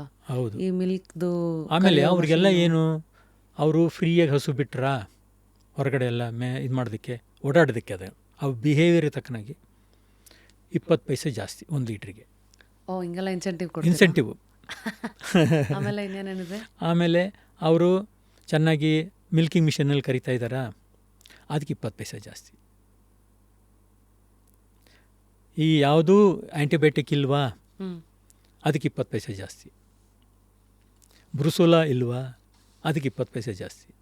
ನೋಡಿ, ನಮ್ಮದು ಇನ್ಸೆಂಟಿವ್ ಆ ಥರ ನಾವು ಕೊಡ್ತಾ ಹೋಗ್ತೀವಿ. ಸುಮ್ಮನೆ ಓವರಾಲ್ ಇದಕ್ಕೆ ಸಬ್ಸಿಡಿ 3 ರೂಪಾಯಿ 2 ರೂಪಾಯಿ ಅಂತ ಕೊಡ್ತಾಯಿದ್ರಲ್ಲ, ಅದಲ್ಲ. ಎಷ್ಟು ಕೊಡಬೇಕೋ ಅವರಿಗೆ ಕೊಟ್ಟು, ಈಗ ಹೆಚ್ಚು ಕಡಿಮೆ 40 ರೂಪಾಯಿ ಹತ್ತತ್ರ ಸಿಗ್ತಾಯಿದೆ ನಮ್ಮ ಫಾರ್ಮರ್ಸಿಗೆ. 40 ರೂಪಾಯಿ ಹತ್ತತ್ರ ಸಿಗ್ತಾಯಿದೆ ಪರ್ ಲೀಟರಲ್ಲಿ. ಅವರು ಅದನ್ನು ಮಾರೋದು ಅಲ್ಲೆಲ್ಲ ಬೇರೆ ಬೇರೆ ಇದೆಲ್ಲ KMF ಆಗಲಿ ಎಷ್ಟು 38 ರೂಪಾಯಿ ಎಷ್ಟು ಕೊಡ್ತಾಯಿದ್ದಾರೆ. ನಮ್ಮ 41 ರೂಪಾಯಿ ಹತ್ತತ್ರ ಕೊಡ್ತಾಯಿದ್ದಾರೆ. ಪ್ಲಸ್ ಇನ್ಸೆಂಟಿವ್ ಇದೆಲ್ಲ, ಇದು ಯಾರೂ ಕೊಡ್ತಾಯಿಲ್ಲ. ಹ್ಮ್. ಆಮೇಲೆ ನಮ್ಮ ಡಾಕ್ಟ್ರು ಸರ್ವೀಸಸ್ಸು 24/7 ಆನ್ ಡಿಮ್ಯಾಂಡು ನಾವು ಅವ್ರನ್ನ ಕಳಿಸ್ತೀವಿ. ಎಲ್ಲ ಕಡೆ ಎಲ್ಲಿ ಎಲ್ಲ ತೊಂದರೆ ಇದೆಯೋ ಎಲ್ಲ ಅವ್ರು ಕಡೆ ಯಾರು ಹೋಗೋದು ನಮ್ಮ ಮಾಡ್ತಾರೆ. ಆರ್ಗನೈಸರ್ ಫಾರಮ್ಸ್ ಇದ್ದಾರೆ, ಅವ್ರಿಗೆ ಅಲ್ಲಿಗೆ ನಾವು ಕಳಿಸ್ಕೊಡ್ತಿದ್ದೀವಿ. ಅವರಿಗೆ ಯಾವ್ಯಾವುದು ಥರ ಸೌಲಭ್ಯಗಳು ಬೇಕೋ ಅದನ್ನೆಲ್ಲ ನಾವು ಅವ್ರಿಗೆ ಒದಗಿಸ್ಕೊಡ್ತೀವಿ. Nice. ಅಥವಾ ಅವ್ರಿಗೇನಾದರೂ ಸ್ವಲ್ಪ ಕಷ್ಟ ಅಂದಾಗ, ಸ್ವಲ್ಪ ಫೈನಾನ್ಸ್ ಬೇಕು ಅಂತ ಅಂದಾಗ ಸ್ವಲ್ಪ ಅಸಿಸ್ಟ್ ಮಾಡ್ತೀವಿ. ಹ್ಮ್. ಫೀಡ್ ಬೇಕು ಅಂದರೆ ಅದನ್ನು ನಾವು ಫೀಡ್ ಮಾಡಿ ಕೊಡ್ತಾ ಇದ್ದೀವಿ. ಈಗ ಕೊಡಬೇಕು ಅಂತ ಆಲೋಚನೆ ಮಾಡ್ತಾಯಿದ್ದೀವಿ. ನೈಸ್. ಇನ್ನೇನು ಬೇಕು ಅವರಿಗೆ? ಟೆಕ್ನಾಲಜಿ, ಒಳ್ಳೆ ಟೆಕ್ನಾಲಜಿ ಸಿಕ್ತು, ಒಳ್ಳೆ ಡಾಕ್ಟರ್ ಅಡ್ವೈಸ್ ಸಿಕ್ತು, ಇನ್ಸೆಂಟಿವ್ ಸಿಕ್ತು, ಅದೇ ರೇಟು ಸಿಕ್ತು. ಮನೆ ಬಾಗಿಲಿಗೆ ಹೋಗಿ ನಾವು ಹಾಲನ್ನು ತಗೊಳ್ತೀವಿ. ಇವರೇನು ಡೈರಿ ಹತ್ರಕ್ಕೆ ಹೋಗಬೇಕಾಗಿಲ್ಲ. ಓ, ಹ್ಞೂ, ನೀವೇ ಬಂದು ತೊಗೊಂಡು ಹೋಗ್ತಾರೆ. ಹೌದು. ಅಲ್ಲಿ ಚಿಲ್ಲಿಂಗ್ ಆಗ್ತಾ ಇರ್ತದೆ. ನಾವೇ ಬಂದು ಅದನ್ನು ತಗೊಂಡೋಗಿ ಅಲ್ಲಿ ನಮ್ಮ ಇದಕ್ಕೆ ತಗೊಂಡು ಹೋಗ್ತೀವಿ, ಸೈಲೋಗಿ ಕೊಡ್ತೀವಿ. ಇದೆಲ್ಲ ಪ್ಲಾಂಟ್ ಫುಲ್ ಟೋಟಲ್ ಸೇರಿ ಪ್ರಾಜೆಕ್ಟ್ ಎಷ್ಟು ಇನ್ವೆಸ್ಟ್ಮೆಂಟ್ ಆಗಿರ್ಬೇಕು ಎಲ್ಲ ಸರ್? ಹೆಚ್ಚು ಕಡಿಮೆ ಒಂದು ಅದು ಎಲ್ಲ ಸೇರಿ ಒಂದು 60 ಕೋಟಿ ಹತ್ತತ್ರ ಆಗಿದೆ ಈಗ. ನಾವೇ ಜಸ್ಟ್ ನಮ್ಮ ದನಗಳಿಗೆ ಮಾತ್ರ ನಾವು ಶುರು ಮಾಡಿದ್ದು ಪ್ರೊಸೆಸಿಂಗ್ ಯೂನಿಟನ್ನು. ಆಮೇಲೆ ಕೊನೆಗೆ ಮಾಡ್ತಾ ಮಾಡ್ತಾ ಈ ಬೆಕ್ಕು ಸಾಕಿದಂಗೆ ಆಯಿತು. ಸೊಂಟ ಕಟ್ಕೊಂಡಂಗೆ. ಹೌದು, ಒಂದಾದ್ಮೇಲೆ ಒಂದು. ಸೊ ನನ್ನಲ್ಲಿ ಕೆಲವು ಹಾಲಿನ ರಿಲೇಟೆಡ್ ಪ್ರಶ್ನೆಗಳಿದೆ. ತಾವು ಇದನ್ನೆಲ್ಲ ರುಚಿ ನೋಡಿ ಸಾಕಿ ಇದೆಲ್ಲ ನೋಡಿರೋದ್ರಿಂದ ಯಾವುದು ನಿಜ ಯಾವುದು ಸುಳ್ಳು ಹೇಳಿ. ಈ ಎಮ್ಮೆ ಹಾಲು ಹಸು ಹಾಲಿಗಿಂತ ಆರೋಗ್ಯಕರ ಅಂತ, ಇದು ಸುಳ್ಳ ನಿಜಾನ? ಸುಳ್ಳು. ಯಾಕೆಂದರೆ ಅದರಲ್ಲಿ ಜಾಸ್ತಿ ಫ್ಯಾಟ್ ಇರ್ತದೆ. ನೀವು ಮಗುಗೆ ಅಷ್ಟು ಫ್ಯಾಟನ್ನು ನೀವು ಕುಡಿಸಿದ್ರೆ ಗಟ್ ಹೆಲ್ತ್ ಆಗ್ತದೆ. ಮಗು ಹೋಗಿ ನಿದ್ದೆ ಮಾಡ್ತದೆ ಅಲ್ಲಿ ಸ್ಕೂಲಲ್ಲಿ. ಜಾಸ್ತಿ ಫ್ಯಾಟಾಗಿ ಯಾವತ್ತೂ ಹಸುವಿನ ಹಾಲು ಬೆಸ್ಟು. ಆದಿಕಾಲದಿಂದಲೂ ಹಾಗೇನೆ ಅದು ನಂಬಿಕೆ. ಇದು ಬರೀ ಹಂಗಿರೆ ಅದೇ ಎಮ್ಮೆ ಹಾಲು ಎಲ್ಲಿಗೆ ಮತ್ತೆ ಮೊಸರಿಗೆ ಈ ಥರದಕ್ಕೇನೋ ಮಾಡ್ಕೋಬೇಕಾ? ಎಮ್ಮೆಲಿ ಐಸ್ ಕ್ರೀಮಿಗೆ, ಅದಕ್ಕೆ ಬೆಟ್ರು, ಸ್ವೀಟ್ಸ್ಗೆ ಅದೆಲ್ಲ ಅದಕ್ಕೆ ಬೆಟರ್ ಅಂತೀರಿ. ಸೊ ಈಗ ಕೆಲವರು ಹೇಳ್ತಾರೆ ಹಾಲು ದಪ್ಪ ಇದ್ದರೆ ಅದು ಬೆಟರು, ಮತ್ತು ಏನೋ ತೆಳುವಾಗಿದ್ದರೆ ರಿಚರ್ ಆ್ಯಂಡ್ ಬೆಟರ್ ಅಂತಾರೆ ಹಾಲು ದಪ್ಪ ಇದ್ದರೆ. ಇದು ನಿಜಾನಾ ಸುಳ್ಳ? ಇಲ್ಲ, ಕೆಲವ್ರಿಗೆ ಅದೊಂದು ಭಾವನೆ ಇದೆ. ಅದೇನು ದಪ್ಪ ಮಾಡೋದಕ್ಕೆ ಒಂದು ಜಾಸ್ತಿ ಕಷ್ಟ ಏನಿಲ್ಲ. ಪ್ರೊಸೆಸಿಂಗ್ ಮಾಡುವಾಗ ಹಸುವಿನ ಹಾಲಿಗೆ ಪೌಡ್ರ್ ಹಾಕಿದರೆ ಆಯಿತು, ಅದೇ ದಪ್ಪ ಆಗ್ತದೆ. ಅಯ್ಯೋ, ಹಿಂಗೆಲ್ಲ ಆಗತ್ತಾ? ಹೌದು. ಯಾವ ಪೌಡ್ರ್ ಹಾಕೋದು? ಅಲ್ಲ, ಮಿಲ್ಕಿಂಗ್ ಪೌಡ್ರ್ ಇರ್ತದೆ. ಸೊ ಇದು ಇದೆಯಾ ಇಲ್ವಾ ಅಂತ ನಾನು ಹಾಲನ್ನು ಟೆಸ್ಟ್ ಮಾಡಬೇಕಂದ್ರೆ ಈಗ ಅಲ್ಲ, ಇವರು ದಪ್ಪ ಮಂದಾಗಿರಬೇಕು, ಹಾಲು ಗಟ್ಟಿಯಾಗಿರಬೇಕು ಅಂದರೆ ಅವ್ರೇನು ಮಾಡ್ತಾರೆ, ಪ್ರೋಸೆಸ್ ಮಾಡೋರು ಅದನ್ನು ಹಾಕಿ ಕಳಿಸ್ತಾರೆ, ಮಿಲ್ಕಿ ಪೌಡ್ರ್ ಹಾಕ್ತಾರೆ. Milky powder. ಹ್ಞೂ. ಸೊ ಇದೆಲ್ಲ ಇಲ್ಲದೇ ಇರೋ ಹಾಗೆ ನನ್ನ ಹಾಲು ಇದೆಯಾ ಅಂತ ನಾನು ಪರೀಕ್ಷೆ ಮಾಡ್ಕೊಳ್ಳೋಕ್ಕೆ ಗ್ರಾಹಕಳಾಗಿ ನನಗೆ ಯಾವುದು ಏನೂ ಇಲ್ವೇ ಇಲ್ಲ ಇವತ್ತು. ನಾನು ಆ ಥರ ಸ್ಟ್ರಿಪ್ಪೆಲ್ಲ ತೊಗೋಬೋದಾ? ಆ ಥರ ಏನಾರು ಇಟ್ಕೋಬೋದಾ? ಇಟ್ಕೋಬೋದು. ಕರೆಕ್ಟು ನೀವು ಹೇಳೋದು. ಆ ಥರ ಒಂದು ಸ್ಟ್ರಿಪ್ಪನ್ನು ನೀವು ಇಟ್ಕೊಂಡ್ರೆ ಏನು ನಮ್ಮದು ಏನು ಆ್ಯಂಟಿಬಯೋಟಿಕ್ ಯಾವ್ದಾದ್ರು ಇದ್ದರೆ ಅದನ್ನಾಗಲೇ ನಾವು ಬೇಡ ಅಂತ ಸಿಗುತ್ತೆ. ಈ ಸ್ಟ್ರಿಪ್ಪು ಏನದ್ರ ಹೆಸರು? ನಾವೇ ಕಳಿಸ್ಕೊಡ್ತೀವಿ. ಓ ಸರಿ. ಆರ್ಗ್ಯಾನಿಕ್ ಮಿಲ್ಕ್ ಅಂದರೆ ಯಾವಾಗಲೂ ಅಡಲ್ಟ್ರೇಷನ್ ಇರಲ್ಲ, ನಿಜಾನಾ ಸುಳ್ಳ? ಅಡಲ್ಟ್ರೇಷನ್ಗೂ ಆರ್ಗ್ಯಾನಿಕ್ಗೂ ಸಂಬಂಧನೇ ಇಲ್ಲ. ಓ, ಅದು ಹೇಗೆ ಹೇಳ್ತೀರಿ?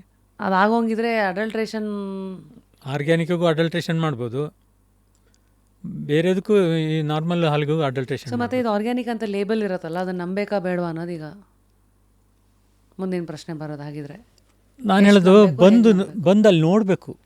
ನಾವು ಯಾವ ಹಾಲನ್ನು ಕುಡಿತಾ ಇದ್ದೀವೋ, ನೀವು ಬೇರೆದಕ್ಕೆಲ್ಲಕ್ಕೂ ಟೆಸ್ಟ್ ಮಾಡ್ತಿರ್ವಲ್ವ, ನಾವು ಅಲ್ಲಿ ಹೋಗಿ ಫಾರಮನ್ನು ನೋಡಬೇಕು. ಎಲ್ಲಪ್ಪ ನಿನ್ನ ದನ ನೀನು ಹಾಲು ಮಾಡ್ತಾ ಇದೆಯಲ್ಲ, ತೋರಿಸು, ಹೇಗೆ ಕರಿತಾ ಇದೆಯಾ, ಎಲ್ಲಿ ಆರ್ಗ್ಯಾನಿಕ್ಕು ನಿಂದು, ಎಲ್ಲಿ ಸರ್ಟಿಫಿಕೇಟು, ಅದನ್ನು ಒಂದು ಸಾರಿ ನೋಡಬೇಕಲ್ವಾ. ನಾವು ಹೇಳ್ತಾ ಇದ್ದೀವಿ ನಮ್ಮ ಫಾರ್ಮಿಗೆ ಬಂದು ನೋಡಲಿ ಹೇಗಿದೆ ನಮ್ಮ ತೋಟ. ಹೇಗಿದೆ ಅಂದರೆ ಒಂದು ವ್ಯಾಲಿನಲ್ಲಿ ನಮ್ಮದು ಎಲ್ಲ ಸುತ್ತು ಕಡೆ ಬೆಟ್ಟ, ಮಧ್ಯದಲ್ಲಿ ಇದಿದೆ, ಅದ್ಭುತ ಅದು ನೋಡೋದಕ್ಕೆ ದನಗಳನ್ನು. ಸರಿ, ಹಾಲಿಗೆ ನೀರು ಹಾಕಿದಾರಾ ಇಲ್ವಾ, ಹಿಂಗೆ ಕಂಡುಹಿಡಿಯೋದು? ಅದಕ್ಕೊಂದು ಮೀಟ್ರ್ ಇದೆ, ಲ್ಯಾಕ್ಟೋಮೀಟರ್ ಅಂತ. ಅದರಲ್ಲಿ ಗೊತ್ತಾಗ್ತದೆ ಎಷ್ಟು ಹಾಲಿದೆ ಅಂತ, ಅದ್ರ ಮೇಲೆ ತೋರಿಸ್ತದೆ ಡಿಗ್ರಿ. ನೀವೆಲ್ಲ ಇಟ್ಕೊಂಡಿರ್ತೀರಾ ಅಂದರೆ ನೀವು ತೊಗೊಳ್ಬೇಕಾದಾಗ? ಹೌದು, ಅದು ನೋಡಲೇಬೇಕು. ಬಟ್ ನಮ್ಮ ಲೆವೆಲೆಲ್ಲ ನಾವೇನು ಮಾಡೋಕ್ಕಾಗಲ್ಲ, ಗ್ರಾಹಕರು ನೀವೇನಿದ್ರು ನಂಬಬೇಕು. ಅಷ್ಟೇ. ನಂಬಿದವ್ರ ಹತ್ರ ತಗೋಬೇಕು, ಅಲ್ಲೇ ತಗೋಬೇಕು. ನಿಮ್ಮದು ಹೌದು, ನೆಮ್ಮದಿ. ನಂಬಿದವ್ರ ಹತ್ರ ತಗೊಂಡ್ರೆ ಮೋಸ ಕಮ್ಮಿ, ನೆಮ್ಮದಿ. ಅಫ್ಕೋರ್ಸ್ ಕಷ್ಟದ ದಾರಿ, ಇಷ್ಟದ ದಾರಿ ಮಾಡ್ಕೊಂಡಿದ್ದೀರಾ. ಈ ಒಂದು ಜರ್ನಿನಲ್ಲಿ ಇದುವರೆಗೂ ನೀವು ಎದುರಿಸಿರುವಂಥ ಬಿಗ್ಗೆಸ್ಟ್ ಚಾಲೆಂಜ್ ಏನು sir? Journey as a farmer to an entrepreneur, ಭಾಳ ಕಷ್ಟದ ದಿನ ಅಂದರೆ ತಮ್ಮದು ಯಾವುದು? ನಿಜವಾಗ್ಲೂ ನಾನು ಹೇಳ, ನಾನು ಆಯ್ಕೆ ಮಾಡಿದ್ದು ಅಗ್ರಿಕಲ್ಚರು, ಈ ಫೀಲ್ಡೇನೆ, ಅಗ್ರಿಕಲ್ಚರ್ ಆ್ಯಂಡ್ ಅಲೈಡ್ ಆ್ಯಕ್ಟಿವಿಟೀಸು. ನಮಗೆ ಎಂಥ ಕಷ್ಟ ಬಂದ್ರೂ ಕಷ್ಟ ಅನಿಸೇ ಇಲ್ಲ. ಯಾಕೆ ನಿಮ್ಮ ವ್ಯಕ್ತಿತ್ವನೇ ಆಗ? ಅದೇ ಹಾಗೇನೆ, ಯಾಕೆಂದರೆ ಇಷ್ಟಪಟ್ಟು ಬಂದಿರೋದಲ್ವಾ. ಈಗ ಒಬ್ರಿಗೊಬ್ರು ಲವ್ ಮ್ಯಾರೇಜ್ ಆಗಿ ಬಂದಿರ್ತಾರೆ, ಏನೇ ಆದರೂ ಪ್ರೀತಿಯಿಂದಲೇ ಸಂಭಾಲಿಸ್ತಾ ಇರ್ತಾನೆ ಥರ ಅಲ್ವಾ, ಅದು ಹಾಗೆ ಹೋಗಲೇಬೇಕು ಅದು. ಹಾಂ, ಹಾಗೆ ಅದಕ್ಕೆ ನಾ ಹೇಳಿದ್ದು ಕೆಲಸನ ಇಷ್ಟಪಟ್ಟು ಮಾಡ್ಬೇಕು, ಅವಾಗ ಕೆಲಸ ಅಂತಲೇ ಅನ್ಸಲ್ಲ ಅಂತ. ಖಂಡಿತ. ನಾವು ನಮ್ಮ ಫ್ಯಾಮಿಲಿಯೆಲ್ಲ ನಾವು ನಂಬಿಟ್ಟಿದ್ದೀವಿ, ಭೂಮಿನ ನಂಬಿದ್ದೀವಿ ನಾವು ಮೇಲೆ ಬರ್ತಾ ಇರೋದು. ಭೂಮಿ ನಮ್ಗೆ ಕೈ ಬಿಟ್ಟಿಲ್ಲ, ನೀವು ಅದ್ರ ಕೈ ಬಿಟ್ಟಿಲ್ಲ. ನೈಸ್. ಹೇಳ್ತಾರಲ್ಲ, ಯಾವುದನ್ನು ನೀವು ಕಾಪಾಡ್ತಿರೋ ಅದು ನಿಮ್ಮನ್ನು ಯಾವತ್ತೂ ಕಾಪಾಡುತ್ತೆ ಅನ್ನೋದಕ್ಕೆ ಖಂಡಿತ ಜರ್ನಿನೇ ನಮ್ಮನ್ನು ಅದು ಕಾಪಾಡಿದೆ. ಒಂದೊಂದ್ಸರಿ ನಾವು ಭಾವೋದ್ವೇಗಾಗಿ ಮಣ್ಣನ್ನು ಕಣ್ಣಿಗೆ ಹೊತ್ಕೊಳ್ತೀನಿ ಒಂದೊಂದ್ಸರಿ, ತಾಯಿ ನಮ್ಮನ್ನು ಇಷ್ಟೊಂದು ಸಾಕಿದೆಯಲ್ಲ ಅಂತೇಳಿ. ನನಗೆ ಆತ್ಮ ತೃಪ್ತಿ ಇದೆ. ಅವತ್ತು ನಾನು ಡಿಸೈಡ್ ಮಾಡಿ ಬಂದು ಅಗ್ರಿಕಲ್ಚರ್ ನಾನು ನಿಂತಲ್ಲ, ಇಷ್ಟು ಎತ್ತರಕ್ಕೆ ನಮ್ಮನ್ನು ತಗೊಂಡು ಹೋಗಿದೆಯಲ್ಲ ತಾಯಿ, ಹೌದಲ್ವಾ? ಅಲ್ವಾ? ನಿಜವಲ್ಲ. ನೋಡಿದ್ದೀರ ಸಾಧನೆ. ಎಲ್ಲಿ 35 ಎಕರೆ, ಎಲ್ಲಿ 600. ನಂಬರ್ ಒಂದೇ ಅಲ್ಲ, ಆ ಜರ್ನಿ ನಿಮ್ಗೆ ಹೇಳ್ಕೊಟ್ಟಿರೋ ಪಾಠಗಳಂತ ಬಂದರೆ, ಸೊ ಇವತ್ತು ನಿಮ್ಮ ಟಾಪ್ 5 ಲರ್ನಿಂಗ್ಸ್ ಏನು ಸರ್ ಫ್ರಮ್ ಫಾರ್ಮಿಂಗ್? ನೋಡಿ, ಇದರಲ್ಲಿ ನಾನು ಮುಂಚೆಲೆ ಹೇಳಿದೆ ನಿಮಗೆ, ಭಾಳಷ್ಟು ತಾಳ್ಮೆ ಬೇಕು. ಯಾವ ಕ್ರಾಪ್ ನಿಮ್ಮನ್ನು ತುಂಬ ತಾಳ್ಮೆ ಪರೀಕ್ಷೆ ಮಾಡಿದೆ? ಆ್ಯಕ್ಚುಲಿ ತೊಗೋಬೇಕು, ನನಗೆ ತಾಳ್ಮೆ ಪರೀಕ್ಷೆ ಮಾಡಿದೆ. ಯಾಕೆ? ತುಂಬ ಚೆನ್ನಾಗಿ ಬೆಳೆದಿದ್ದಾಗ ರೇಟ್ ಬಿದ್ದು ಹೋಗೋದು, ಆದರೆ ಮುಂದಿನ ವರ್ಷ ಬಿಡ್ತಿರ್ಲಿಲ್ಲ ನಾನು. ಅಲ್ಲಿಗೆ ಸಮ ಆಗ್ತಾಯಿದೆ, ಆದರೂ ನನ್ನ ಹತ್ರ ತಾಳ್ಮೆ ಕೆಡಲಿಲ್ಲ ನಾನು. ಇಡೀ ಫ್ಯಾಮಿಲಿ ಮತ್ತೆ ಶುರು ಮಾಡಿ ಅದರಲ್ಲಿ ಹಣ ಸಂಪಾದನೆ ಮಾಡಿದ್ದೀವಿ. ಅಂಥದ್ದು ಸುಮಾರು ಆ ಥರದ ಇನ್ಸಿಡೆನ್ಸ್ ಆಗಿದೆ. ಸೊ ತಾಳ್ಮೆ ಅಂತ ಹೆಚ್ಚು ಪರೀಕ್ಷೆ ಮಾಡಿದ್ದು ಹೊಗೆ ಸೊಪ್ಪು. ತುಂಬ ನಿಮಗೆ ಪಾಠ ಕಲಿಸಿರೋ ಕೃಷಿ ಯಾವುದು? ಏಲಕ್ಕಿ. ಯಾಕೆ? ನೋಡಿ, ನಾನು ನಾನ್ ಟ್ರೆಡಿಷನಲ್ ಬೆಳೆದಂಥದ್ದು. ನಮ್ಮದು ಏಲಕ್ಕಿ ಟ್ರೆಡಿಷನಲ್ ಕ್ರಾಪ್ ಅಲ್ಲ. ಸಾರಿ, ಟ್ರೆಡಿಷನಲ್ ನಾನ್ ಟ್ರೆಡಿಷನಲ್ ಅಂದರೆ ಸಾಂಪ್ರದಾಯಿಕವಾಗಿ ಬೆಳೆಯೋದು ನಾವು ಸಾಮಾನ್ಯವಾಗಿ ಆ ಏರಿಯಾದಲ್ಲಿ. ಈಗ ಕಾಫಿ ಎಲ್ಲಿ ಬೆಳೀತಾರೆ, ಎಲ್ಲಿ ಮಳೆ, ಈಗ ಅಂದರೆ ಬೆಟ್ಟ ಗುಡ್ಡ ಪ್ರದೇಶದಲ್ಲಿ ಬೆಳೀತಾರೆ. ಬಂದು ಇಲ್ಲಿ ಬೆಂಗಳೂರಲ್ಲಿ ಬೆಳೆಯೋಕ್ಕಾಗೋದಿಲ್ಲ ಕಾಫಿನ. ಹಾಗೆ ಏಲಕ್ಕಿನೂ ನಮ್ಮಲ್ಲಿ ಕೊಡಗಲ್ಲಿ ಬೆಳೀತಾರೆ, ನಮ್ಮ ಪಕ್ಕ ಆ ಕಡೆ ಕೊಡಗು, ಅಲ್ಲಿ ಯಾರೂ ಪ್ರಾಕ್ಟೀಸ್ ಮಾಡಿರಲಿಲ್ಲ. ನಾನೊಂದು ಸಾರಿ ನನ್ನ ಹೆಂಡತಿ ಮನೆಗೆ ಸಕಲೇಶ್ಪುರ, ನಮ್ಮ ಮಾವನ ಮನೆ, ಅದನ್ನು ಏಲಕ್ಕಿ ಬೆಳೀತಾಯಿದ್ರು. ನಮ್ಮ ಅಡಿಕೆ ತೋಟದಲ್ಲೆಲ್ಲ ಸಿಕ್ಕಾಪಟ್ಟೆ ಕಳೆ ಇತ್ತು. ಒಂದು ದಿವಸ ಹೋಗಿದ್ದಾಗ ತೋಟದಲ್ಲಿ ನೋಡಿದರೆ ಕಳೆ ಏನೂ ಇರಲಿಲ್ಲ ಅಲ್ಲಿ. ಆಮೇಲೆ ನಾನು ಸಿಕ್ಕಾಪಟ್ಟೆ ಕಳೆ ಬಂತಲ್ಲ, ಇದನ್ನು ನಾನು ತಗೊಂಡೋಗಿ ಹಾಕೋಣ ಅಂಥೇಳಿ ಏಲಕ್ಕಿನ ಬಸ್ಸಲ್ಲಿ ತಗೊಂಡು ಬಂದು ಸ್ವಲ್ಪ ಗಿಡನ, ನಾನು ಹೇಳೋದು 25-30 ವರ್ಷದ ಮಾತು, ನೋಡಿ ಸ್ವಲ್ಪ ತಂದು ನೆಟ್ಟೆ, ಚೆನ್ನಾಗಿ ಬಂತು. ಆಮೇಲೆ ಕೇರಳಕ್ಕೆ ಹೋಗಿ 2 ಲೋಡು ಇಡುಕಿನಲ್ಲಿ 2 ಲೋಡ್ ತಗೊಂಡು ಬಂದು ಅಲ್ಲಿ ಮೈಲಾಡಂಪುರ ಅಂಥೇಳಿ ಒಂದು ರಿಸರ್ಚ್ ಸ್ಟೇಷನ್ ಇದೆ, ಅಲ್ಲಿಗೆ ನನ್ನ ಮಗ ಎಲ್ಲ ಜೊತೆಯಲ್ಲಿ ಹೋಗಿ 1 ವಾರ ಅಲ್ಲಿ ಎಲ್ಲ ಸ್ಟಡಿ ಮಾಡಿ ನಮ್ಮ ಅಡಿಕೆ ತೋಟದಲ್ಲಿ ಹಾಕಬೇಕು ಅಂಥೇಳಿ ನೆಲ್ಯಾಣಿ ಗೋಲ್ಡ್ ಅಂಥೇಳಿ ಒಂದು ವೆರೈಟಿ, ನೆಲ್ಯಾಣಿ ಗೋಲ್ಡ್ ಅಂತ ಒಂದು ವೆರೈಟಿನ ತಂದು ಇವತ್ತು ನಮ್ಮ ತೋಟದಲ್ಲಿ ಹಾಕಿದ್ದೀವಿ. ಅದೊಂದು ಮಾಡೆಲ್ ಫಾರ್ಮ್ ಆಗಿದೆ ಈಗ. ಮಾಡೆಲ್ ಫಾರ್ಮ್ ಯಾಕೆ? ಅಲ್ಲಿ ಯಾರೂ ಬೆಳೀತಿರ್ಲಿಲ್ಲ. ಅಡಿಕೆ ತೋಟದಲ್ಲಿ ಏನಿದ್ರು ಬೇರೆ ಬೇರೆ ಏನಾದ್ರು ಬೆಳೀತಿದ್ರು ಅಷ್ಟೇ ಹೊರತು ವೀಳ್ಯದೆಲೆ ಇಂಥದ್ದನ್ನೆಲ್ಲ ಹಾಕ್ತಿದ್ರು. ಏಲಕ್ಕಿ ಪರಿಚಯ ಮಾಡಿದ್ದೆ ನಾನು ಅಡಿಕೆ ತೋಟದಲ್ಲಿ. ಈಗ ಸುತ್ತಮುತ್ತ ಎಲ್ಲ ಬೆಳೀತಾ ಇದ್ದಾರೆ. ಅಮೇಝಿಂಗ್. ಸೊ ಕೊನೆಗೆ ತಮಗೆ ಪ್ರಶಸ್ತಿ ಬಂತಲ್ಲ, ಈಗ ರೈತರಿಗೆಲ್ಲ ಪ್ರಶಸ್ತಿ ಅಂತ ನ್ಯಾಷನಲ್ ಅವಾರ್ಡ್ ಅಂತೆಲ್ಲ ಕೊಟ್ಟರೆ ನಿಮ್ಗೆ ಆ್ಯಕ್ಚುಲಿ ಬಂದಿದೆ ಅಂತ ಹೆಂಗೆ ಗೊತ್ತಾಯಿತು? ಇಸ್ಕೊಳಕ್ಕೆ ಹೋದಾಗ ಏನಾಯಿತು? ಅದೊಂದು ಕತೆ. ನನಗೆ ಇಲ್ಲಿ ರಿಜಿಸ್ಟ್ರಾರ್ ಒಬ್ಬರು ಬಂದರು ಅಂದರೆ ಅವ್ರು ಏನು ಹೇಳಿದರು, ಮನೆಗೆ ಬಂದಾಗ ಯಾವುದೋ ಒಂದು ಸ್ಟೇಟ್ ಕಾರ್ ಬಂತಲ್ಲ, ಇದೇನು ಅಂತ ನಾನು ನೋಡ್ತಾ ಇದ್ದೆ. ಆಮೇಲೆ ನಮ್ಮ ಮಗನಿಗೆ ಹೇಳಿದೆ, ಅಯ್ಯೋ ನನಗೆ ಸಾಕಾಗಿದೆ ಒಂದು ಸರಿ, ಅದು ಯಾರು ನೋಡಪ್ಪ ಅಂತ.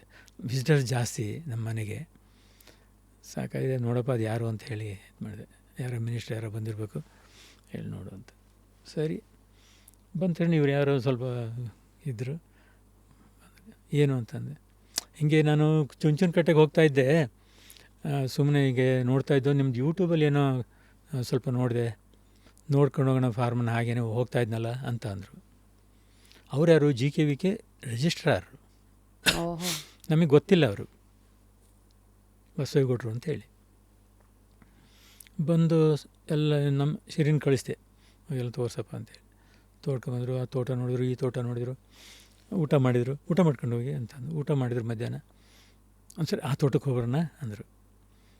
ಆ ತೋಟಕ್ಕೂ ಹೋದರು, ಎಲ್ಲ ನೋಡ್ಕೊಂಡು. ಸಾಯಂಕಾಲ ಆ ತೋಟ ಅಂದರೆ ಅದೇ ನಾವೀಗ ಡೈರಿ ಫಾರ್ಮ್ ಎಲ್ಲ ಮಾಡಿದ್ದೀವಲ್ಲ, ಅಲ್ಲಿ ಕಾಫಿ ಇದೆ,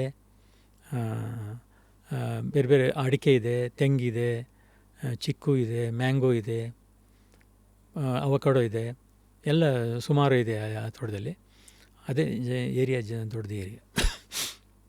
ಆಯಿತು, ಅಲ್ಲಿಗೆ ಕರ್ಕೊಂಡು ಸಾಯಂಕಾಲ ಬಂದಮೇಲೆ, ಆಯಿತು ಸರ್ ಬರ್ತೀನಿ ನಾನು, ಇಲ್ಲಿ ಹೋಗ್ತೀನಿ ಅಂತಂದರು. ಒಂದು ತಿಂಗಳಾದಮೇಲೆ ಒಂದು ಫೋನ್ ಬಂತು ನನಗೆ 4 ಗಂಟೆಯಲ್ಲಿ. ಯಾರು ಅಂತಂದು, ಹೀಗೆ ನಾನು ಬಸವೇಗೌಡ ಅಂತೇಳಿ ರಿಜಿಸ್ಟ್ರಾರ್, ನಾವು ಅದು ಬಂದಿದ್ನಲ್ಲ ಅಂತ. ನಿಮ್ಮದು ಇಂಟಿಗ್ರೇಟೆಡ್ ಫಾರ್ಮಲ್ಲಿ ರಾಜ್ಯಪಾಲರು ಸೈನ್ ಮಾಡಿದ್ದಾರೆ, ನಿಮ್ಮದು ಸೆಲೆಕ್ಟ್ ಆಗಿದೆ ಅಂತ ಅಂದರು. ನನಗೆ ಆಶ್ಚರ್ಯ ಆಯಿತು. ನನಗೇನು ಸರ್ಪ್ರೈಸ್ ಅಂದರೆ, ನನಗೇನು ಅಂಥ ಒಂದು ಎಮೋಷನ್ ಏನೂ ಆಗಲಿಲ್ಲ. ಅಯ್ಯೋ ನನಗಿಂತ ಚೆನ್ನಾಗಿದ್ದಾರೆ, ನನಗೆ ಇವೆಲ್ಲ ಆಸೆ ಇಲ್ಲ ಗೌಡ್ರೆ, ಬೇರೆ ಯಾರು ಆ ಥರ ಹುಡ್ಕೊಂಡು ಹೋಗಿರ್ತಾರಲ್ಲ ಅವರಿಗೆ ಏನಾದರೂ ಕೊಟ್ಬಿಡಿ, ನನಗೆ ಬೇಡ ಅಂತ ಅಂದೆ. ಅಯ್ಯೋ ಹಂಗೆ ಅನ್ಬೇಡಿ, ನೀವು ನಿಮ್ಮ ಫಾರಮ್ ನೋಡಿ ಬೇರೆಯವರು ತುಂಬ ಜನ ಕಲಿಯೋಕ್ಕಿದೆ ನಿಮ್ಮ ತೋಟದಲ್ಲಿ, ಅದಕ್ಕೋಸ್ಕರ ನಾವು ಕೊಡ್ತಿರೋದೇ ಹೊರತು ನಿಮಗೆಲ್ಲ ಕೊಡ್ತಾ ಇರೋದು. ನಿಮ್ಮದು ಬಂದು ತೋಟ ಎಲ್ಲ ನೋಡಲಿ, ಅದೇ ಥರ ಮಾಡಲಿ ಅಂತೇಳಿ ನಾವು ಕೊಡ್ತಾಯಿದ್ದೀವಿ ನಿಮಗೆ ಅಂತ ಹೇಳಿಬಿಟ್ಟು ಹೇಳಿ ಹೋದರು. ಆಮೇಲೆ ಪಾಪ ಅಲ್ಲಿ ಕರೆದು ಎಲ್ಲ ಅವಾರ್ಡ್ ಕೊಡುವಾಗಲೂ ಎಲ್ಲಿ ಬಂದಿದ್ರು? ಇಲ್ಲಿಗೆ ಬಂದಿದ್ರಾ? GKVK ಅಲ್ಲಿ ಬಂದು ರಾಜ್ಯಪಾಲರು ಬಂದಿದ್ದರು. ಆಮೇಲೆ ಮಿನಿಸ್ಟರ್ ಚಲುವರಾಯಸ್ವಾಮಿ, ಅಗ್ರಿಕಲ್ಚರ್ ಮಿನಿಸ್ಟ್ರು, ಗೊತ್ತಾಯಿತು. ಅವಾರ್ಡೆಲ್ಲ ಬಂತು. ಇಷ್ಟೆಲ್ಲ ನೋಡಿದಿರಿ, ದುಡ್ಡು ನೋಡಿದ್ದೀರಾ, ಆಸೆ ನೋಡಿದ್ರಿ, ಆಸೆನ ಮೆಟ್ಟು ನಿಂತ ಮೇಲೂ ಓಕೆ ಪ್ರಪಂಚ ನೋಡಿದ್ರಿ. ಪ್ರಪಂಚ ಎಲ್ಲ ಇದ್ದಾಗ ನಿಮ್ಮನ್ನು ಹೇಗೆ ನೋಡಿದ್ರಿ, ಏನು ಇಲ್ಲದೇದಾಗ್ಲೂ ಹೇಗೆ ನೋಡಿದ್ರಿ. ಎಲ್ಲ ನೋಡಿದ್ಮೇಲೆ ಇವತ್ತಿನ ಯುವ ಪೀಳಿಗೆಗೆ ಈ ಥರ ಪ್ರಶ್ನೆಗಳು ಇರುತ್ತೆ. ಲೈಫಲ್ಲಿ ಯಾವುದ್ರ ಹಿಂದೆ ಓಡಬೇಕಪ್ಪ, ಸಕ್ಸಸ್ ಅಂದರೆ ಏನು, ಈ ಥರ ಎಲ್ಲ ಪ್ರಶ್ನೆಗಳನ್ನು ನಿಮ್ಮ ಮುಂದೆ ಇಟ್ಟರೆ ನಿಮ್ಮ ಪ್ರಕಾರ ಲೈಫ್ ಅಂದರೆ ಏನು ಸರ್? ನಾನು ಹೇಳೋದು ಯುವಕರಿಗೆ, ಯಾವುದಾದ್ರೂ ಒಂದು ಗುರಿ ಇಟ್ಕೊಳ್ಳಿ. ಗುರಿ ಇಲ್ಲದೆ ಅದು ಬೇಕು ಇದು ಬೇಕು ಅದು ಆಸೆ ಪಡೋದು ಇದೆಲ್ಲ ಬೇಡ. ಒಂದು ಗುರಿ ಇಟ್ಕೊಂಡು ಒಳ್ಳೆ ಗೈಡೆನ್ಸ್ ತಗೊಂಡು ನೀವು ಹೋದರೆ ಗುರಿ ಮುಟ್ಬೋದು. ಛಲ ಇರಬೇಕು, ಒಂದು ತಪಸ್ಸಿರಬೇಕು. ತಪಸ್ಸು ಇಲ್ಲದೇ ಇದ್ದರೆ, ಸತತವಾಗಿ ತಪಸ್ಸು ಮಾಡಿದ್ರೇ ಇದು ಸಕ್ಸಸ್ ಆಗೋದು, ಸಿಕ್ಕೋದು ನಮಗೆ ಮೋಕ್ಷ. ಇವತ್ತಿನ ಯುವ ಪೀಳಿಗೆಗೆ ತಪಸ್ಸು ಅಂದರೆ ಏನು? ತಪಸ್ಸು ಅಂತಂದರೆ ಬಿಡಬೇಕು, ಆ ಕಡೆ ಈ ಕಡೆ ಹೋಗೋದನ್ನೆಲ್ಲನೂ. ಒಂದು ಯಾವುದೇ ಒಂದು ಹಿಡ್ಕೊಂಡ್ರೆ ಅದನ್ನು ಬಿಡಬಾರ್ದು. ಕೆಲಸ ನಾನು ಹೇಳಿದ್ದು, ಕೆಲಸ ಆದರೂ ಅಷ್ಟೇ, ಅವರ ಆಸೆ ಆದರೂ ಅಷ್ಟೇ, ಏನೋ ಒಂದು ಗುರಿ ಇಟ್ಕೊಂಡಿರ್ತಾರಲ್ಲ. ಒಂದು ಯಾವಾಗಲೂ ಗುರಿ ಅಂತಂದರೆ ದೊಡ್ಡದಾಗಿ ಗುರಿ ಇಟ್ಕೋಬೇಕು. ಗುರಿ ದೊಡ್ಡದಾಗಿರಬೇಕು, ಗುರಿ ಸಣ್ಣದಾಗಿರ್ಬಾರ್ದು. ನಾನು ಮುಂಚೆ ಹೇಳಿದ್ನಲ್ಲ, ನೀವು ಚಿಕ್ಕದೆಲ್ಲ ಅದೇನು ಪ್ರಯೋಜನ ಆಗೋದಿಲ್ಲ. ಅದು ಗುರಿ ನಮ್ಮದು ದೊಡ್ಡದಾಗಿರಬೇಕು. ಆಗ ಸ್ವಲ್ಪ ಮಟ್ಟಿಗಾದರೂ ನಾವು ಸಾಧನೆ ಮಾಡ್ತೀವಿ. ಚಿಕ್ಕದಾಗಿ ಯೋಚನೆ ಮಾಡ್ತಾಯಿದ್ರೆ ಅದು ಏನಕ್ಕೂ ಆಗೋದಿಲ್ಲ, ಅದು ನಿರಾಸೆ ಆಗ್ತದೆ. Aim for the stars at least will reach the sky ಅಂತ ಅಷ್ಟೇ. ಅದನ್ನೇ ನೀವು ಗುರಿ ದೊಡ್ಡದಾಗಿ ಯೋಚನೆ ಮಾಡಿ ಅಂತ. ಹೌದೌದು. ಇವತ್ತಿಗೇನೋ ಆಗ್ಬಿಡ್ಬೇಕು, ಇವತ್ತಿನ ಚಿಕ್ಕದಾಗ ಆಗೋಯ್ತು ಅಂತ ಅಷ್ಟೇ ಸಮಾಧಾನ ಪಟ್ಕೋಬೇಡಿ ಅಂತ. ಅಲ್ಲಿ ಅಲ್ಪ ತೃಪ್ತಿ ಅದು ಯಾವುದಕ್ಕೂ ಪ್ರಯೋಜನ ಆಗೋದಿಲ್ಲ. ನಮ್ಮದು ವಿಷನ್ನು ಆ ಥರ ಇರಬೇಕು, ಗುರಿ ಆ ಥರ ಇಟ್ಕೊಂಡು ನಾವು ಹೋದರೆ ಡೆಫಿನೆಟಾಗಿ ನಾವು ಸಕ್ಸಸ್ ಆಗ್ಬೋದು. ನಮಗೆ ವಿಲ್ ಪವರ್ ನಮ್ಮ ಫಸ್ಟ್ ನಂಬಿಕೆ ಇರಬೇಕು. ಅಂದರೆ ನಾನು ಸಾಧಿಸ್ತೀನಿ, ನಾನು ಮಾಡ್ತೀನಿ, ಛಲ ಇರಬೇಕು ನನಗೆ. ನೀವು ಅದನ್ನು ಬೆಳೆಸ್ಕೊಂಡಿದ್ದು ಹೇಗೆ? ಅದೇನು ಸ್ವಭಾವನೇ ಹಾಗೆ, ನಮ್ಮದು ಸ್ವಭಾವನೇ ಹಾಗೆ. ಆಮೇಲೆ ಕೆಲವರು ಒಳ್ಳೊಳ್ಳೆ ಕೃಷಿ ಮಾಡಿದವರು ಇದ್ದರು, ಅವ್ರನ್ನೆಲ್ಲ ನೋಡಿ ಯಾಕೆ ನಾನು ಆಗಬಾರ್ದು ಆ ಥರ ಅಂತೇಳಿ. ಸೊ ನಿಮಗೆ ಸ್ಫೂರ್ತಿ ಕೊಟ್ಟಂಥ ನಾಯಕರು ಯಾರು? ಅಲ್ಲ, ಸಿದ್ಧಾರ್ಥ ಇರ್ಬೋದು, ಬಟ್ ಇನ್ನೂ ಕೆಲವು ಲಕ್ಷ್ಮಣ್ ಗೌಡ್ರು ಅಂತ ಒಬ್ಬರಿದ್ದಾರೆ ನಮ್ಮ ಸಂಬಂಧಿಕರೇ. ಅವರೆಲ್ಲರೂ ನೋಡಿ ನಾನು, ನಮ್ಮ ಕೇಶವಮೂರ್ತಿ ಅಂತ ಒಬ್ಬರಿದ್ದರು. ನೀವು ಮತ್ತು ಸಿದ್ಧಾರ್ಥ ಅವರು ಫ್ರೆಂಡ್ಸಾ ಸರ್? ಸ್ನೇಹಿತರು, ನನ್ನ ಮಗನ ಫ್ರೆಂಡ್. ಪ್ರಪಂಚ ನೋಡೋದ ಸಿದ್ಧಾರ್ಥರಲ್ಲಿ ನೀವು ನೋಡಿದ್ದೇನು? ಯಾಕೆಂದರೆ ಇವತ್ತು ನಮಗೆಲ್ಲ ಕಾಫಿ ಡೇ, ದೊಡ್ಡ ಉದ್ಯಮಿ, ಕಾಫಿ ಮೂಲಕ ಕರ್ನಾಟಕಕ್ಕೆ ಇಷ್ಟು ಹೆಸರನ್ನು ತಂದರು, ಮತ್ತು ಕೊನೆಗೆ ಅದೇನೋ ಹಂಗೆ ಆಗೋಯ್ತು, ಎಲ್ಲರಿಗೂ ಬೇಜಾರಿದೆ. ಬಟ್ ನೀವು ಅವರಲ್ಲಿ ನೋಡಿದ್ದೇನು? ಅವರ ಒಂದು ಸಿಂಪ್ಲಿಸಿಟಿ ನಾನು ನೋಡಿದ್ದೆ. ಎಷ್ಟೇ ಇದ್ದರೂ ಕೂಡ ಅವರು ಎಲ್ಲೂ ಕೂಡ ನನ್ನ ಜೊತೆಲೂ ಕೂತಿದ್ರೆ ನನಗೆ ಗೊತ್ತೇ ಮಾಡೋಕ್ಕಾಗಿರಲಿಲ್ಲ. ಒಂದೊಂದ್ಸರಿ ನಮ್ಮ ರಿಲೇಟಿವ್ಸು ಮದುವೆಗೆ ಕಾಮನ್ನಾಗಿ ಬಂದಾಗ ಅವರು, ನಾನು ಪಕ್ಕದಲ್ಲೇ ಕೂತಿದ್ದಾರೆ ಅವರು. ಆಮೇಲೆ ಕೊನೆಗೆ ಹೋದ್ಮೇಲೆ ಸಿದ್ಧಾರ್ಥ ನಿಮ್ಮ ಪಕ್ಕದಲ್ಲೇ ಕೂತಿದ್ರಲ್ಲ ಅಂತ ಅಂದರು. ಬಂದು ಹೋಗಿಬಿಟ್ರು, ಗೊತ್ತೇ ಆಗಲಿಲ್ಲ. ಹಾಗೆ ಸೋ ಸಿಂಪಲ್. ಅಷ್ಟು ಐಶ್ವರ್ಯ ಇದ್ದರೂ ಕೂಡ ಎಲ್ಲೂ ಹೇಳ್ಕೊಳ್ಳೂ ಇಲ್ಲ, ಇದು ಮಾಡಲಿ. ಆ ಥರ ಬಾಗಬೇಕು. ನಾನು ಹೇಳೋದು ಎತ್ತರಕ್ಕೆ ಹೋದಷ್ಟು ತಗ್ಗಿ ಬಗ್ಗಿ ನಡಿಬೇಕು ಅಂತ. ಬಾಳೆ ಗೊನೆ ಆದಮೇಲೆ ಎಷ್ಟು ಚೆಂದ ಅದು.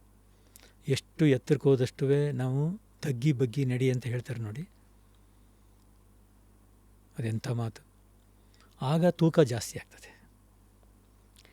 ನಿಮಗೂ ತೂಕ ಕಮ್ಮಿ, ಯಾಕಂದರೆ ಬಗ್ಗಿರ್ತೀರಾ, ನೋಡೋರ್ಗು ಆಹಾ ಎಷ್ಟು ಇದ್ದರೂ ನೋಡಪ್ಪ ಅಂತ ಅವರು ನಿಮ್ಮನ್ನಿನ್ನೂ ತೂಕವಾಗಿ ನೋಡ್ತಾರೆ ಅನ್ನೋದು. ನಾವೆಷ್ಟು ಸಿಂಪಲ್ಲಾಗಿರ್ತೀವೋ ಅಷ್ಟು ಜನ ನಮಗೆ ಗೌರವ ಕೊಡ್ತಾರೆ. ಆಡಂಬರ ತೋರಿಸಿದರೆ ಸುಮ್ಮನೆ ಹಿಂದ್ಗಡೆ ಟೀಕೆ ಮಾಡ್ಕೊಂಡು ಹೋಗ್ತಾರೆ. Thank you. ಭಾಳ ಅನುಭವದ ಮಾತು ಎಲ್ಲ ಮಾತಾಡಿದ್ವಿ. ಕೊನೆಯದಾಗಿ ಈಗ ದೇವ್ರ ವಿಚಾರಕ್ಕೆ ಬರ್ತೀನಿ. ಎಲ್ಲರನ್ನೂ ಕೇಳ್ತೀನಿ ನಮ್ಮ ಕಾರ್ಯಕ್ರಮಕ್ಕೆ ಬಂದವ್ರನ್ನ, ನೀವು ಜೀವನ ನೋಡಿರೋ ರೀತಿಯಲ್ಲಿ ನೀವು ದೇವ್ರಿಗೆ ಕೊಟ್ಟ ಜಾಗ ಏನು? ದೇವ್ರಂದರೆ ನಂಬಿದ್ರಾ, ಅಥವಾ ನಂಬಿದರೆ ನಿಮ್ಮ ದೇವ್ರು ಯಾರು? 100% ನಾವು ದೇವ್ರನ್ನ ನಂಬ್ತೀವಿ. ನಾವು ಇಡೀ ನಮ್ಮ ಕುಟುಂಬನೇ ದೇವ್ರನ್ನ ನಂಬ್ತೀವಿ. ದೇವರು ನಮಗೆ ಎಂಥ ಕಷ್ಟಕಾಲದಲ್ಲೂ ಮನುಷ್ಯರು ಕೆಲವರು ವಿರೋಧ ಮಾಡಿರ್ಬೋದು, ಸಹಾಯ ಮಾಡದೇ ಇರ್ಬೋದು, ಅದೇನೋ ಒಂದು ಬೇರೆ ಒಂದು ರೂಪದಲ್ಲಿ ದೇವ್ರು ಬಂದು ನಮಗೆ ಸಹಾಯ ಮಾಡಿದೆ. ಅಂದರೆ ಕಷ್ಟಕಾಲದಲ್ಲಿದ್ದಾಗ ಯಾವುದೋ ಒಂದು ಕೆಲಸ ಆಗಬೇಕಾದ್ರೆ ಇದು ಆಗದೇ ಇಲ್ಲ ಅಂದ್ಕೊಂಡಿದ್ರು ಕೂಡ ದೇವರೇ ನೀನೇ ನೋಡ್ಕೊಳ್ಳಪ್ಪ ಅಂತ ಹೇಳಿಬಿಟ್ಟು ಬಂದರೆ ಯಾವುದೋ ರೀತಿಯಲ್ಲಿ ಯಾರೋ ಬಂದು ನನಗೆ ಸಹಾಯ ಮಾಡಿರೋದು ಉಂಟು. ಅಂಥದ್ದು ಸುಮಾರು ಸನ್ನಿವೇಶಗಳು ನಡೆದಿದೆ. ಅದರಿಂದ ನಾವು ದೇವರನ್ನು ಇವತ್ತು ಕೂಡ ನಂಬಿಟ್ಟಿಲ್ಲ. ನಾವು ನಂಬಿದ್ದೀವಿ ನಮ್ಮ ಮನೆದೇವರು ರಂಗನಾಥ ಸ್ವಾಮಿ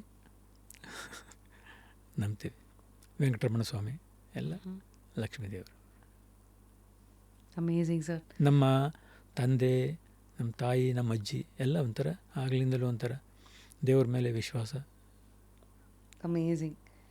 ಕೊನೆಯದಾಗಿ ಕೃಷಿನೇ ನಿಮಗೆ ಪಾಠ ಕಲಿಸಿದೆ, ಅದೇ ನಿಮ್ಮ ಪುಸ್ತಕನ ಅಥವಾ ಬೇರೆ ಪುಸ್ತಕ ಓದೋ ಅಭ್ಯಾಸ ಇಟ್ಕೊಂಡಿದ್ದೀರಾ? ಬೇರೆ ಪುಸ್ತಕ ನಾವು SL ಭೈರಪ್ಪನವ್ರದ್ದು ಓದ್ತಾ ಇದ್ದೀನಿ, ತೇಜಸ್ವಿದು, ಈ ಥರ.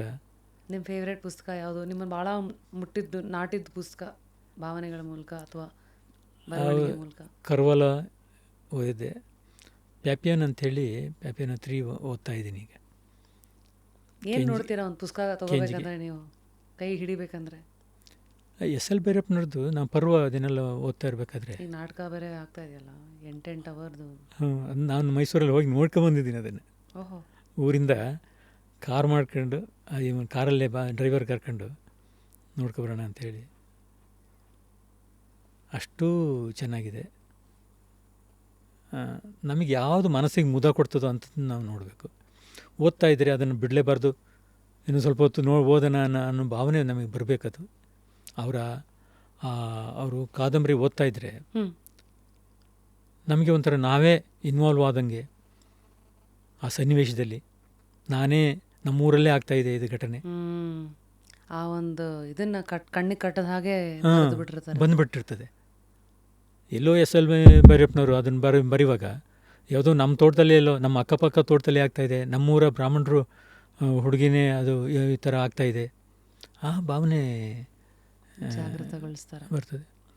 ಇವತ್ತಿನ ಪೇರೆಂಟ್ಸಿಗೆ ಮಕ್ಕಳನ್ನ ಬೆಳೆಸೋದ್ರ ಬಗ್ಗೆ ಏನಾದ್ರು ಒಂದೆರಡು ಕಿವಿ ಮಾತು ಹೇಳ್ತೀರಾ? ಅಂದರೆ ಒಳ್ಳೆ ಮಕ್ಕಳನ್ನ ಪೋಷಿಸೋದು ಹೇಗೆ? ಏನಿಲ್ಲ, ಇವರು ಮೊದಲು ಒಳ್ಳೆ ಬುದ್ಧಿ ಕಲ್ತಿರ್ಬೇಕು. ಇವ್ರು ಫಸ್ಟ್ ಹಂಗೆ ನಡ್ಕೋಬೇಕು. ಇವರು ಒಳ್ಳೆ ಬುದ್ಧಿ ಕಲ್ತಿದ್ದು ಅವನ ಜೊತೆಗೆ ಹಾಕಬೇಕು. ತನ್ನ ಜೊತೆಯಲ್ಲೇ ಅವನ್ನ ತನ್ನ ವಿಚಾರವಾಗಿ ಮಾತಾಡ್ಕೊಂಡು ಆ ಪ್ರಾಪರ್ಟಿ ಇದ್ದರೆ ಪ್ರಾಪರ್ಟಿ ಬಗ್ಗೆ ಅವನಿಗೆ ಆಸೆ ತೋರಿಸ್ಬೇಕು. ನೀನು ಅದು ಮಾಡು, ಇದು ಮಾಡು, ಇದು ಮಾಡು, ಇದು ಮಾಡು. ಅವನ್ನ ಲೀಜರಾಗಿ ಬಿಡೋಕ್ಕೆ ಹೋಗಬಾರ್ದು, ಜೊತೆಗೆ ಹಾಕೋಬೇಕು ಅಂತೀರಿ? ಜೊತೆಗೆ ಹಾಕಬೇಕು. ಯಾವುದಕ್ಕಾಗಲಿ ಕಷ್ಟ ಸುಖ ಎಲ್ಲದಕ್ಕೂ ಅವನಿಗೆ ಹ್ಯಾಂಡ್ ಓವರ್ ಮಾಡ್ತಾ ಇರಬೇಕು. ಒಂದೊಂದಾಗಿ ಅವನಿಗೆ ಆಗಲೇ ರೆಸ್ಪಾನ್ಸಿಬಿಲಿಟಿ ಬರ್ತದೆ. ಕೆಲವು ಮನೆಗಳಲ್ಲಿ ನೋಡಿರ್ತೀವಿ, ಈಗ ಅಪ್ಪ ಅಂದೇನೋ ದೊಡ್ಡ ಬಿಸ್ನೆಸ್ಸು ಏನೇ ಇದ್ರೂ ಮಕ್ಕಳು ಬೇರೆ ಅಂತ ಎಲ್ಲ ದಾರಿಲೆಲ್ಲ ಹೋಗ್ತಾ ಇರ್ತಾರಲ್ಲ, ಆ ಥರ ಇದ್ದಾಗ ಮನೆ ಹಾಳಾಗ್ತದೆ. ಎಷ್ಟೇ ಸಂಪಾದನೆ ಮಾಡಲಿ ಅಪ್ಪ, ಅದನ್ನು ಅವನು ಕಾಪಾಡ್ಕೊಳ್ಳೋಕೆ ಆಗೋದೇ ಇಲ್ಲ.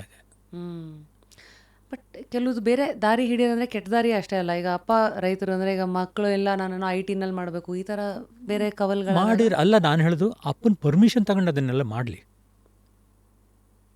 ಇವ್ರನ್ನ ನೆಗ್ಲೆಕ್ಟ್ ಮಾಡಿ ಹೋಗಿ ಮಾಡೋದಿದೆಯಲ್ಲ, ಅದಕ್ಕಿಂತ ಪರ್ಮಿಷನ್ ತಗೊಳ್ಳಿ. ನಾನು ಒಳ್ಳೆ ಕೆಲಸ ಮಾಡ್ತಾಯಿದ್ದೀನಿ, ಹೀಗೆ ಮಾಡ್ತಾಯಿದ್ದೀನಿ, ನಿಮ್ಮ ಆಶೀರ್ವಾದ ಮಾಡಿ ಅಂತ ಅಂದರೆ ಅಪ್ಪ ಅಮ್ಮಂದ್ರಿಗೆ ಏನು ಅಡ್ವೈಸು ಕೊಡ್ತೀರಿ? ಅಂದರೆ ಈ ಥರ ಇರೋ ಘಟನೆಗಳು ಸನ್ನಿವೇಶ ಬಂದಾಗ ಹೇಗಿರ್ಬೇಕಂತ?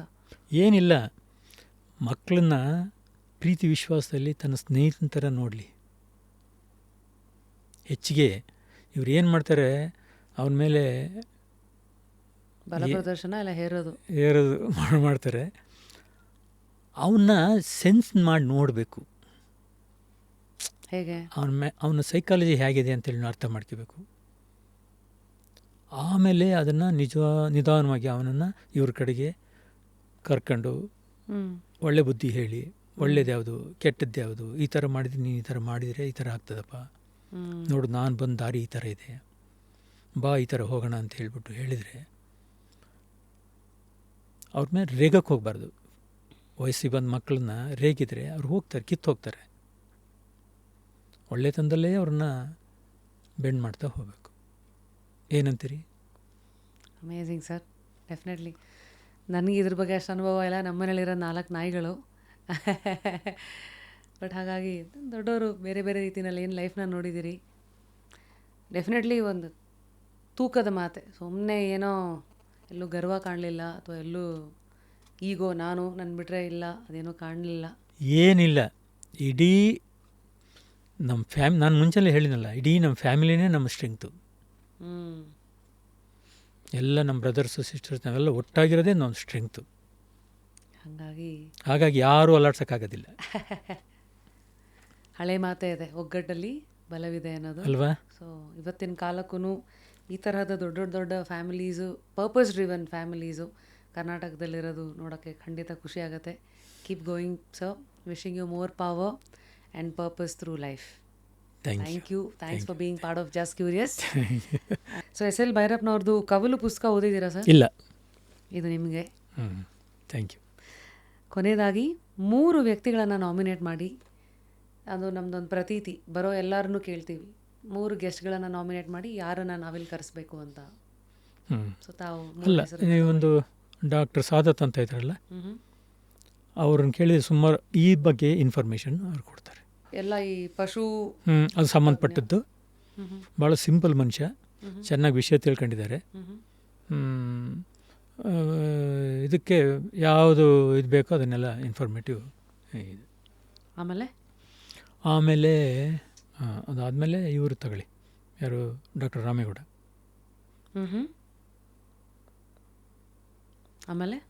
ಆಮೇಲೆ ಶಿರೀನು, ನನ್ನ ಮಗ. ಎಸ್, ಆ ಡಿಫ್ರೆಂಟ್ ಜನರೇಷನ್ಸ್ ಹೇಗೆ ಯೋಚನೆ ಮಾಡ್ತಾರೆ, ಏನು ತುಂಬ ಚೆನ್ನಾಗಿ. ಶಿರೀನ್ ಯಾವ್ಯಾವ ವಿಚಾರಗಳ ಬಗ್ಗೆ ಯೂಶಲಿ ತುಂಬ ಕ್ಯೂರಿಯಸ್? ಅಗ್ರಿಕಲ್ಚರು ಮತ್ತು ಈ ಯಾವುದೇ ಇದೆಲ್ಲ ಇದೆಯಲ್ಲ, ಬಿಸ್ನೆಸ್ ಸಂಬಂಧಪಟ್ಟಂಗೆ ಅದೆಲ್ಲನೂ ಗೊತ್ತು ಅವನಿಗೆ. UK ನಲ್ಲಿ MBA ಮಾಡ್ಕೊಂಡು ಬಂದ ಅವನು. MBA ಮಾಡ್ಕೊಂಡು ಬಂದಮೇಲೆ ಅವನಿಲ್ಲಿ ಕೆಲವು ಬಿಸ್ನೆಸ್ಸನ್ನು ಶುರು ಮಾಡಿದ್ದ. ಅವನದು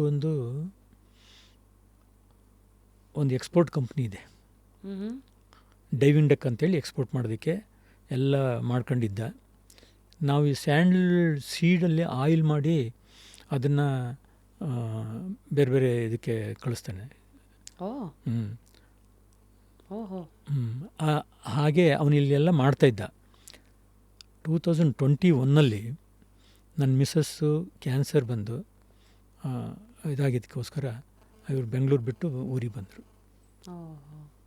ಸಾರಿ ಟು ಹಿಯರ್. ಅದು ಗೊತ್ತೇ ಆಗಲಿಲ್ಲ, ಐಡೆಂಟಿಫೈ ಮಾಡೋಕ್ಕಾಗಲಿಲ್ಲ, 4th ಸ್ಟೇಜಿಗೆ ಹೋಗಿತ್ತು. ಹಾಗಾಗಿ yes dear doctor Rangaswamy sir, ತುಂಬಿದ ಕೊಡ ನೀವು, ಜ್ಞಾನದಿಂದ ಚೆನ್ನಾಗಿ ತುಳುಕಿದ್ರಿ. Keep inspiring and more to you. ಅಂದರೆ ರೀಡ್ ಕೌ ಅಂತ ಬರ್ದೀನಿ through milking. Keep going sir. ಮತ್ತೆ ಸಿಗೋಣ. ನನಗೆ ಭಾಳ ಸಂತೋಷ ಆಯಿತು. Thank you. ಆ್ಯಂಡ್ ಇದೊಂದು ಮ್ಯೂಸಿಕ್ ಪಿಲ್ಲೋ ನಿಮಗೆ. ಈಗ ನಿಮ್ಮಲ್ಲಿ ಮ್ಯೂಸಿಕ್ ಬರುತ್ತೆ, ಫೋನ್ ಕನೆಕ್ಟ್ ಮಾಡಿಕೊಂಡ್ರೆ. ಹಾಡುಗಳೆಲ್ಲ ಕೇಳ್ತೀರಾ? ಕೇಳ್ತೀನಿ. ಮ್ಯೂಸಿಕ್ ಹಾಂ ಹಾಡು. ಹಾಂ.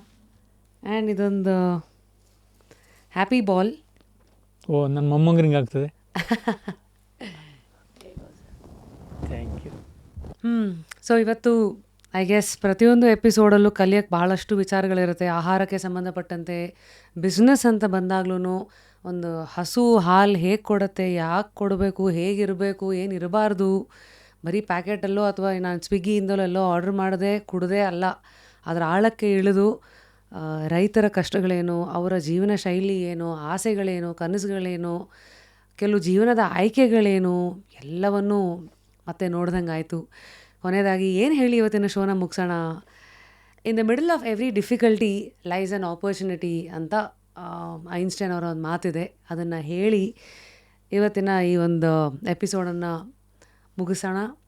ನೆಕ್ಸ್ಟ್ ಟೈಮ್ ಯಾವುದಾದ್ರೂ ಒಂದು ಕಷ್ಟನ ನೋಡಿದಾಗ ಯಾವತ್ತೂ ಇದು ಕಷ್ಟ ಅಲ್ಲ, ಇದರಲ್ಲಿ ಏನೋ ಒಂದು ಬೆಳೆಯೋಕ್ಕೆ ಅವಕಾಶ ಇದೆ ಅನ್ನೋ ಒಂದು ಮನೋಭಾವ ನಿಮ್ಮ ಜೊತೆಗೆ ಇರಲಿ. ಇದೇ ಥರದ ಸಾಕಷ್ಟು ವ್ಯಕ್ತಿತ್ವಗಳೇನು ಬರ್ತಾ ಇರ್ತಾರೆ, ಪ್ರತಿಯೊಬ್ಬರಲ್ಲೂ ನೀವೇನೋ ಕಲಿಯೋದು ಇರಲಿ. ಪ್ರತಿಯೊಬ್ಬರಲ್ಲೂ ಇರುವಂಥ ಗುಣನ ಅಳವಡಿಸ್ಕೊಳ್ಳೋ ಶಕ್ತಿ, ಯುಕ್ತಿ ಅದು ಸದಾ ನಿಮ್ಮ ಜೊತೆಗಿರಲಿ ಅಂತ ಹಾರೈಸ್ತಾ ಇವತ್ತಿನ ಜಸ್ಟ್ ಕ್ಯೂರಿಯಸ್ ಕನ್ನಡನ ಇಲ್ಲಿ ಮುಗಿಸ್ತಾ ಇದ್ದೀನಿ. ಎಸ್, ನಾನು ನಿಮ್ಮ rapid Rashmi, signing out of another brilliant episode with one and only ನಮ್ಮ ರಂಗಸ್ವಾಮಿ ಸರ್. ಡಾಕ್ಟ್ರೇ, ಆರೋಗ್ಯ ನೋಡ್ಕೊಳ್ಳಿ. ಸಮಾಜದ ಆರೋಗ್ಯನೂ ನೋಡ್ಕೊಳ್ಳೋಕ್ಕೆ ಅಂತ ಬರ್ತಾ ಇದ್ದೀರಾ ಥ್ರೂ ಮಿಲ್ಕಿಂಗ್. ಹೌದು. We will wait. Thank you sir. Thank you.